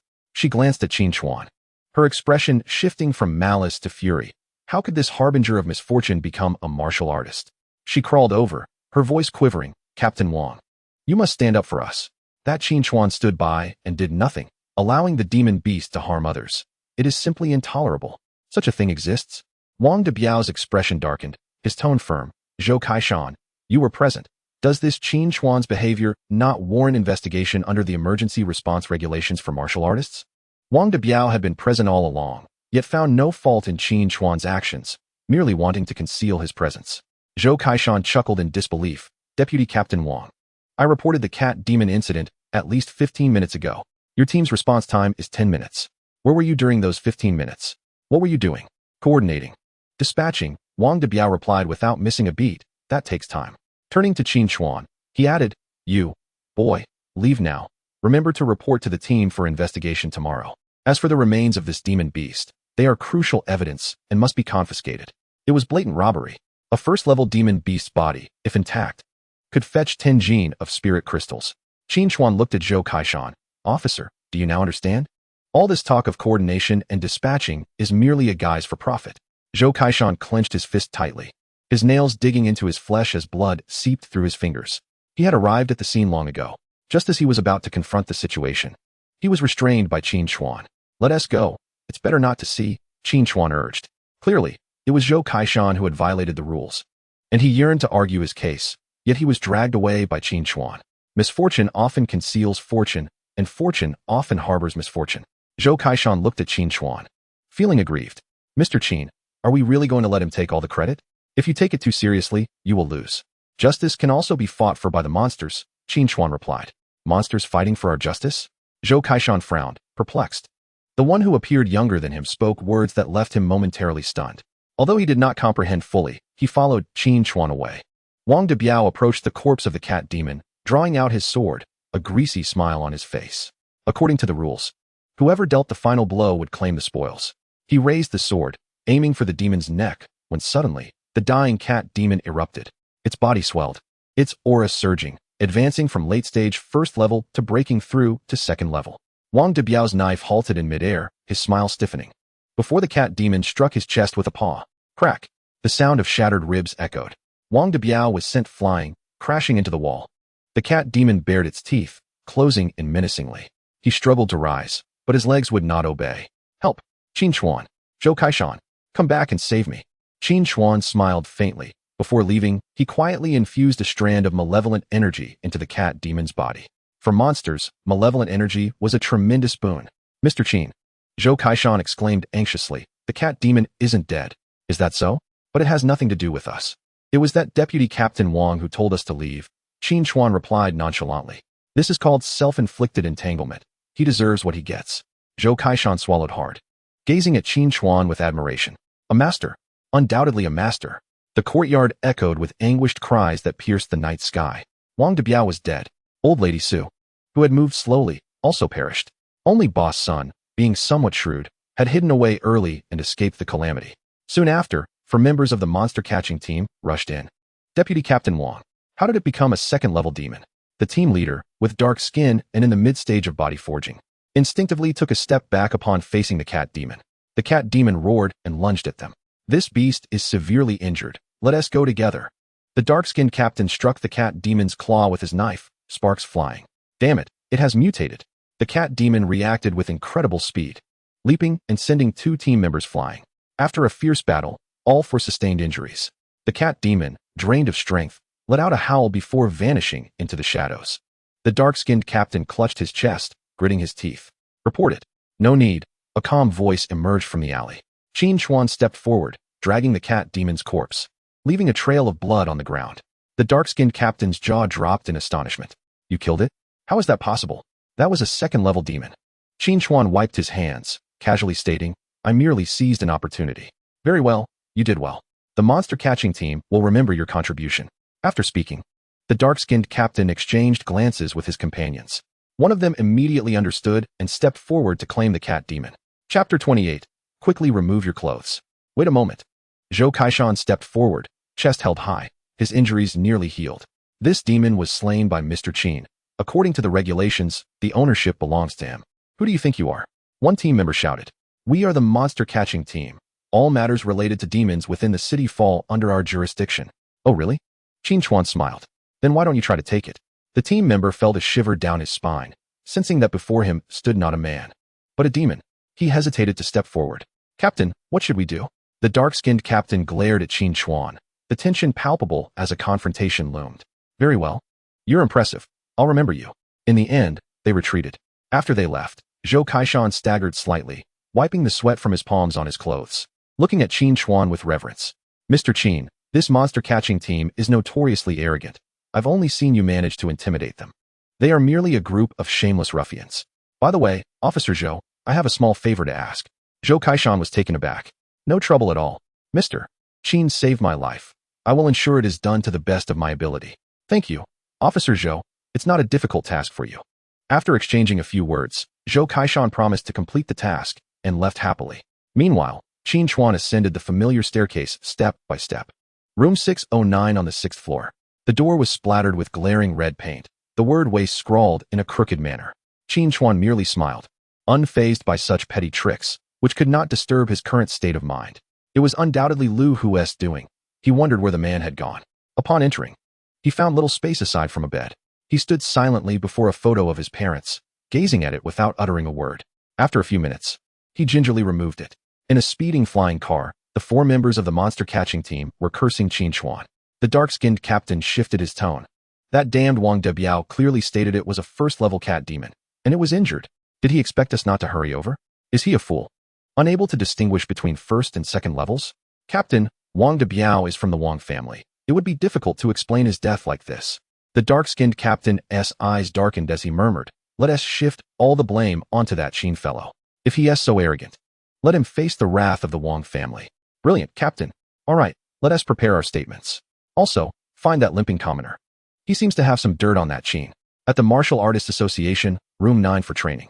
Qin Chuan entered and immediately spotted Luo Zhiyu lounging on the sofa, her stunning figure illuminated by the dim light. Qin Chuan paused for a moment, turning on the bright lights, and approached her with a smile. Sister Zhiyu, were you waiting for me? Yes, I was feeling down, so I came to see you. You promised to return by 9, yet it's already past 10. Her beautiful eyes swept over him, a hint of grievance showing as she swirled the red wine in her glass. Would you like to join me for a drink? Qin Chuan sat down, raising his glass with a grin. Oh, who made Sister Zhiyu unhappy? Shall I go give them a good beating? Such sweet talk. Luo Zhiyu took a sip of her red wine. Today, I finally encountered a prized Mu Huang heart, but that old Wang Qing raised the price and snatched it away. You should definitely go beat him up. Wang Qing, the head of the Wang family? Despicable. After some time, I will teach him a lesson for daring to snatch Sister Zhiyu's treasure. Qin Chuan's expression turned serious as he spoke emphatically. Good. Remember to be a bit harsher. Luo Zhiyu smiled, not quite believing him. She merely took it as the youthful expression of frustration, yet it made her feel much better. Recently, you should avoid wandering into the wilderness. It's unsafe. Focus on training within the association. I don't think it's a big deal. Besides, I've already given that Wang Ziji a lesson at Taimu camp, so it's a small way of avenging you. How long has it been since your awakening? You can take on Wang Ziji already? Sister dislikes hearing fabricated tales. One must be grounded and sincere. This is the last time. Luo Zhiyu's tone turned serious. Sister is not joking. A few days ago, 5 core members of the Qi family died in the 7th Wild District. The Qi family was furious and dispatched many strong individuals to capture the murderer. That area has already seen numerous mysterious deaths. With your temperament, encountering them could lead to you being quietly eliminated by the Qi family. Luo Zhiyu explained. Does the Qi family possess any evidence? Qin Chuan pondered quickly. Is it really so abnormal for people to die in the wilderness? They say it's related to a woman named Tang Yu. Most crucially, Qi Yirong was carrying a substantial amount of resources that have all vanished. This is the root of the Qi family's fury. They know Tang Yu. Qin Chuan remained outwardly calm, but internally he was shaken. It must have been the phone they left behind, a grave oversight. He and T destroyed the evidence. But it was an emergency at the time, leaving no room for such precautions. It is no wonder that the number of people in Taimu camp has decreased significantly. Fortunately, Tang Yu is a person of considerable influence and should not fear the Qi family. Luo Zhiyu observed Qin Chuan lost in thought and playfully kicked him with her long legs, wondering what he was thinking. This was none of his concern. In any case, he should remain in the association these days to focus on his cultivation and refine his spiritual essence, striving to step into the next level as soon as possible. Oh, I wasn't thinking of anything in particular.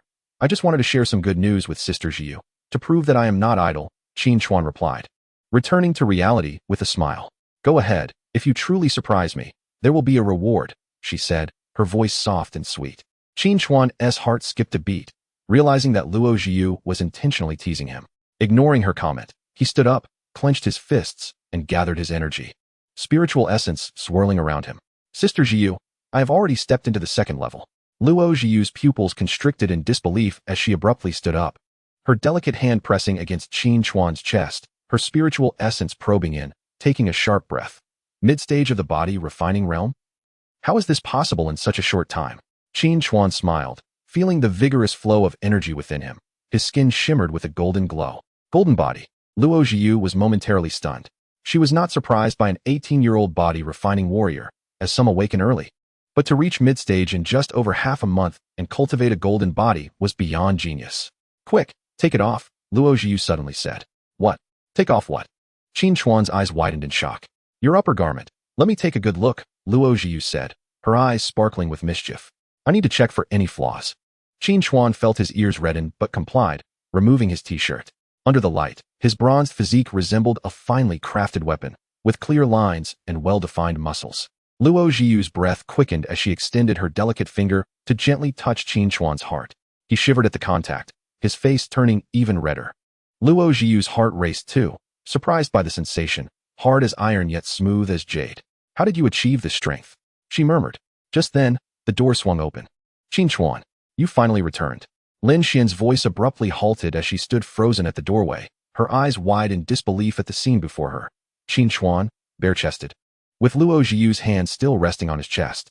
The air fell silent for 3 seconds. Lin Xian's face flushed crimson. Did I interrupt something? Not really. Qin Chuan quickly donned his shirt, feigning nonchalance. Next time, remember to knock. The door wasn't locked. I thought. Lin Xian stammered. No, cousin. What are you two doing? Luo Zhiyu elegantly turned, taking a seat. I was just helping my younger brother Qin Chuan examine his body. Her beautiful eyes narrowed with a knowing smile. And you? Little Xian, what brings you to a man's home in the dead of night? She shifted the conversation, seizing the initiative. Lin Xian's cheeks flushed as she stomped her feet. Cousin, I came to challenge him. We agreed that I would fight him when he returned from the forest. No need to rush. Cousin, I believe in you. Luo Zhiyu chuckled, shaking her head. But you should avoid seeking unnecessary hardship.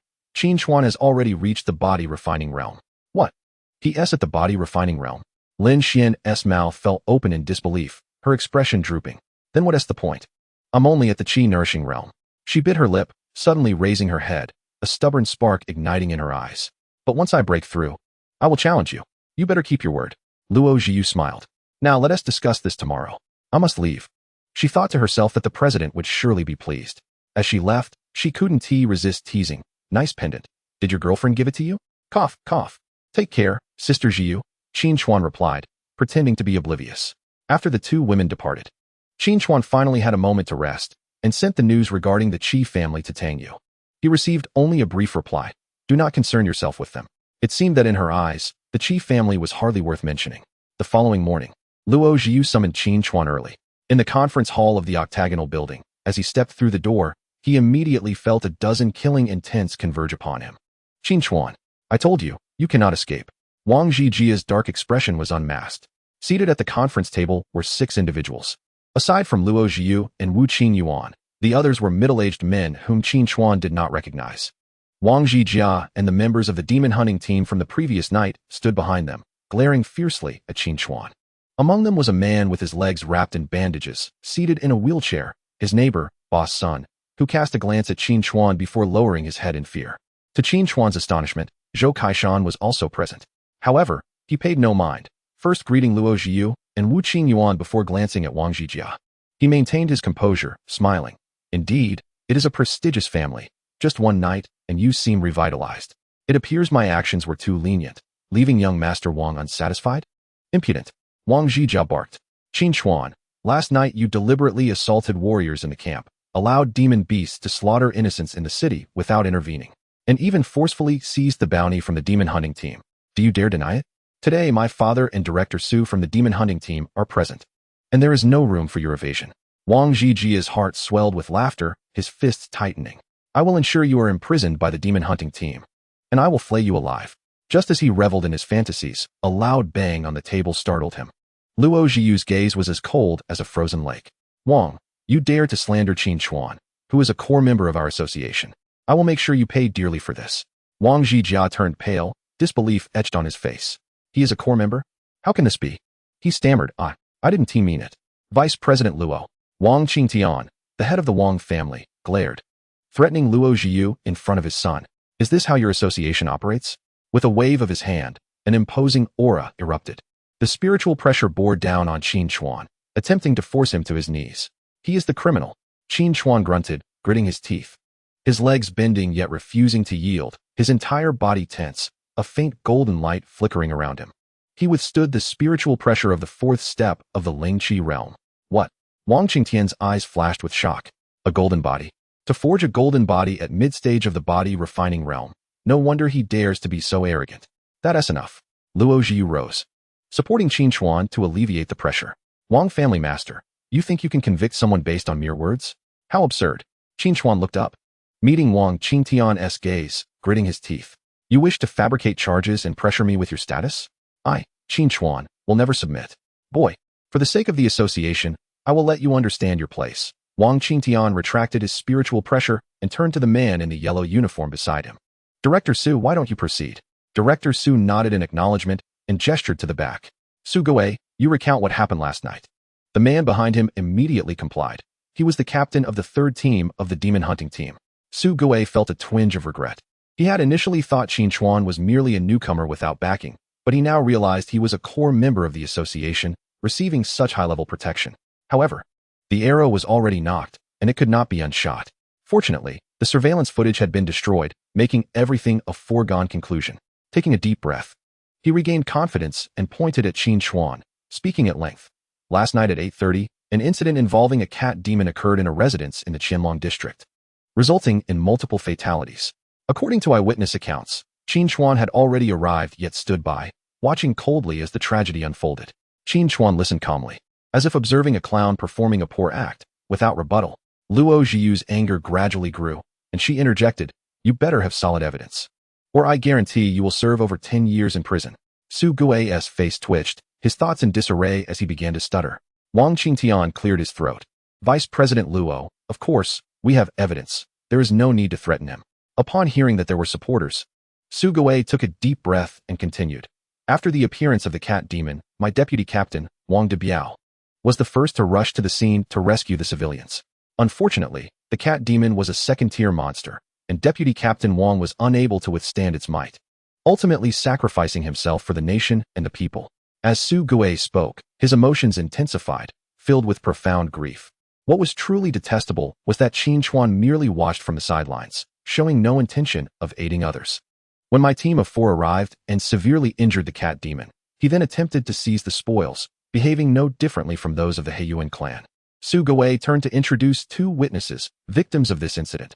One was a neighbor of Qin Chuan, and the other a patrolling officer. Boss Sun, seated in a wheelchair, choked back tears as he spoke. "Esteemed officials, I am his neighbor. Qin Chuan was an orphan with peculiar traits. We, his neighbors, felt pity for him and helped him whenever we could. Yet, when he awakened, he repaid our kindness with malice." Wiping his eyes with his sleeve, Boss Sun lamented that he could have annihilated the cat demon, but chose to let it continue its rampage, displaying a twisted psyche. It was a pity for those good neighbors. Virtuous deeds went unrewarded. Chapter 30. The Master arrives. Boss Sun, please accept my condolences. We are here to seek justice for you. Su Gui consoled, then turned his gaze to Zhou Kaishan. Officer Zhou, it is now your turn to elaborate. Su Gui smiled, confident in the unfolding situation. Luo Zhiyu's anger surged, accusing the manipulation and intimidation of witnesses as tactics commonly employed by prominent families. "What kind of evidence is this?" she challenged. Just as she was about to continue, Qin Chuan interrupted, saying, "Vice President, let him speak." "Vice President Luo, is it forbidden to speak in the association?" Wang Qing retorted coldly. "You. Very well, but I declare here that anyone who dares to slander a core member of our association will face dire consequences." Luo Zhiyu's piercing gaze locked onto Zhou Kaishan, causing the latter's heart to race and his face to flush with fear. "Rest assured, no one can touch you." "Was he not merely standing by?" Wang Qing remarked. Zhou Kaishan deliberately averted his gaze from Luo Zhiyu, appearing quite uneasy, his body trembling involuntarily. He had indeed arrived at the scene long before and had witnessed the populace suffering at the hands of the beast, yet remained indifferent, ultimately seeking to claim the fruits of their labor. Upon hearing this, the members led by the Wang family were filled with righteous indignation. A wolf in sheep's clothing. As a martial artist, how can he be so unworthy of being human? Such a person deserves to be executed publicly as a warning. Qin Chuan, now we have motives and witnesses. What else do you have to say? Wang Zijia said, elated. Moreover, you publicly assaulted a member of the Wang family in the Taimu camp. Your survival would defy the heavens. How about it? Even the police are saying this. Vice President Luo, Qin Chuan is merciless and disregards the law. Do you still wish to protect him? Wang Qing's expression grew serious as he rhythmically tapped the table with his index finger. In this conference room, he was the most powerful, at the late stage of the Lingqi realm, surpassing Luo Zhiyu by a small margin. This is absurd. You can just find 2 people to speak? Do not think I am unaware of your tricks. I will report this matter to the president myself. Vice President Luo, you mustn't forget that since the disbandment of the Peacekeeping Bureau, the authority to handle martial artist crimes in City Number 9 has been transferred to my demon-catching team. Today, Qin Chuan must be taken into custody. Su Xiong's tone was firm, though he was only at the early stage of the Lingqi realm. He showed no fear of Luo Zhiyu. You dare. Whoever touches Qin Chuan today will be my enemy. The enemy of the Martial Artist Association. As he spoke, his spiritual pressure surged forth, standing protectively in front of Qin Chuan. Wu Qingyuan also positioned himself before Qin Chuan. Witnessing their staunch defense, gratitude filled Qin Chuan's eyes. Luo Zhiyu, such audacity. Do you wish to break the law? Wang Qing rose, his spiritual pressure also manifesting, subtly overshadowing that of Luo Zhiyu and her companions. In an instant, the four Lingqi realm figures faced off, and a battle seemed imminent. Wang Zijia and the others were forced to retreat, their faces betraying sinister smiles. Their minds filled with visions of how to humiliate Qin Chuan in prison. Sister Zhiyu, let me handle this, Qin Chuan whispered. Do not fear. I will not let them take you. Qin Chuan shook his head with a smile, whispering a few words in Luo Zhiyu's ear, causing her beautiful eyes to glimmer with intrigue. Really? Indeed. All right. Luo Zhiyu signaled Wu Qingyuan to retract his spiritual pressure and coldly addressed Su Xiong. Director Su. Martial artist crimes are indeed under your jurisdiction, but you must also accept public oversight. Su Xiong replied with a smile. Of course. We will strictly enforce the law and welcome Vice President Luo's supervision. As for Qin Chuan, I will take him away now. Wait. Qin Chuan maintained his composure. Addressing Su Xiong. Director Su, according to your accusations against me, how should this be handled? Humph. Your actions warrant the death penalty, Su Xiong responded flatly. And if I break the law? Qin Chuan continued to inquire. Then the punishment will be even greater, a death sentence. Very well, Director Su, you truly are impartial. Qin Chuan extended his thumb and smiled broadly. Su Xiong furrowed his brow, a sense of foreboding creeping into his heart. Enough of this nonsense. Su Guwei, take him away. Stop. Qin Chuan raised a hand to halt Su Guwei's advance. What do you want now? Su Guwei demanded loudly. How pathetic it is for someone to be in dire straits and yet remain unaware, Qin Chuan retorted, glancing at Su Guwei before slowly continuing. Officer Zhou had not finished speaking earlier before being interrupted. Why don't we allow him to finish? Isn't that right, Officer Zhou? All eyes turned once again to Zhou Kaishan, who felt an even greater sense of threat this time. Coughing, Zhou Kaishan took a step closer to Qin Chuan, distancing himself from the Wang family. Ahem, I indeed hadn't finished speaking. However, I believe that the surveillance footage is far more persuasive than eyewitness testimony. Upon hearing this, Su Guwei staggered backward, nearly losing his balance, his heart racing uncontrollably. Was he about to reverse the situation? He had clearly seen him delete the video last night. How could this be? It cannot be played. Su Guwei blurted out, disregarding the gravity of the situation. A slight smile graced Qin Chuan's lips as he awaited the unfolding drama. Last night, he had asked Zhou Kaishan to export the surveillance footage and send it to him. If the other party had truly succeeded in bribing him, how would they dare to confront him now? The Wang family felt a sense of unease wash over them. Aware of the weight of this video, play it on the big screen in the conference room. Let everyone see Qin Chuan's criminal deeds. Luo Zhiyu sat down again, her smile radiant. Su Xiong glared at Su Guwei, fists clenched, yearning to strike him dead. If there is new evidence, we can consolidate it once we return to the demon-catching team. What do you think, Director Su? Wang Qing glared at Zhou Kaishan, speaking slowly and deliberately. Indeed, the head of the Wang family makes a valid point. We will review it again upon our return, Su Xiong declared loudly. Su Guwei, what are you still dawdling for? Utterly shameless. Luo Zhiyu rose in anger. If we do not clarify this matter today, no one shall take Qin Chuan away. Su Xiong and Wang Qing exchanged glances, understanding each other's intentions, ready to forcibly take Qin Chuan and Zhou Kaishan away. Although this was merely a secondary association, openly attacking the association's leaders would surely lead to repercussions afterward. However, allowing Zhou Kaishan to present irrefutable evidence and testify against them would result in even graver consequences. Luo Zhiyu and Wu Qingyuan exchanged glances and stood protectively in front of Qin Chuan. Just as the situation was about to escalate, a terrifying spiritual pressure descended, instantly suppressing the four Lingqi realm powerhouses, accompanied by an ancient voice. Old man will take him away first. Not good. It's the pressure of a master. Luo Zhiyu shouted urgently. Since I have come personally, can I allow a mere body refinement child to escape? Vice President Luo. The Wang family does not wish to clash with the association. However, this Qin Chuan is to be taken by me. An elderly man with a head full of white hair strode in, exuding an air of authority. Qin Chuan found himself restrained, his body taut and unyielding, unable to move or even speak.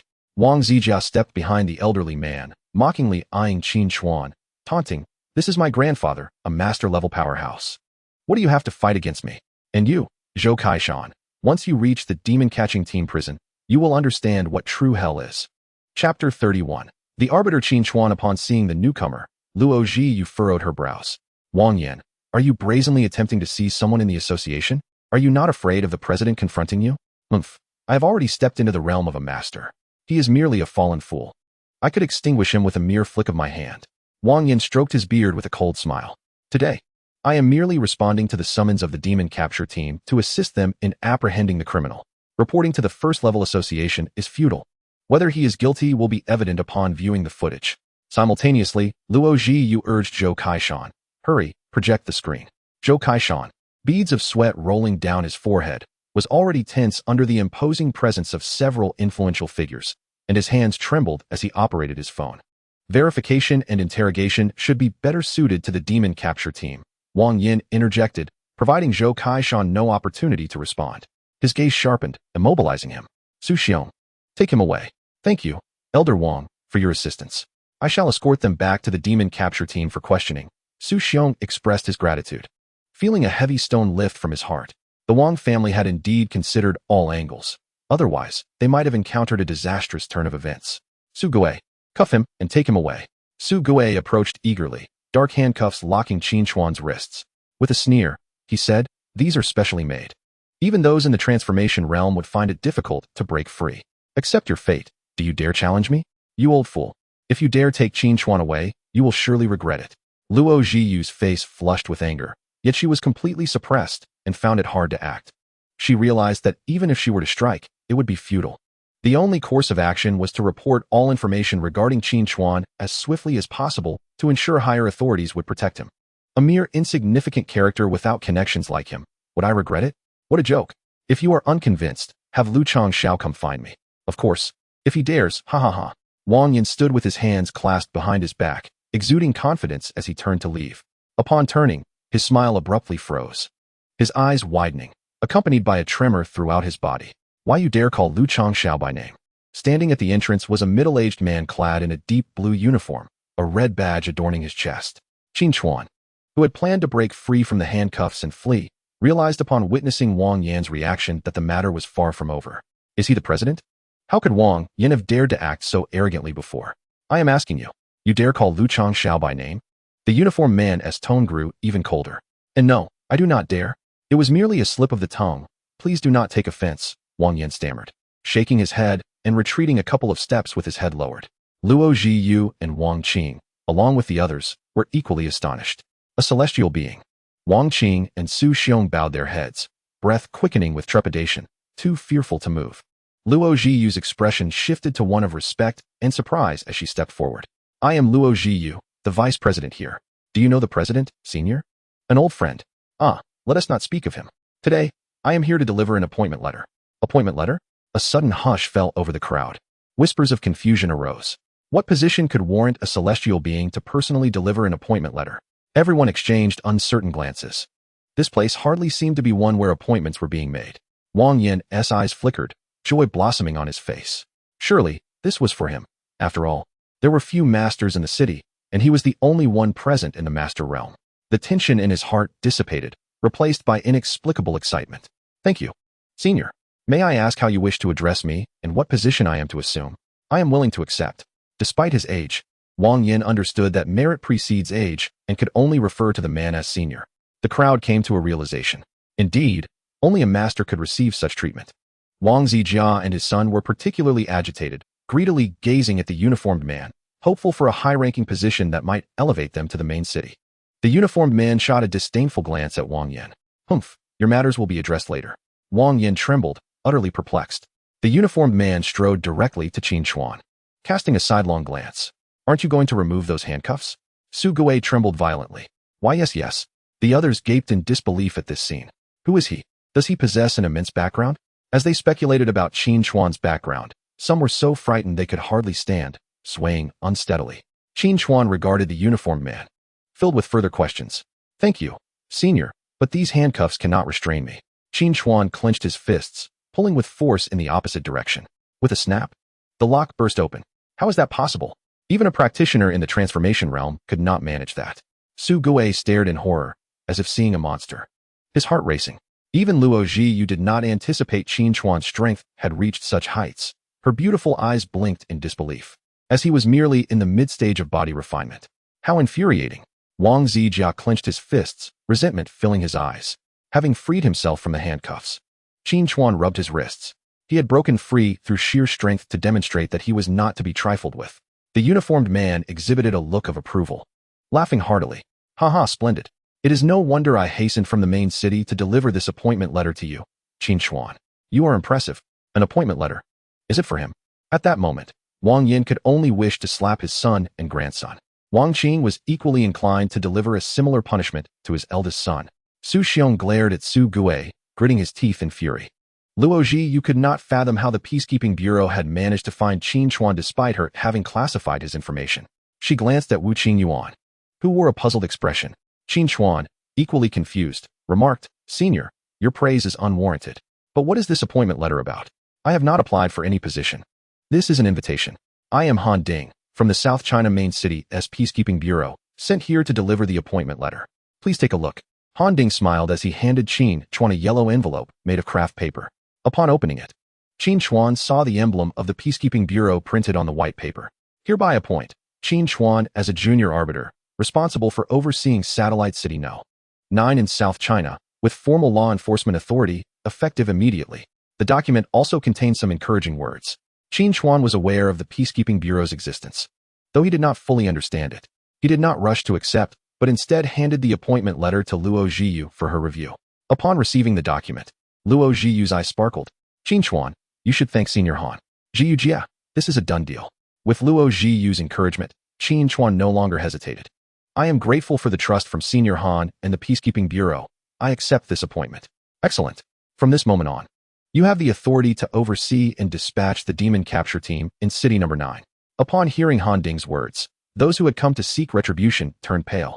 Su Gui desperately looked towards Su Xiong, but Su Xiong was too preoccupied to notice. Realizing that the Peacekeeping Bureau sending someone for oversight meant that the demon capture team he supervised would be tightly restrained. More terrifying was the fact that he had come today to capture an arbiter who could supervise him. Su Xiong stood in a daze, glancing at Wang Yin, placing all his hopes on this master. Chapter 32. Zhu Ke passed service. Unfortunately, this master was no less nervous than he was. Wang Zijia instinctively took a step back, appearing dazed, muttering, Impossible, impossible. Han Ding, with a smile, clapped Qin Chuan on the shoulder. How do you plan to handle this? Do you need assistance? I have served as the chief arbiter in the main city for over a decade. Thank you, Senior Han. This matter is straightforward. I only need you to prevent them from escaping. That is easily arranged. Han Ding's demeanor shifted to one of authority. Fleeing will only add to their crimes. At this moment, the crowd stood in a line, heads bowed, not daring to breathe, for in the presence of this celestial being, where could they escape? Qin Chuan gestured to Zhou Kaishan. Officer Zhou, please project the surveillance footage from that night. Oh right. Zhou Kaishan snapped back to reality and began the operation, the large screen displaying the events from that evening. Last night, upon discovering the cat demon, I immediately notified the demon capture team. Everyone, pay attention to the timestamps. Wang De Biao arrived at the scene at the 6th minute, but remained hidden, allowing the cat demon to attack the civilians. The footage captured Wang De Biao's shadow as he concealed himself. Infuriating. It turns out that Wang De Biao has indeed violated the law, and I shall ensure justice is served for Qin Jizai. Su Xiong appeared enlightened, adopting an expression of righteous indignation. Indeed, Wang De Biao's demise is a consequence of his own misdeeds, unrelated to Qin Jizai. Su Gui nervously concurred. Patience, gentlemen. Let us allow Officer Zhou to continue his account. Qin Chuan interjected decisively. Zhou Kaishan pointed to the surveillance footage, recounting the key events of that night, including Su Gui's desperate attempt to seize the cat demon's corpse from Qin Chuan. He also detailed how he had been coerced by the Capturing Monsters team to frame Qin Chuan. As for Boss Sun, an ordinary man, he had long since succumbed, and Zhou Kaishan chose not to elaborate further. After viewing and listening, Luo Jiyu's face was filled with anger. As anticipated, the group across from her hung their heads in despair, rendered powerless to refute the accusations. Moreover, standing before a celestial adjudicator only heightened their sense of vulnerability. What do you think, Director Su? Based on your previous assertions, how should Su Gui's actions be judged? Qin Chuan fixed his gaze intently on Su Xiong. Before Su Xiong could respond, Su Gui fell to his knees, clutching Su Xiong's leg, tears and snot streaming down his face. Uncle, save me. I do not wish to die. Su Xiong's eyes turned red, his lips quivering. A death sentence. You may rest easy. Clenching his teeth, he struck Su Gui's crown, and Su Gui slowly collapsed, his eyes wide open, staring upwards. Su Xiong's fists were tightly clenched. His red eyes fixed on Qin Chuan as he solemnly spoke. Qin Jizai, are you satisfied now? Qin Chuan let out a cold laugh. What do you mean by satisfaction? It sounds as if I desire his death. You must understand, individuals like him have likely committed numerous illegal acts. His death is a service to society. Furthermore, executing him on the spot is rather hasty. Could it be that you wish to conceal something? Even in death, must Qin Jizai still speak with such malice? Su Xiong's eyes blazed with fury, his teeth clenched tightly. History is replete with infamous criminals. Does their demise grant them the right to be revered? Alternatively, I could ask Senior Han to investigate him for 3 days. If no other illegal activities are uncovered, I shall publicly apologize for my accusations. Qin Chuan's gaze was piercing as it bore into Su Xiong, unwavering. Do you dare? Su Xiong could only glare, rendered speechless, his face flushed with indignation. Qin Chuan turned his gaze away. Senior Han, regarding Director Su's culpability, I lack experience, so I implore you to preside over this matter. Qin Jizai, you wish to eradicate him entirely. Su Xiong roared in exasperation. He had not anticipated that even after sending away his own nephew, the other party would remain relentless. Han Ding placed a hand on Su Xiong, suppressing him. Su Xiong, I present you with 2 choices. First, I shall remain for a few days to review all cases handled by your capturing monsters team in recent years before deciding on rewards and punishments. Second, serve 10 years at Juke Pass. Choose wisely. Juke Pass. Even the Master Wang Yin trembled at the mention. It is a veritable slaughterhouse. Su Xiong braced himself against the ground, his eyes trembling incessantly, a sense of desolation washing over him. What kind of choice is this? Yet, his gaze soon became resolute. Qin Chuan, should I survive after 10 years, you shall pay for your actions today. Qin Chuan paid him no mind, at his current rate of cultivation. It would take no 10 years to dispose of him. He was merely curious about Juke Pass. Tang Yu intended to go there, and Han Ding was also sending people there. I must take the time to thoroughly research these 4 great passes. Though dangerous, Juke Pass also presents opportunities. Serve the nation well. Han Ding spoke with a gentle tone, asserting that even prisoners deserve respect. Su Xiong picked up Su Gui's corpse and departed in silence. The Wang family members wished to quietly leave as well, yet before they could exit the conference room, Qin Chuan called out to them. Members of the Wang family, are you not planning to sue me for assaulting your martial artist? Why the haste to leave before resolving this matter? Qin Jizai jested lightly. Having just learned that the initial fault lay with them, it was only right for Qin Jizai to teach them a lesson. Wang Qing adopted a fawning demeanor, seemingly indifferent to his own status. Zijia, come over and apologize to Qin Jizai. Wang Zijia felt immense reluctance, but ultimately jogged over, bowing at a 90-degree angle. Qin Jizai, it is entirely my fault. Upon returning, I shall surely repent. I am not your father. Your repentance has no bearing on me. I prefer your defiant demeanor. If displeased, you may still strike me. Wang Zijia straightened, leaning forward. If Qin Jizai wishes to strike, now is the time. This gesture left everyone momentarily stunned. Wang Qing, though filled with resentment, could not help but admire his son's flexibility. My son, at such a young age, possesses this level of awareness. He shall undoubtedly achieve great things in the future. Qin Chuan, momentarily caught between laughter and tears, had not anticipated this turn of events. Ahem. Young Master Wang need not go to such lengths. If reconciliation is desired, I find that spiritual crystals are far more tangible. Indeed, compensation is essential. Wang Qing chimed in immediately. The Wang family is willing to compensate Qin Jizai with 100 gene of spiritual crystals. 200, Qin Chuan raised 2 fingers. 200 it is. They will be sent to the association shortly. Wang Qing gritted his teeth in agreement. Senior Han, Qin Jizai, we shall take our leave now. One moment. Qin Jizai had matters to attend to? Wang Qing was puzzled. Although the debt of young Master Wang has been settled, yours remains. Qin Chuan paused. Wang Qing had initially suppressed me with his spiritual pressure upon arrival. My back has been aching ever since. As he spoke, he pretended to groan in discomfort. Wang Qing was left speechless, feeling aggrieved. With your golden body, how could you possibly be in pain? Must you act any more theatrically? Qin Chuan was indifferent to his thoughts, extending his hand with fingers splayed. At the very least, this amount is required. 500 gene. You might as well rob a bank. Wang Qing exclaimed in alarm. Wang family leader, robbing is not as swift as simply asking for it, wouldn't you agree? Alas, it feels as though my bones are about to dislocate. You. Wang Qing pointed at Qin Chuan, clutching his chest, overwhelmed by his emotions.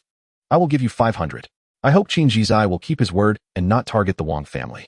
Farewell. One moment, Qin Chuan interjected once more. Even Han Ding and Luo Jiu looked on in confusion. Chapter 33, Longwen Ring Qin Jizai, Do you intend to go back on your word? Wang Qing was a mix of anger and disbelief, feeling as though he was dealing with an insatiable demon. Wang family leader, do not misunderstand. This time, I am not seeking you out. Wang Qing's expression softened, and he spoke politely. What is it then, Qin Jizai? Qin Chuan turned to Han Ding, respectfully inquiring, Senior Han, I heard you mention earlier that you were friends with President Liu? Yes, what of it? Han Ding was uncertain of Qin Chuan's intentions, but he provided ample courtesy to cooperate. If you are indeed friends, would you not desire to seek justice should someone insult him? Upon hearing these words, Wang Yan's heart trembled. It was as though he had been named directly. He hurriedly spoke. Senior Han, regarding President Liu, it was truly an unintentional remark. I have already apologized. This young man is certainly waiting here. His temperament is not inferior to Liu Changxiao's, Han Ding thought, smirking but remaining silent. For someone of his character would not engage in such petty tactics. Seeing that Han Ding did not respond, Qin Chuan interpreted this as an opportunity to unleash his rhetoric. His eyes gleamed with excitement as he boldly stated, Old Master Wang, have you not heard of the custom of offering an apology? First, one must offer compensation. And only then can one apologize. These two must not be confused, nor can any part be omitted. The members of the Wang family were momentarily taken aback, while Luo Zhiyu could not suppress a laugh, quickly covering her mouth. Furthermore, you previously suppressed me. My chest still feels tight. Indeed, your spiritual pressure is extraordinarily formidable. Qin Chuan added, clutching his chest for emphasis. Wang Yin raised his hand to interrupt, unable to express his frustration. Enough. I concede. I shall add 500 Jin. Old Master Wang, that is already 500 for suppressing me, and with your status, another 500 would seem beneath you. Moreover, considering the insult towards President Liu. How much do you wish to add? Wang Yan's face turned a deep shade of anger, his voice lowered. Oh, no need to add anything. Qin Chuan waved his hand exuberantly and remarked, I have heard that the Wang family has recently acquired a Mu Huang Xian, which would perfectly mend my fragile heart. Luo Zhiyu's beautiful eyes instantly sparkled. Indeed, this beloved younger brother was worth every ounce of affection. The members of the Wang family, initially puzzled by the implication, were suddenly struck with astonishment upon hearing the mention of Mu Huang Xian, internally cursing Qin Chuan for his lack of filial piety. Impossible. I spent over 2,000 pounds of spirit crystals in addition to a fourth-tier demon beast to obtain that. Wang Qing could no longer contain himself. The Mu Huang Xian had been a painful investment, and it held significant value. Wang Yan's lips quivered, his eyes burning with resentment as he moved to demand several times more. Qin Chuan harbored no fondness for the Wang family, and, without hesitation, seized the opportunity that aligned perfectly with the identity of the Wang family's patriarch. Isn't that right, Han Qianbei? He subtly directed Wang Yan's gaze towards Han Ding. Han Ding remained silent, turning his back to the Wang family, his old face unable to bear the shame. However, in Wang Yan's eyes, this was an implicit acknowledgement, and an added pressure. Very well, I shall compensate. Wang Yan gritted his teeth and declared, Father, no. Wang Qing's face flushed with anger as he hurried to intervene. Silence. The patriarch of the Wang family exuded a commanding presence, bidding them farewell with a dismissive wave, inviting the Wang family to visit again next time. Upon witnessing the achievement of his goal, Qin Chuan's smile faded, and he continued, Before I take my leave, I must clarify something. Officer Zhou here is my friend, and I do not wish for him to encounter any misfortune. Otherwise, I shall ensure that the Wang family receives my utmost scrutiny. Wang Yin did not respond, his expression darkening as he huffed and departed with his entourage. As expected of Liu Changxiao's people, City Number 9 will surely become lively in the future. Han Ding remarked as he turned around. You may leave first. I have matters to discuss with Qin Chuan. Understood, Senior. Qin Chuan gestured for Han Ding to take the main seat while he stood to the side. We are entirely reliant on Senior Han's formidable influence. Once the Wang family compensates, I dare to leave the Mu Huang Xian for Sister Zhiyu and allocate all spirit crystals for you, Senior. If it falls short, you may deduct it from my salary. After all, he had no shortage of spirit crystals, and losing his salary was of little consequence. You seem quite concerned for that young girl, but regarding your salary, you are overestimating the situation. The Peacekeeping Bureau of City No. 9 has shut down due to a lack of funds, so there will be no salary, Han Ding replied, his face betraying no signs of embarrassment. Surely, you can endure this minor setback? Qin Chuan's eyes widened. While he did not care much for the salary, the lack of any remuneration felt entirely different, akin to being taken advantage of, which was quite displeasing. How can a distinguished peacekeeping bureau be so impoverished? Is there no labor law to oversee this? Enough. I shall not take a single cent from the Wang family's compensation. Consider it your startup capital. Do not feel you are at a loss. Han Ding waved his right hand, causing 3 items to levitate before them. A black ring, smooth and dark, reflecting faintly the imprint of dragon patterns, a silver wristwatch, shimmering with vibrant colors, and a dark golden identification document, its cover emblazoned with the words Peacekeeping Bureau. The spatial ring has a capacity of 1,000 cubic units. The tactical watch connects to the national Skynet, useful for communication and information retrieval. The Junior Adjudicator's identification document requires unconditional cooperation in investigations for those below the 4th step.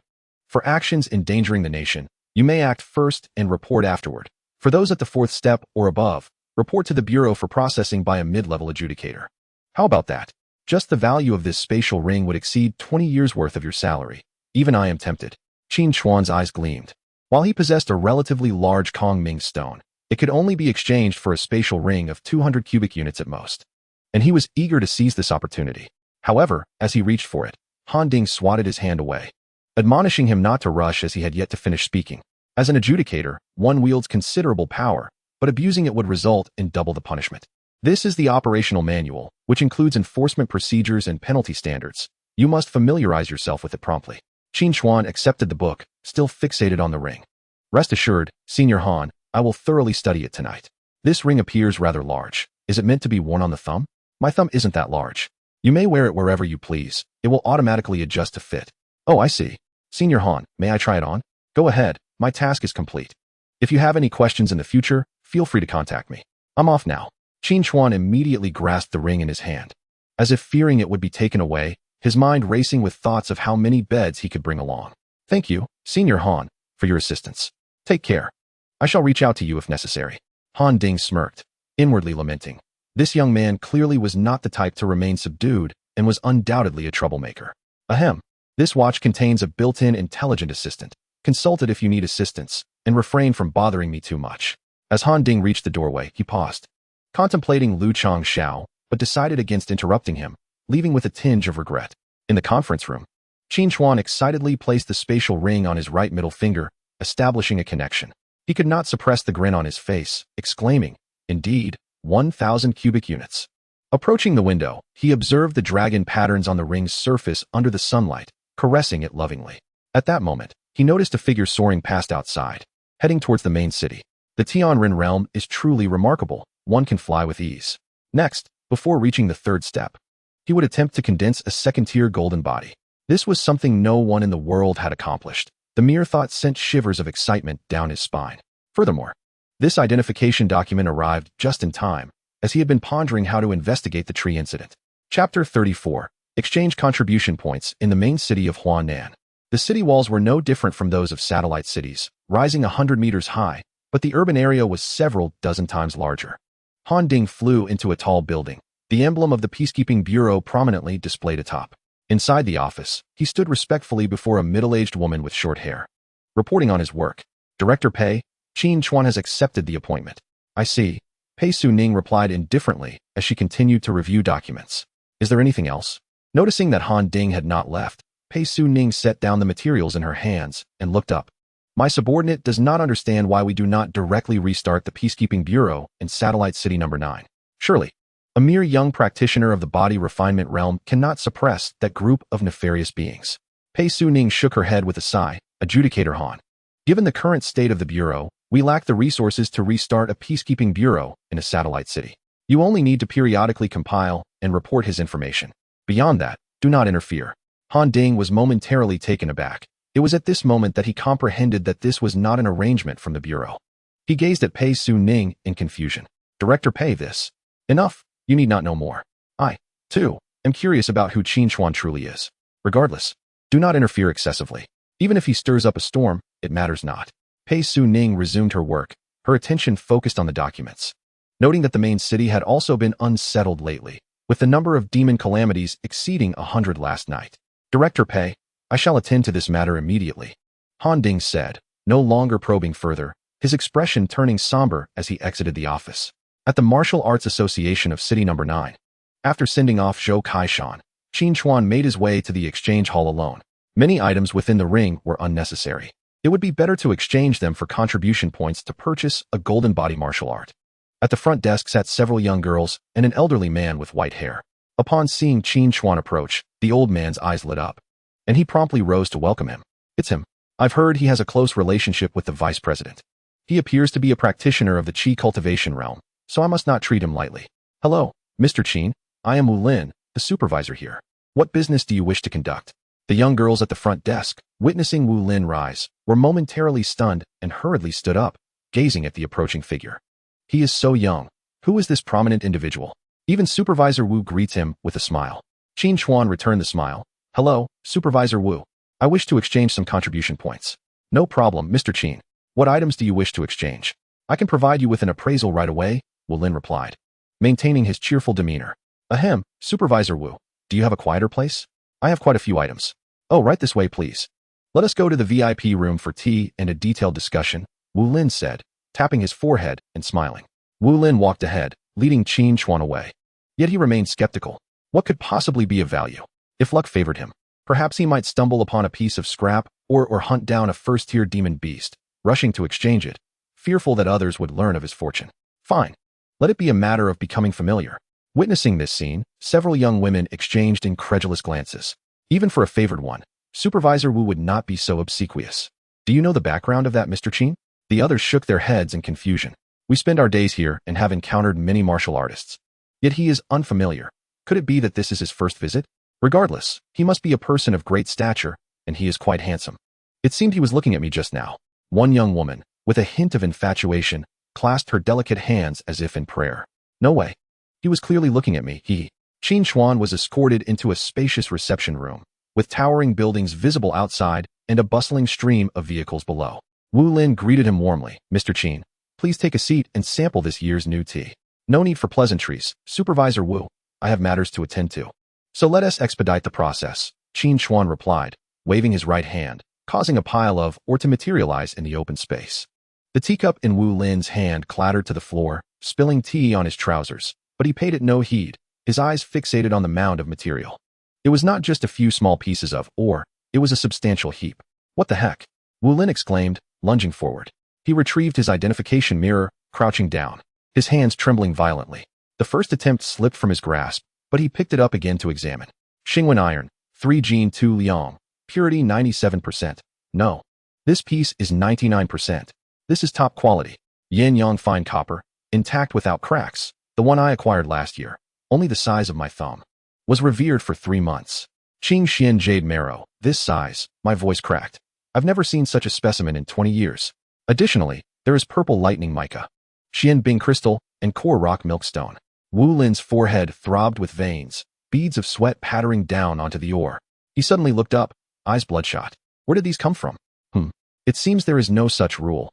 If Supervisor Wu does not wish to accept, then I shall take my leave, Qin Chuan said, furrowing his brows as he prepared to rise. Wu Lin's complexion turned pale. There is no such rule, no such rule. It is all the fault of the old man's misstatement. Please do not take offense, Mr. Qin. Bowing his head in apology, his expression was filled with regret. If this transaction goes through, it would fulfill the entire group's quota for a year. Seeing that Qin Chuan did not leave, he felt slightly reassured. Rest assured, Mr. Qin, this transaction will be handled discreetly. Apart from the president and vice president, no one will be able to trace the details. Qin Chuan had initially intended to handle this in the black market, but since Luo Ji you had genuinely treated him well, and he required contribution points. Besides, it was not uncommon for martial artists to become unexpectedly wealthy through fortunate encounters. However, he could not rely solely on the association for every transaction. He needed to explore more channels for selling items safely. Very well, then let us assess the value. If it is suitable, I will entrust everything to you. Thank you, Mr. Qin. Wu Lin trembled like a youth who had never seen treasure, completely lacking his usual composure. He pulled out a calculator, fingers flying over the keys as he muttered, Xingwen iron, 5 contribution points per Jin. These 3 pieces weigh 7 Jin, 2 Liang, totaling 36 contribution points. Yin Yang fine copper is more expensive, 7 per Jin. After finishing the final calculation, he looked at the calculator in his hands and took a deep breath. In total, it amounts to 2,800 contribution points. Mr. Qin, this price is the highest I can offer, breaking the record for the largest single transaction here. With that, Wu Lin stared intently at Qin Chuan's face, anticipating a look of ecstatic surprise. 2008.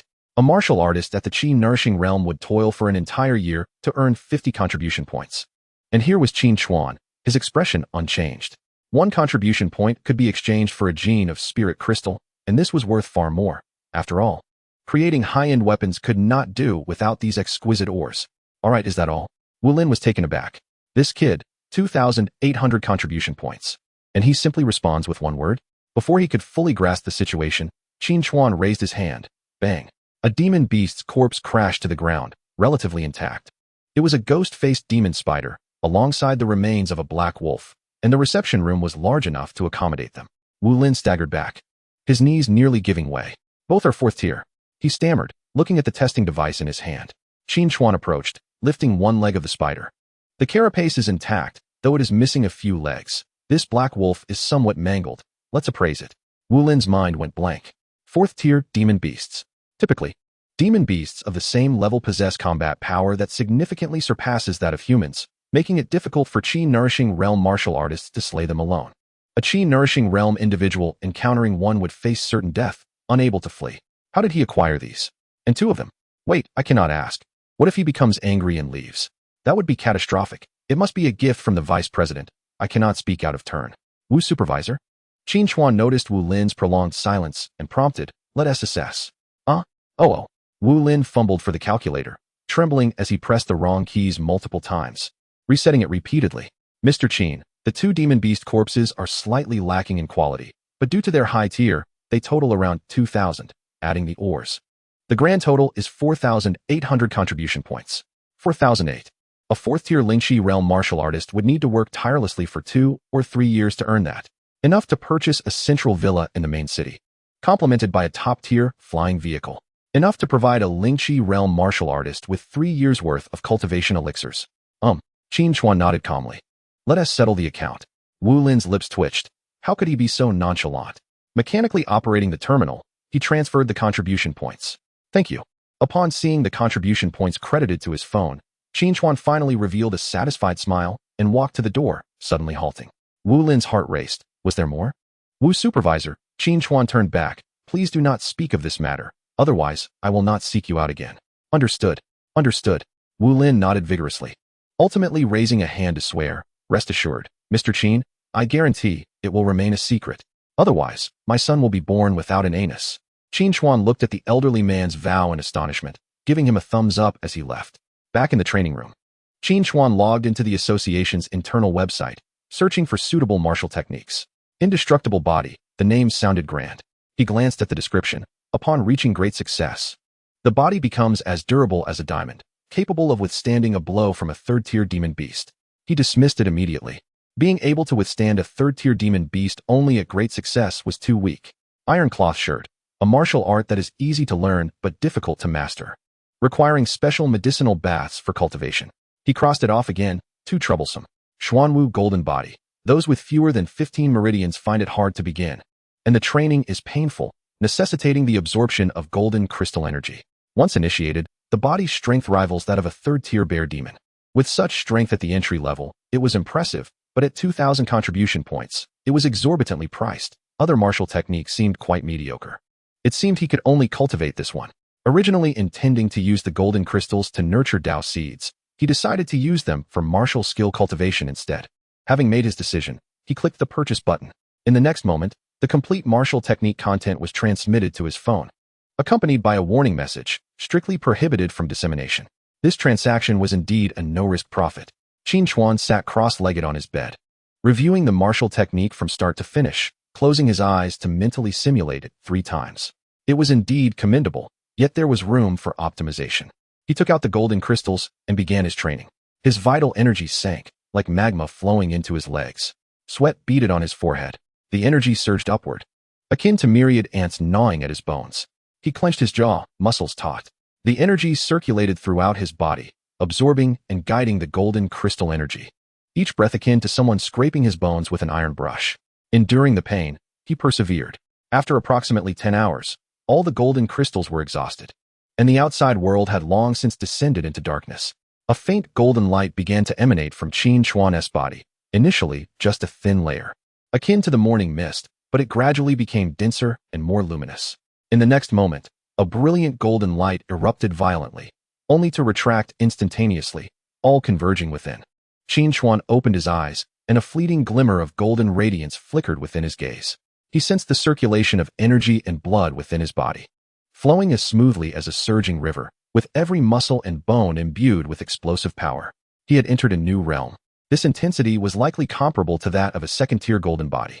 The force behind it was tremendously potent, akin to a mountain crashing down. It was imperative to test this strength at an opportune time. The doorbell chimed melodiously. Qin Chuan smiled faintly. The delivery had arrived. Standing outside was a middle-aged man clad in a deep gray Zhongshan suit, his hair meticulously styled, holding a delicate sandalwood box. Two young men accompanied him, carrying a somewhat larger chest. Upon seeing Qin Chuan, the middle-aged man momentarily froze, feeling as though Qin Chuan had grown stronger in just a short span of time. Regaining his composure, the man introduced himself. Qin Zikao, I am the butler of the Wang family, Yu Xing. We met this morning, and I have come to present our apologies. Butler Yu wore a smile as he hurriedly opened the box and presented it forward. This is the Wood Emperor's heart, and the quantity of spirit crystals is also correct. You may leave now. Qin Chuan waved his hand and stored the items into his Longwen ring. Butler Yu had initially intended to utter some flattering remarks to ease the atmosphere, but upon meeting Qin Chuan's excessively calm eyes, the words caught in his throat. Yes, I shall not disturb Qin Zikao's rest. Qin Chuan nodded and gracefully closed the door. The timing was perfect. He would first take a shower before delivering the items to Sister Jiyu. With a thud, the door closed, and upon witnessing it, Yu Xing turned and departed. His pace quickened, almost double that of his arrival. Upon exiting the association and boarding the black flying car parked by the roadside, he realized his palms were clammy with sweat. Butler Yu, what is the matter? Inquired the young driver. Does that lad lack discernment? Silence. Return. Butler Yu snapped, wiping the sweat from his brow and gazing out the window. To meet him alone, as a peak practitioner of the Huagang realm, and yet feel fear. Moreover, his momentum had surged once again in just half a day. Alas, if the Wang family continues to oppose him, I will have no choice but to resign. The flying car ascended into the sky, vanishing into the night. The morning's appointment of the adjudicator had already spread throughout the various factions in the city. The reappointment of an adjudicator was akin to a bomb exploding in a seemingly tranquil pond, startling the fish beneath the surface, particularly the larger ones. In Satellite City No. 9, 3 families were universally acknowledged: the Sun, Qi, and Wang. The Sun family in the west was the foremost among these 3 great families. In a well-lit secret chamber, 4 individuals were seated around an oval table. The man in the main seat, in his early 50s, bore a rugged visage, his eyes sharp and hawkish, emanating an inherent sense of pressure. He was Sun Jinnan, the head of the Sun family, at the initial stage of the 5th step of the Master Realm. To his left sat Qi Yifan, the head of the Qi family, a rotund man with a jovial demeanor. To his right was Wang Qing, along with a younger man in his 40s, Su Zhen of the demon hunting team, whose expression was shrewd. The teacups before them remained untouched. You have all received the news, Sun Jinnan began, his voice low and grave. The Peacekeeping Bureau has suddenly appointed a junior adjudicator. The implications are significant. Wang family head, please share your thoughts. Wang Qing, with a resigned expression, recounted the events of the morning in detail. After we departed, we conducted a renewed investigation into Qin Chuan. This individual has no background and only recently established a connection with the association. For some reason, Luo Jiyu places great importance on him. The only point of suspicion is... Wang Qing paused, his demeanor turning serious. Wang family head, stop keeping us in suspense and speak. Qi Yifan urged. Ahem, this matter is simply too bizarre. You all have likely heard. Qin Chuan once tested at the association, and on that day, 5 genius pillars lit up simultaneously. The moment those words fell, the brows of those present furrowed, their eyes darting in contemplation. Wang family head, are you implying that the test was not a malfunction? Su Zhen inquired cautiously. Wang Qing did not provide a direct response. I cannot fathom the implications if it is true. What level would his innate spiritual essence reach? What you do not know is that he has merely reached the mid-stage of body refinement, yet has already attained the golden body. What? A golden body at the mid-stage of body refinement? Qi Yifan shot up from his seat. Wang family head, are you certain? Would I deceive you? He did not kneel even before my father's master realm pressure. He is undoubtedly a prodigy. Entering the Huaxiao rankings is merely a matter of time, Wang Qing sighed, clenching his fists tightly, veins bulging with suppressed frustration. Qi Yifan turned to Sun Jinnan. What do you have to say, Sun family head? The incident with the genius pillars lighting up was undoubtedly a malfunction. Otherwise, such a talent would have drawn attention from the Martial Artist Alliance and the military, as well as several top families clamoring for him. Sun Jinnan lifted his teacup, taking a sip before placing it down slowly. Yet, it cannot be denied that Qin Chuan is indeed a remarkable individual. Even the main city's peacekeeping bureau could find no trace of him. Such a person must either be befriended and made an ally or discreetly eliminated. Sun Jun then surveyed the others. How you choose to proceed is entirely up to you. I shall not oppose. I trust the judgment of Sun family head. He is likely just a slightly more outstanding talent. Su Jin contemplated for a moment before speaking. The best time to eliminate a danger is to nip it in the bud. Deputy Director Su, I concur with your assessment. It is best left to you to handle. Wang Qing stated. Wang family head, this is not solely my family's matter. If action is to be taken, let us all act together. If we truly wish to recruit him, I have no objections, Su Jin countered. Very well, if my Wang family leads the charge, I see no issue, but you, Su Jun, must personally participate in the encirclement. Wang Qing's tone grew increasingly fervent, revealing his displeasure. Enough, let us maintain civility. After all, with the right incentives, enemies can become friends. Qi Yifan interjected to halt the escalating argument. Neither Wang nor Su responded. Both were intent on eliminating Qin Chuan yet reluctant to take direct action. After all, the crime of murdering an adjudicator was serious indeed. Since no one was willing to take the initiative, they would resort to diplomacy first. Should he recognize the situation, all would remain peaceful. Sun Jinnan's eyes gleamed with menace. Should he fail to recognize the gravity of the situation, then he left his sentence unfinished. Yet the implication was understood by all. Agreed. Let it be decided. Tomorrow morning, each of your families shall send a representative, and I shall send someone from the Sun family as well. We will proceed together then. All shall heed the Sun family head's command. Wang Qing thought bitterly. Having just offered a significant gift, and now was expected to provide more. What if he accepted the gift, yet still chose to oppose us? The chamber fell silent for a moment. Sun Jun coldly remarked, it is unsafe outside the city, and the inside is not entirely peaceful either. Encountering unexpected events is quite normal. Everyone nodded in agreement. Sun Jun turned to Su Jun, who sat at the back. Deputy Director Su, your brother has gone to Zhuke Pass.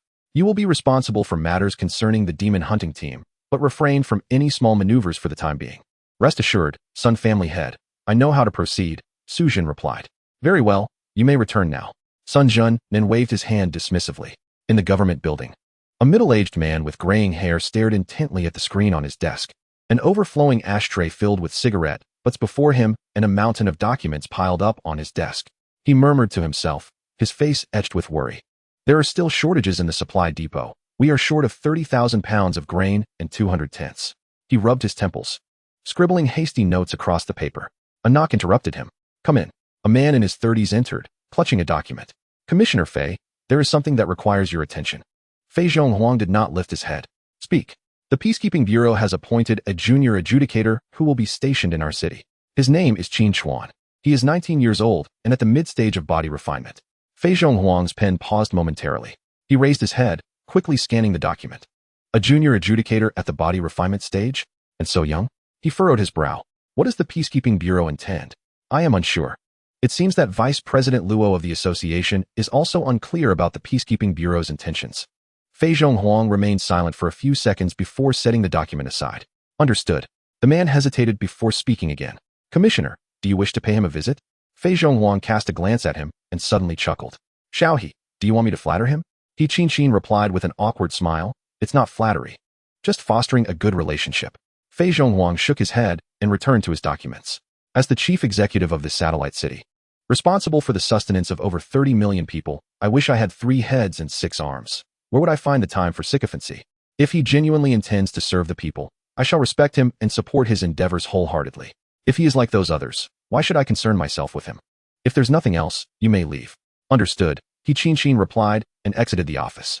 After changing his clothes, Qin Chuan stepped outside and suddenly recalled Su Yan. He hadn't seen her in the past 2 days and truly longed for her delectable braised chicken feet. Perhaps he would seek her out tomorrow. If she could awaken, she might prove quite helpful. Shortly thereafter, he arrived at the entrance of room 3, where Luo Jiu was training.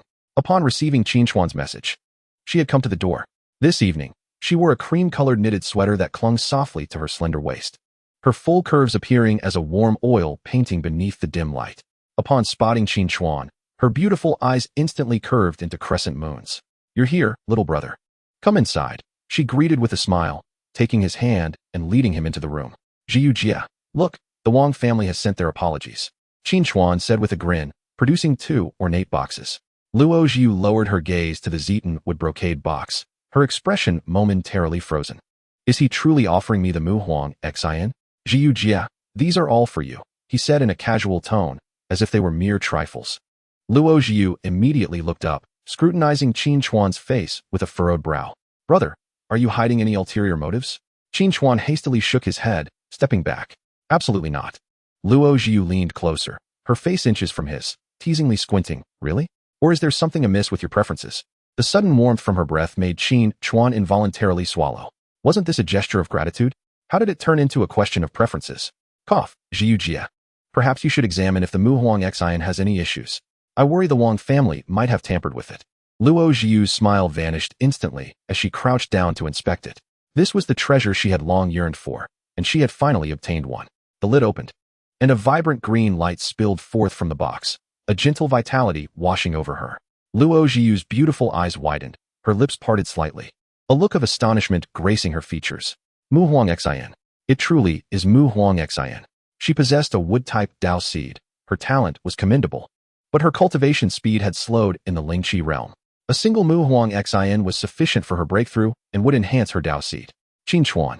Little brother, Luo Zhiyu's voice became slightly hoarse as she lifted her gaze, her eyes glistening with tears. Zhiyu Jia, Qin Chuan interrupted. I know you suffered serious injuries while exchanging for storage bags to capture the Shumi beast. I am aware of all of this. I intend to repay your kindness. Luo Zhiyu opened her mouth as if to speak, but found her throat constricted. You. Luo Zhiyu's voice choked, and tears finally spilled from her eyes. In the next moment, she set the brocade box down and embraced Qin Chuan tightly. In an instant, Qin Chuan froze, his face flushing a deep crimson, warmth radiating from his cheeks to the tips of his ears. He felt as if he had been struck mute, his hands suspended in midair, unsure where to place them. The embrace from Luo Zhiyu was entirely unexpected. He had been caught off guard. Her body was soft and warm, a faint fragrance wafting into his nostrils, and he felt a rush of heat surge from his feet to the crown of his head. Zhiyu Jia, please don't speak, she murmured, burying her face in his shoulder. Her voice sweet and nasally, tightening her grip. Sister has also been alone since childhood. Let me hold you for a moment. Qin Chuan found himself paralyzed, unable to move or speak, acutely aware of her trembling form and the moisture on her cheek. After what felt like an eternity, Luo Zhiyu finally released him, stepping back. She raised her head, her tearful eyes peering at Qin Chuan's reddened face, and upon seeing his flustered demeanor, she couldn't help but burst into laughter. Why is your face so red? She teased, her voice laced with mischief. Qin Chuan turned his head away, clearing his throat awkwardly. And no, it's nothing. Luo Zhiyu laughed even harder, pinching his hot cheek playfully.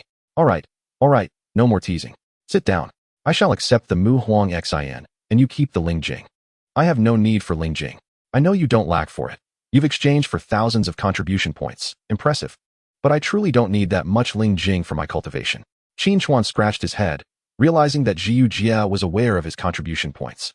That's because Luo Zhiyu immediately interrupted. From our first meeting, I suspected you were hiding something significant. I do not wish to hear your fabricated explanations. Discuss it only when you are capable of safeguarding your secrets. Until then, do not speak of it to anyone. Qin Chuan's lips moved slightly before he nodded. Yes. I will listen to Zhiyu Jia. He flipped his hand and produced a gray-white stone.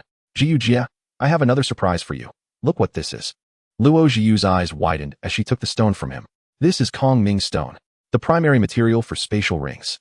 And such a large piece.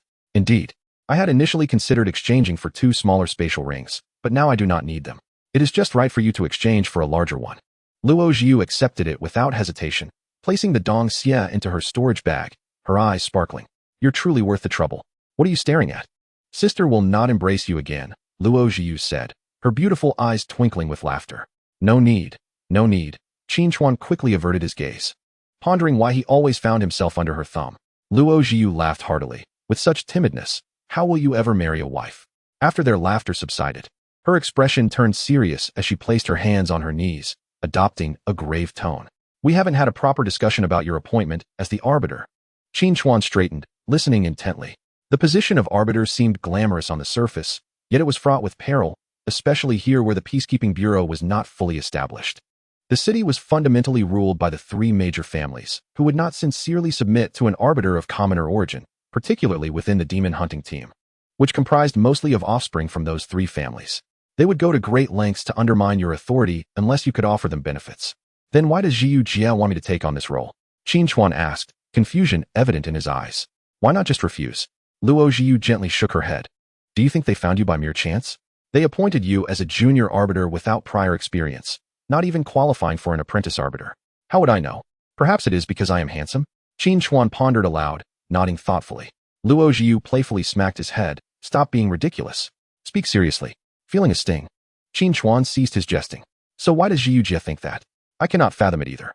The most likely possibility is that a prominent figure within the Bureau has recognized your potential and wishes to groom you. Have you encountered any formidable individuals recently? Qin Chuan lowered his gaze, contemplating. The only remarkable figure he could think of was Tang Yu, but she was only at the third step. Surely, it couldn't be her family. That was improbable. I don't believe so. Then do not dwell on it. Another reason is that the Peacekeeping Bureau possesses more extensive and superior resources, many of which are state-controlled. This is what I value most. Only by obtaining the training of the Peacekeeping Bureau can you swiftly enter the Huaxia rankings and more easily access top-tier resources at the national level. With his chest puffed out and determination in his eyes, Qin Chuan declared, rest assured, I shall surely make it onto the Huaxia rankings. Sister possesses unwavering confidence in you. Yet one must not become complacent. Historically, the top 10 have always been prodigies of dual paths. Your sole objective should be to make the list, thus alleviating some of Sister's regrets.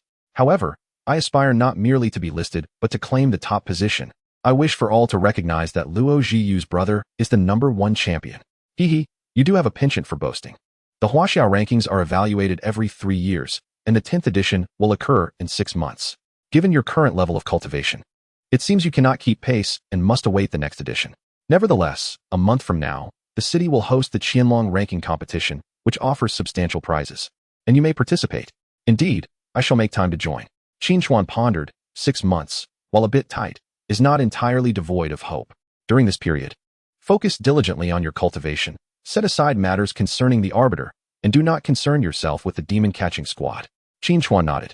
Holding the title of arbiter means little when I am uncertain of the Peacekeeping Bureau's intentions.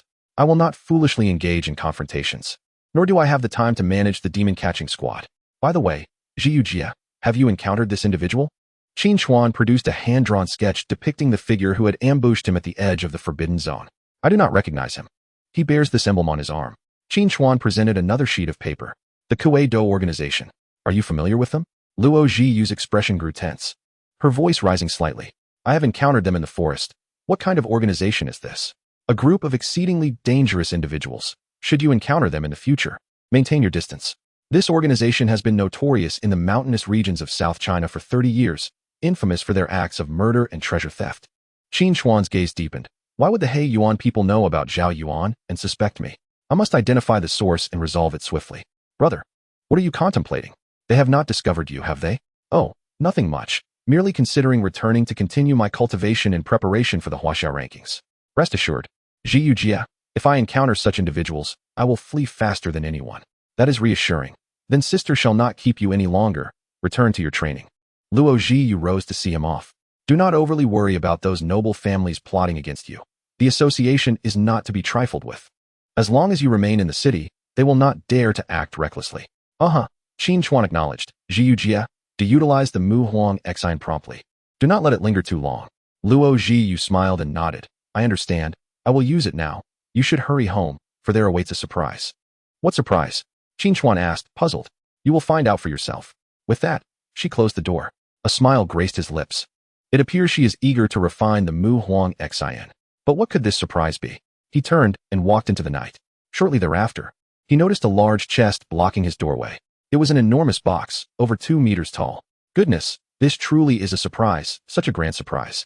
Qin Chuan needed no further thought to ascertain its contents. An aerial automobile. Almost exclusively for martial artists, it is difficult for ordinary individuals to acquire even with wealth. Zhiyu Jia is indeed thoughtful. This will greatly facilitate my outings. The next day, Qin Chuan awoke from his cultivation. After a night of tempering his body with spiritual energy, he felt sore all over yet invigorated. Just as he finished washing up and descended the stairs, he received a call from Wu Qin Yuan. Qin Chuan, the 3 major families have come bearing gifts, wishing to congratulate you on your appointment as arbiter. They are currently in the hall of the building. A slight smirk appeared on Qin Chuan's lips. They have arrived quite early. Receiving their gifts will bolster my confidence in future endeavors. But what valuable offerings could they possibly present? He replied casually, "Good morning, Director Wu. Please inform them that I am in seclusion and cannot be disturbed, nor do I wish to keep their gifts." Haha, understood. I, too, find them bothersome. By the way, Director Wu, where has Su Yin gone? She hasn't responded to my messages. Is something amiss? She has taken a leave of absence. A leave of absence? Surely that should not prevent her from replying? Indeed, I heard her mother was hospitalized. Which hospital? I believe it is the First People's Hospital. Would you like to visit? I would appreciate it if you could deal with those individuals for me. Certainly. I will find out her mother's name and send it to you, so you can locate her in the hospital. I have some connections with Director Liu. Feel free to reach out if needed. Thank you. The First People's Hospital was teeming with people. Qin Chuan navigated through the crowd and entered the building, locating the patient's room. Just as he emerged from the stairwell, a sharp female voice echoed down the corridor. If you can't pay, then go home and wait to die? Are we a charity? What a waste of time. Qin Chuan turned the corner and witnessed a nurse pushing a hospital bed out. Lying on the bed was a middle-aged woman, her complexion sallow, eyes sunken, and lips cracked. She clutched the edge of the bed, her knuckles turning white, yet could utter not a single word. The nurse displayed clear impatience. Your daughter is quite foolish. Thinking she could latch onto a wealthy man, only for him to come the next day to collect the deposit. This dancer truly has failed miserably. The woman on the bed trembled, tears streaming from the corners of her eyes, her lips moving as if to speak, yet only muffled sounds escaped her. Hospitals are inherently places of tragedy, and even if Qin Chuan wished to help, he found himself powerless. Nevertheless, as he passed the bed, he could not help but take a glance. In that fleeting moment, he halted. That frail visage bore an uncanny resemblance to Su Yan. Are you Chen Huixia? Su Yan's mother? Qin Chuan pressed a hand against the bed. The nurse was taken aback, looking up at him. She is Chen Huixia. What is it to you? Qin Chuan ignored her, focusing on Su's mother. Auntie, I am Su Yan's friend. Where is Su Yan? Chen Huixia struggled to open her eyes, gazing blankly at the unfamiliar figure before her. She cannot speak now. If you are here to settle the bill, please do so swiftly, or else do not obstruct us from taking her home, the nurse said with no patience. Qin Chuan remained unperturbed, speaking softly. Auntie, do not worry. I will handle this. 800,000. Go pay the bill, or get lost. The nurse's tone was cold, dripping with disdain. That vixen indeed possesses some skill. Managing to find a fool so quickly, Qin Chuan turned to her, anger surging within him. Where is Su Yan? Are you concealing her treatment? And who is this dancer you speak of? The nurse met his gaze, inexplicably feeling a jolt of fear. What are you trying to do? This is a hospital. Do not act recklessly. Answer me. She is the dancer at Jinhan Club. Is that not permissible to say? The nurse retreated as she spoke, her tone still haughty. Nonsense. Su Yan clearly works at the Martial Artists Association. You dare to spread rumors. Qin Chuan glared at her, his teeth clenched, wishing he could slap her if she were not an ordinary person. I did not. I witnessed it with my own eyes. Qin Chuan suppressed his anger, a flicker of confusion crossing his face. She did not seem to be lying. In fact, he had not seen Su Yan for several days. Could it be true?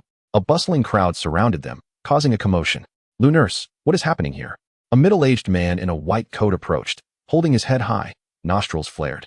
Director Fu, you arrived just in time.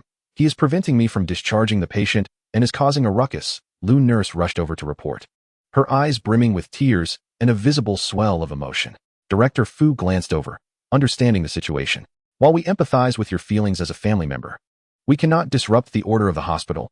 Please take your relative and leave. Qin Chuan's gaze calmed. There must be some underlying reason regarding Su Yan's situation. She would not neglect her own mother. He needed to locate her urgently, for Auntie's condition could not be delayed. I am unaware of the extraordinary medicines I could use on ordinary individuals. She must receive treatment at the hospital. We will not discharge. Where are the best hospital rooms? Lu nurse stared at him, as if regarding a fool. I ask you, where are the best hospital rooms? Lu nurse instinctively responded, the high-end ward on the 5th floor. What do you intend to do?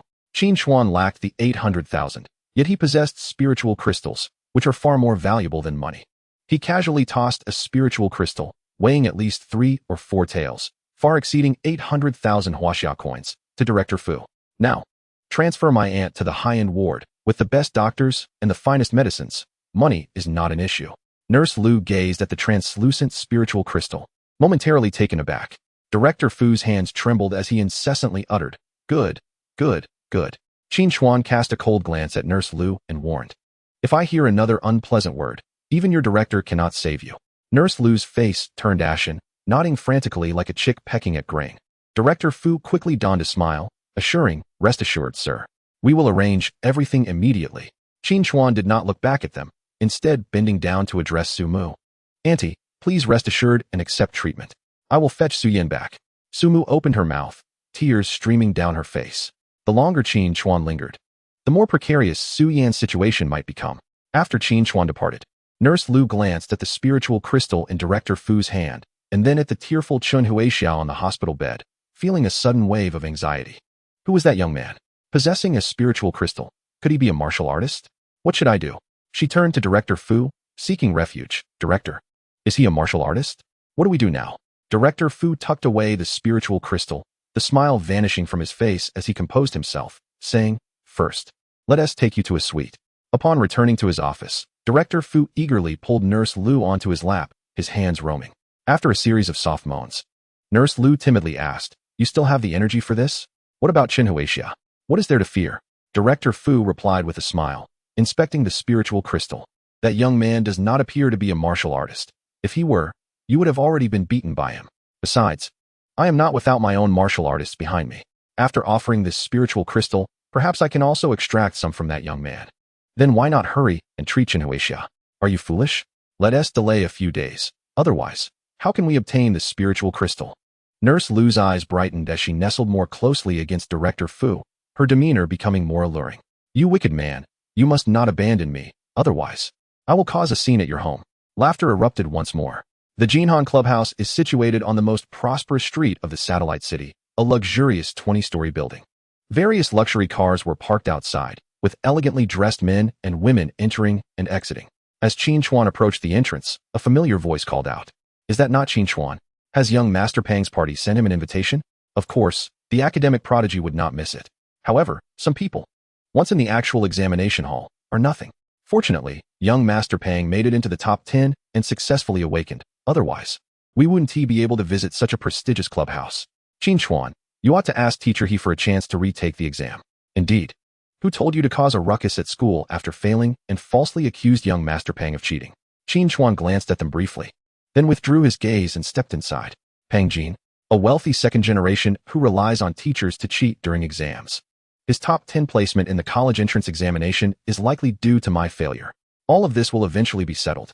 Yet, upon discovering Su Yan's location, his situation was dire.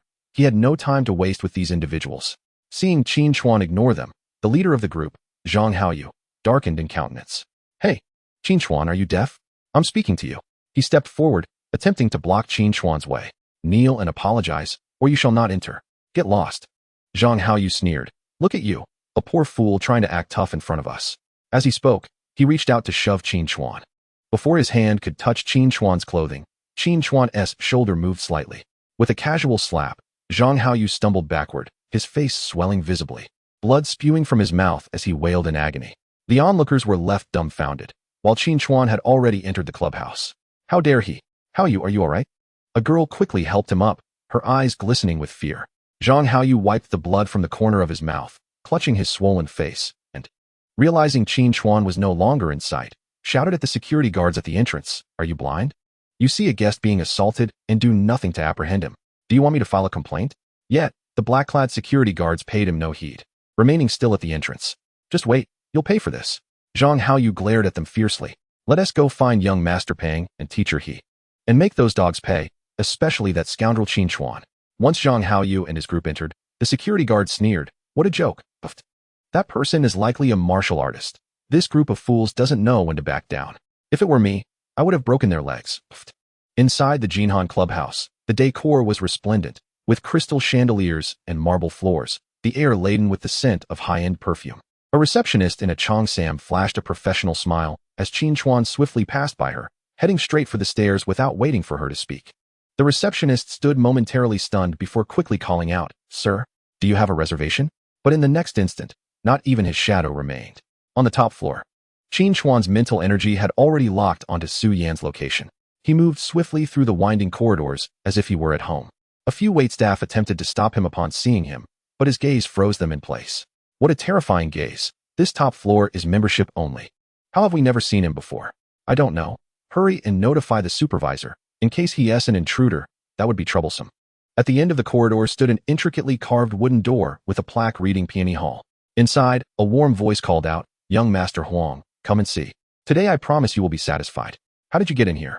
An old man, wide-eyed, was none other than Fang Hong. Dismissed by Wu Qingyuan, his footsteps halted, panic flashing across his face. "Where is young Master Huang?" Qin Chuan ignored him, focusing instead on Su Yan, who was curled up in a corner of the sofa. Her head lowered, clad in a light student outfit, her short skirt barely covering her thighs, her shoulders trembling.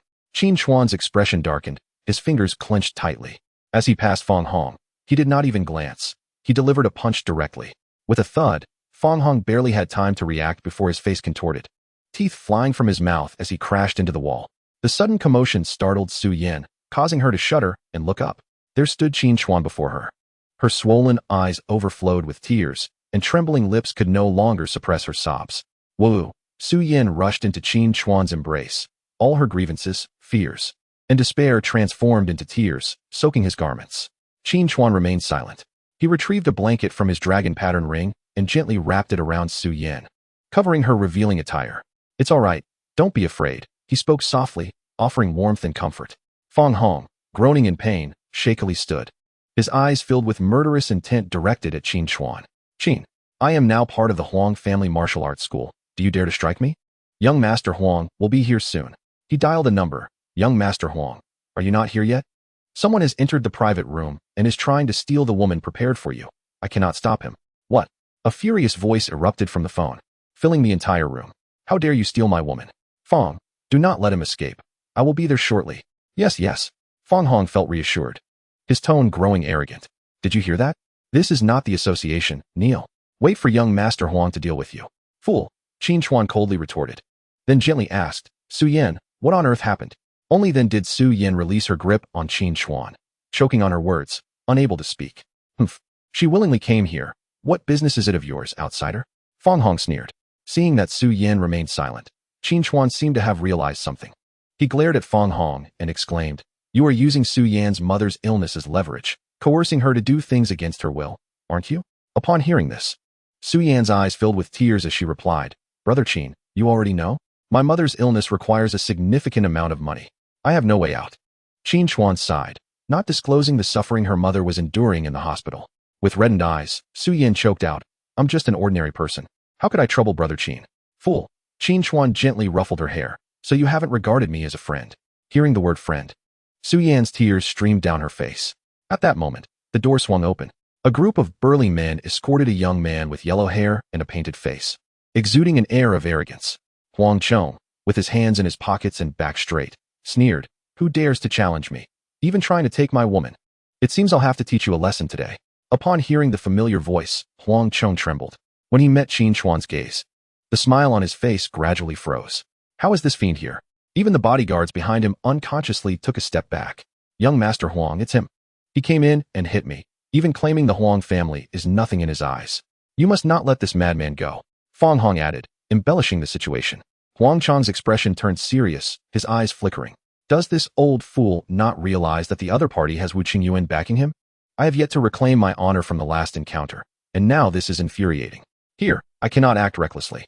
I will wait for my senior brothers to return and find an opportunity to deal with him. Thinking this, Huang Chong's fear dissipated, and he adjusted his breathing. Do you know whose territory this is? It belongs to the Qi family. Leave her here and apologize to me, and I may allow you to leave. I want to leave, and I still need your permission? Threatening a girl, attempting to commit a crime, could lead to 10 years in prison, Qin Chuan stated coldly. Haha. Do you think you are a judge? Even if I go to prison, I can get out the next day and enjoy life. What are you to me? Huang Chong retorted, turning to his companion. De Long, immediately inform Minister Zhang that there are disturbances here and to send more people. Seeing this, Su Yan wiped her tears and said, Brother Qin, thank you for coming to save me. The Qi family's power is immense. You should leave and not worry about me. Don't be afraid. Just sit tight and watch how I vent my anger. Qin Chuan turned to Huang Chong and his group, thinking how one can be so brazen as to claim they could enjoy life after a day. In the next moment, Qin Chuan appeared before Huang Chong. A crisp slap echoed through the air. Rest assured, I won't send you to prison. Huang Chong, clutching his face, shouted, You are insane. You dare to hit me here. Just then, the door opened again, and De Long, who had just stepped out, was blocked from leaving. Qin Jizai, how elegant of you. Why didn't you notify me in advance so I could extend my hospitality? Two men entered. One was a young man in a suit, followed by a stern-looking middle-aged man. Huang Chong did not expect this visitor and, disregarding his pain, exclaimed, "Brother Qi, long time no see. Qin Jizai is here. Yesterday, my father mentioned that a new adjudicator from the Peacekeeping Bureau had arrived in the city and advised me not to stir up trouble. Otherwise, I wouldn't have chosen to come to this club, but there are no adjudicators here." Qi Xiao ignored him, walking straight in to stand in front of Qin Chuan, extending his right hand with a smile. "Hello, Qin Jizai, I am Qi Xiao, the owner of this club. I visited this morning to pay my respects to you, but unfortunately did not meet you. What a coincidence to encounter you here." Qin Chuan crossed his arms and disdainfully replied, "What a filthy place." Qi Xiao was momentarily taken aback, retracting his hand discreetly while his fist clenched, betraying his growing irritation, yet he maintained a smile on his face. "Qin Jizai, is there someone who has offended you? I have come to assist in resolving this." Huang Chong and Feng Hong, standing behind, sensed the gravity of the situation as Qi Xiao approached. It was only when Qi Xiao extended his hand that they confirmed Qin Chuan was indeed the new adjudicator. Both felt a wave of panic wash over them, and their knees buckled, causing them to kneel before him. "Qin Jizai, it's a misunderstanding, all a misunderstanding." Huang Chong stammered, crawling forward. "I didn't know she was your person. If I had known, I wouldn't have dared." Qin Chuan regarded him with a gaze as calm as still water. In his eyes, Huang Chong's prior hostility had already sealed his fate. He just awaited the opportune moment to strike, ensuring it was done discreetly. "Get lost." Huang Chong and his companions felt a sudden relief, scrambling to their feet. "Thank you. Qin Jizai, we will leave immediately." Qin Chuan turned to the bewildered Su Yan. "Are you able to walk? Do you need me to carry you?" "Huh. Oh, Brother Qin. I can walk," Su Yan replied. Her cheeks flushed as she stood up, tightening the blanket around her. "Qin Jizai, please hold on." Qin Chuan's gaze fell upon Qi Xiao. "Do you have any advice?" Qi Xiao chuckled from behind. "As Qin Jizai has just assumed office, I think it would be beneficial to get to know more friends. I forgot to introduce this gentleman. This is Bai Yan, who has also served in the Peacekeeping Bureau and is now a guest of the Qi family." Bai Yan appeared rugged and strong, tilting his chin slightly, a hint of arrogance flashing in his eyes as he spoke blandly. "I have heard that Qin Jizai has stepped into the second stage and achieved the golden body. Truly remarkable. However," he paused, "this satellite city is fraught with danger. It is ultimately challenging to go it alone. The Qi family wishes to befriend you, Qin Jizai, so we can look out for each other in the future. What do you think?" "Nothing at all," Qin Chuan replied bluntly. Bai Yan was momentarily taken aback, his brow furrowing. Is Qin Jizai refusing to give face? "If our paths do not align, we cannot collaborate. My face is not something anyone can bear." Bai Yan's complexion darkened instantly, anger flashing in his eyes as he coldly laughed. "Qin Jizai, you are still young. This world is vast and complex. Acting impulsively will lead to your downfall. When the Peacekeeping Bureau disbanded, I was at the body tempering stage. I never expected to reach the pinnacle of the third stage within 10 years after joining the Qi family. If I had remained in the Peacekeeping Bureau, I would never have made such progress. You need not view noble families as monsters. We are merely navigating this predatory era. I understand. It hasn't even been 10 years, and you still haven't reached the fourth stage. Unless your innate talent is exceedingly poor, or the Qi family is exploiting and mistreating you. Which is it?" Chapter 41. The death of Zhao Yuan. Qin Chuan is a major suspect. "You." Bai Yan's fist crackled, his sharp tongue retorting. "I have heard that Qin Jizai can even break the arms of a mountain-climbing tiger. I would like to experience it firsthand." As soon as he finished speaking, he struck out with his palm, giving Qin Chuan no time to refuse. Even if he were to face repercussions later, he could claim it was merely a spar. His strike, a peak move of the transformation stage, was fierce, accompanied by a sound that pierced the air, and importantly, it could release his inner energy. Qin Chuan did not dare to be careless. He stepped forward, distancing himself from Su Yan. A faint golden light enveloped him as he prepared to unleash the Xuanwu golden body. With a forward stance, he thrust his fist. Qi Xiao stood behind, a subtle smile playing on his lips, thinking that this fool dared to receive the energy head-on.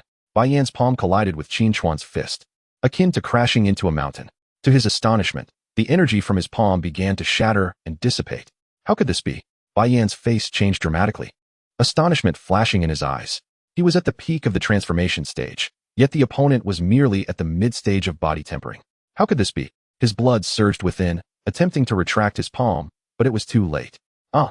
he screamed in agony, flying out the door and crashing against the wall of the corridor, clutching his twisted arm, his face pale. "No wonder you lost your way. You're worthless," Qin Chuan remarked, retracting his hand and gazing down at him. I advise you, Qi, to refrain from making a move. I fear your family cannot afford the consequences. Qin Chuan's mental acuity had long detected Qi Zhao's restlessness, yet with Su Yin present, he feared an altercation might lead to unintended consequences. Qin Zikai jested. You are sparring with Bai Yin. What need do I have to intervene? Qi Xiao wore a smile that concealed any hint of discontent. Indeed, heroes emerge from youth. Bai Yin, you should express gratitude to Qin Zikai for his guidance. Humph. Remember to bring 1,000 or so pounds of spirit crystals when seeking my counsel next time. Su Yin, we must take our leave. Oh, Su Yin. As if awakening from a dream, swallowed hard, her heart racing, closely trailing behind Qin Chuan, her eyes filled with admiration. Observing Qin Chuan's departure, Bai Yu finally staggered to his feet, coughed a few times, and apologized to Qi Xiao. I underestimated him. I only utilized a portion of my vitality, or else he would not have fared so well. Qi Xiao tossed a vial of green elixir his way. Tend to your wounds.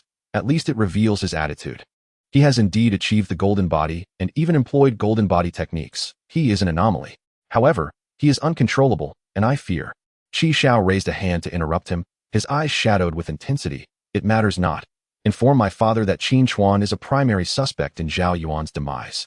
Su Yin wrapped herself in a large blanket, shrinking within it, closely following Qin Chuan's side.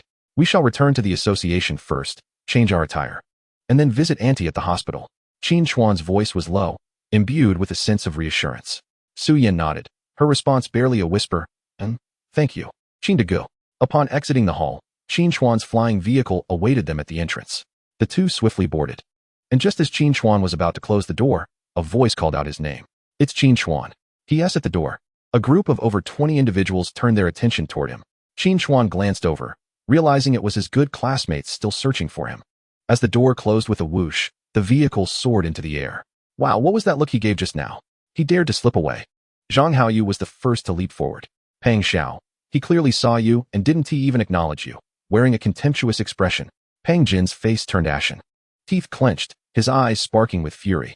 No way, that vehicle. Where did that waste get a flying car? Someone gasped. Indeed, he is just a poor boy. We know nothing of his family's circumstances. Moreover, he is not a martial artist and lacks the qualifications to purchase such a thing. I spotted a woman in the car. He must be that wealthy woman's attendant. Perhaps he has become her gigolo. This statement rippled through the group like a stone cast into still water, instantly inciting a flurry of reactions. Yes. Zhang Haoyu's eyes lit up, the more he pondered. The more plausible it seemed. That figure wrapped in a blanket must be the wealthy woman, wishing to remain unrecognized. He Wei feigned deep sorrow, coldly lamenting, alas. In my old age, I have taught such a shameless student. What a sin. Teacher, he has willingly fallen from grace. What does that have to do with you? Our class is more than sufficient with Pang Xiao. He Wei turned to Pang Jin, a broad smile adorning his face, gently remarking, indeed. We are fortunate to have Pang Jin, a commendable student who not only successfully awakened as a martial artist but also respects his teachers. His life is well spent. Rest assured. Teacher, today's banquet is in your honor. Yet, Qin Chuan has acted so shamelessly before you. I shall ensure he pays the price. Pang Jin displayed a countenance of righteous indignation, asserting, tomorrow I will drag him back to school from his filthy den and force him to kneel and apologize to you. Zhang Haoyu immediately chimed in, eager to flatter. With Pang Xiao taking action, it is foolproof. He must understand the consequences of offending a martial artist. Exactly. For Pang Xiao to deal with a waste like him is as simple as crushing an ant. Observing this, He Wei nodded in satisfaction. Very well, let us proceed inside. Although it is a teacher appreciation banquet, today, Pang Jin is the true star and our class's pride. In the vehicle, Qin Chuan clenched his still throbbing fist. The current strength of his physical form was still painful against high-level vitality. Bai Yin, do not let me find an opportunity to cut you down, nor that Qi surname. Upon returning to the association, Su Yin donned a blue dress, its hem lightly sweeping the ground, exuding youthful grace. She bowed to Qin Chuan, expressing her gratitude. Thank you. Qin Degu, I could manage a visit to the hospital by myself. You tend to overestimate your capabilities. Trusting someone like Feng Hong is reckless. What if you were deceived again? Su Yin lowered her head, stifling a few sobs. Hearing her weep, Qin Chuan appeared flustered, scanning his surroundings. Thankfully, no one was nearby. Or else he could only imagine the rumors that would arise. Ahem, I too have been deceived. Wisdom comes through experience. Let us hasten to the hospital. Su Yin wiped her tears with the back of her hand, lifting her head. Qin Degu is so formidable. How could you be deceived? What were you tricked into doing? Do not inquire. I prefer not to discuss it. Chapter 42. Truly a martial artist. Upon arriving at the hospital, the two ascended to the 5th floor, where the premium ward awaited. At the bedside by the window, Chun Huixia lay with her eyes closed, her complexion as pale as a blank sheet of paper. The screen of the heart monitor displayed weak green waves pulsating feebly. No intravenous fluids, no supplemental oxygen, and no signs of treatment whatsoever. Mom. Su Yan rushed to the bedside, grasping Chun Huixia's frail hand, her eyes instantly reddening. Mom, what has happened? They said your surgery was very successful. Chun Huixia struggled to open her eyes, taking several seconds to focus on her daughter's face, her lips moving, yet no sound emerged. Su Yan's tears overflowed, Mom. In the next moment, Chun Huixia weakly closed her eyes once more. Su Yan turned to Qin Chuan, panic etched across her face, sobbing. Qin Degu, I implore you, save my mother. I will pay any price. Qin Chuan's fingers curled slightly, knuckles cracking as he remarked that Su Yan was easily deceived. Yet he himself had fallen victim to a scam. How dare they accept the spirit stones without saving her? He pressed the call button at the bedside. Do not fear. Su Yan, although Auntie's breath is weak, it remains steady. I assure you, she will be fine. Wu, thank you, Qin Degu. Qin Chuan promptly sent a text to Wu Qingyuan, having invited him to the hospital to investigate the matter of the deposit being cleared. As he was well acquainted with the hospital director and would undoubtedly be more efficient than Qin Chuan himself. 30 seconds later, a young nurse poked her head in, asking, Family member, is there something you need? Where is Director Fu? Qin Chuan's voice was calm, eerily tranquil like the sea before a storm. Director Fu is in his office. Call him here. Understood, I will go now. The nurse, startled, turned to leave. Before long, Fu Jian entered, his rotund belly leading the way, adopting a condescending demeanor. Sir, you didn't even leave a contact number. I have had no means to reach you to explain the situation. Let me tell you. In the next instant, Qin Chuan's right hand clamped around his neck like a vice, lifting him effortlessly. Fu Jian's face turned a deep shade of purple, his hands futilely clawing at Qin Chuan's wrist, his legs flailing in midair, his gold-rimmed glasses askew on his nose. Let go. This scene terrified Nurse Liu, who turned and fled, shouting help. There's a disturbance. Someone is going to be killed. Instantly, a crowd of bewildered onlookers gathered. Director Fu. Qin Chuan's voice was like an unsheathed blade. Why has treatment not commenced until now? Fu Jian's legs continued to flail, stammering. Let go, I'm suffocating. Qin Chuan tossed him aside, growling, I will make you wish for death. In the corridor, a throng of patients' families stood, bewildered by the unfolding drama. This young man possesses immense strength. He can lift someone so heavy. Wow, is that the focus? That's Director Fu. Who would dare to oppose him in neurosurgery? If this young man continues this ruckus, the patients will have to be transferred, and the outcome could be dire. Indeed, the youth are impulsive. It must be a case of not offering a bribe to be hospitalized. How ridiculous. Oh, so that is how it is. Observing the scene, one might note the current bravado, yet soon enough, there will be a need to kneel before Director Fu and offer apologies. The corridor was bustling with people, exchanging whispered remarks amongst themselves. Suddenly, Fu Jian erupted into a fit of violent coughing, his eyes wide with terror as his mind, struck by fear, finally grasped a critical realization. The young man before him was likely a true martial artist. You can't harm me. My brother-in-law is from the Wang family. If you touch me, he will not let you off. Fu Jian's lips turned purple as he struggled to articulate his fragmented pleas. However, Qin Chuan's expression remained unchanged, suggesting that he had chosen a fate worse than death. He inhaled deeply and approached Fu Jian. Just then, two figures entered the hospital room, one after the other. Leading the way was Wu Qingyuan, his face etched with anxiety. Following him was an elderly gentleman in his 60s, clad in a white coat. His hair grizzled, yet his demeanor vibrant. Upon seeing Wu Qingyuan, Qin Chuan halted his advance. Once the crowd in the corridor parted to create a passage, they quickly regrouped. News of Director Fu's association with a martial artist had spread, and it was unexpected that even Supervisor Wu would come in person.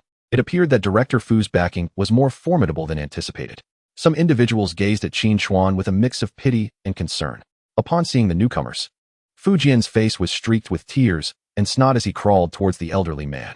Director Liu, you have come. Fu Jian's voice quivered with sobs as he pointed at Qin Chuan. This person attacked the doctor. He choked me. Enough. Liu Zhanghe's voice was soft yet imbued with undeniable authority. He bypassed Fu Jian to examine the patient. Qin Chuan, Su Yan. This is our esteemed medical authority in Weixing City, Director Liu Zhanghe. With him here, everything will be fine, Wu Qingyuan reassured them. Su Yan's heart which had been suspended in anxiety, finally began to settle, though she continued to clutch the edge of the hospital bed tightly. Thank you for coming, Supervisor Wu. What have you found out? Qin Chuan expressed his gratitude with a nod.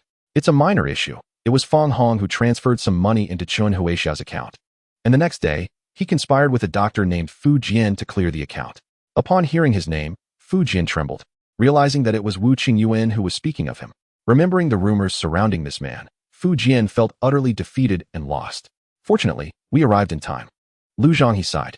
The family need not worry. It is merely a brain tumor temporarily pressing on the central nervous system that caused the loss of consciousness. To express my apologies, I will personally oversee the treatment and utilize the finest extraordinary medicine. The hospital will cover all expenses. How does that sound? Lu Zhonghe regarded Su Yan with a gentle demeanor, seeking forgiveness. Hearing that the situation was not severe, Su Yan's eyes brightened a bit, but the subsequent words left her unsure of how to respond, so she turned to Qin Chuan. Qin Jitsai, what do you think? Lu Zhonghe lowered his stance, genuinely intimidated by Qin Chuan's status. A celestial being had come to court favor, unrestrained by the city's powerful families, indicating an immense background. Were it not for some prior connection with Wu Qingyuan, one could only speculate what might have transpired. Chapter 43. Treatment. Then I must trouble you, Director Lu. Please commence treatment for my aunt immediately. Certainly. Lu Zhonghe beamed, visibly relieved. I will have the medicine prepared right away. As for the previous fees, they have already been refunded, and including your spirit crystal, I will ensure it is returned promptly. After arranging the necessary procedures, Lu Zhonghe announced the disciplinary action against Fu Jian. Fu Jian, you are hereby suspended from your position. The hospital will refer your case to the judicial authorities. Now, gather your belongings and leave the hospital.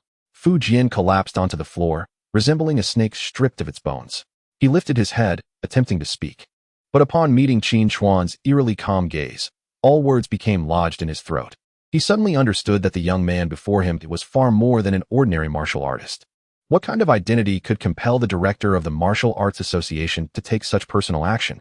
Ultimately, he was escorted out of the room by 2 security guards, and the onlookers once again parted to create a pathway, their expressions of respect transforming into disdain. So, that's the kind of scoundrel he is. I need to go back and check my father's treatment expenses. There might be something amiss. Yes, I need to investigate too. And can the red envelopes we gave still be reclaimed? In an instant, the crowd dispersed. Inside the room, Su Yan's large eyes glistened with tears as she approached Lu Zhonghe, her voice soft. Director Lu, is my mother really all right? When will she wake up?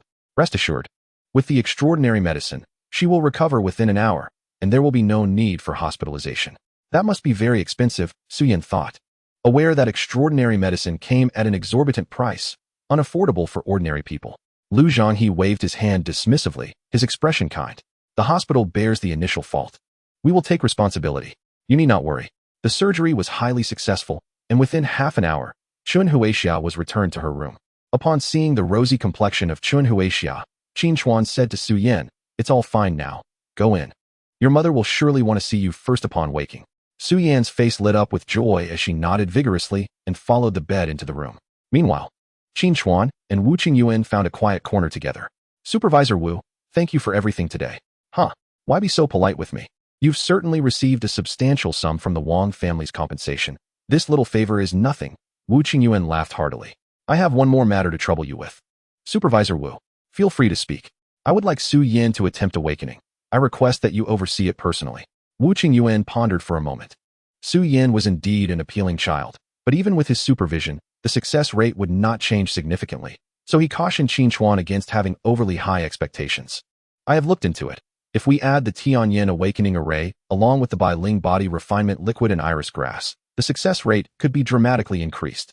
Wu Qingyuan's mouth fell open in surprise, completely taken aback by Qin Chuan's proposal. Even he found it challenging to gather those 3 items, as he lacked sufficient contribution points. The image of Luo Jiu flashed in his mind, and Wu Qingyuan couldn't help but feel a twinge of concern for Qin Chuan. Brother Qin, please do not take unnecessary risks. This indeed could raise the success rate to 40%, but the Tianyin Awakening Array consumes a considerable amount of spirit crystals, particularly Iris Grass, which can only be exchanged in the main city. As he spoke, Wu Qingyuan raised 2 fingers, his expression serious. The Iris Grass will cost 2,000 contribution points. If the awakening fails, all will be for naught. That is fine.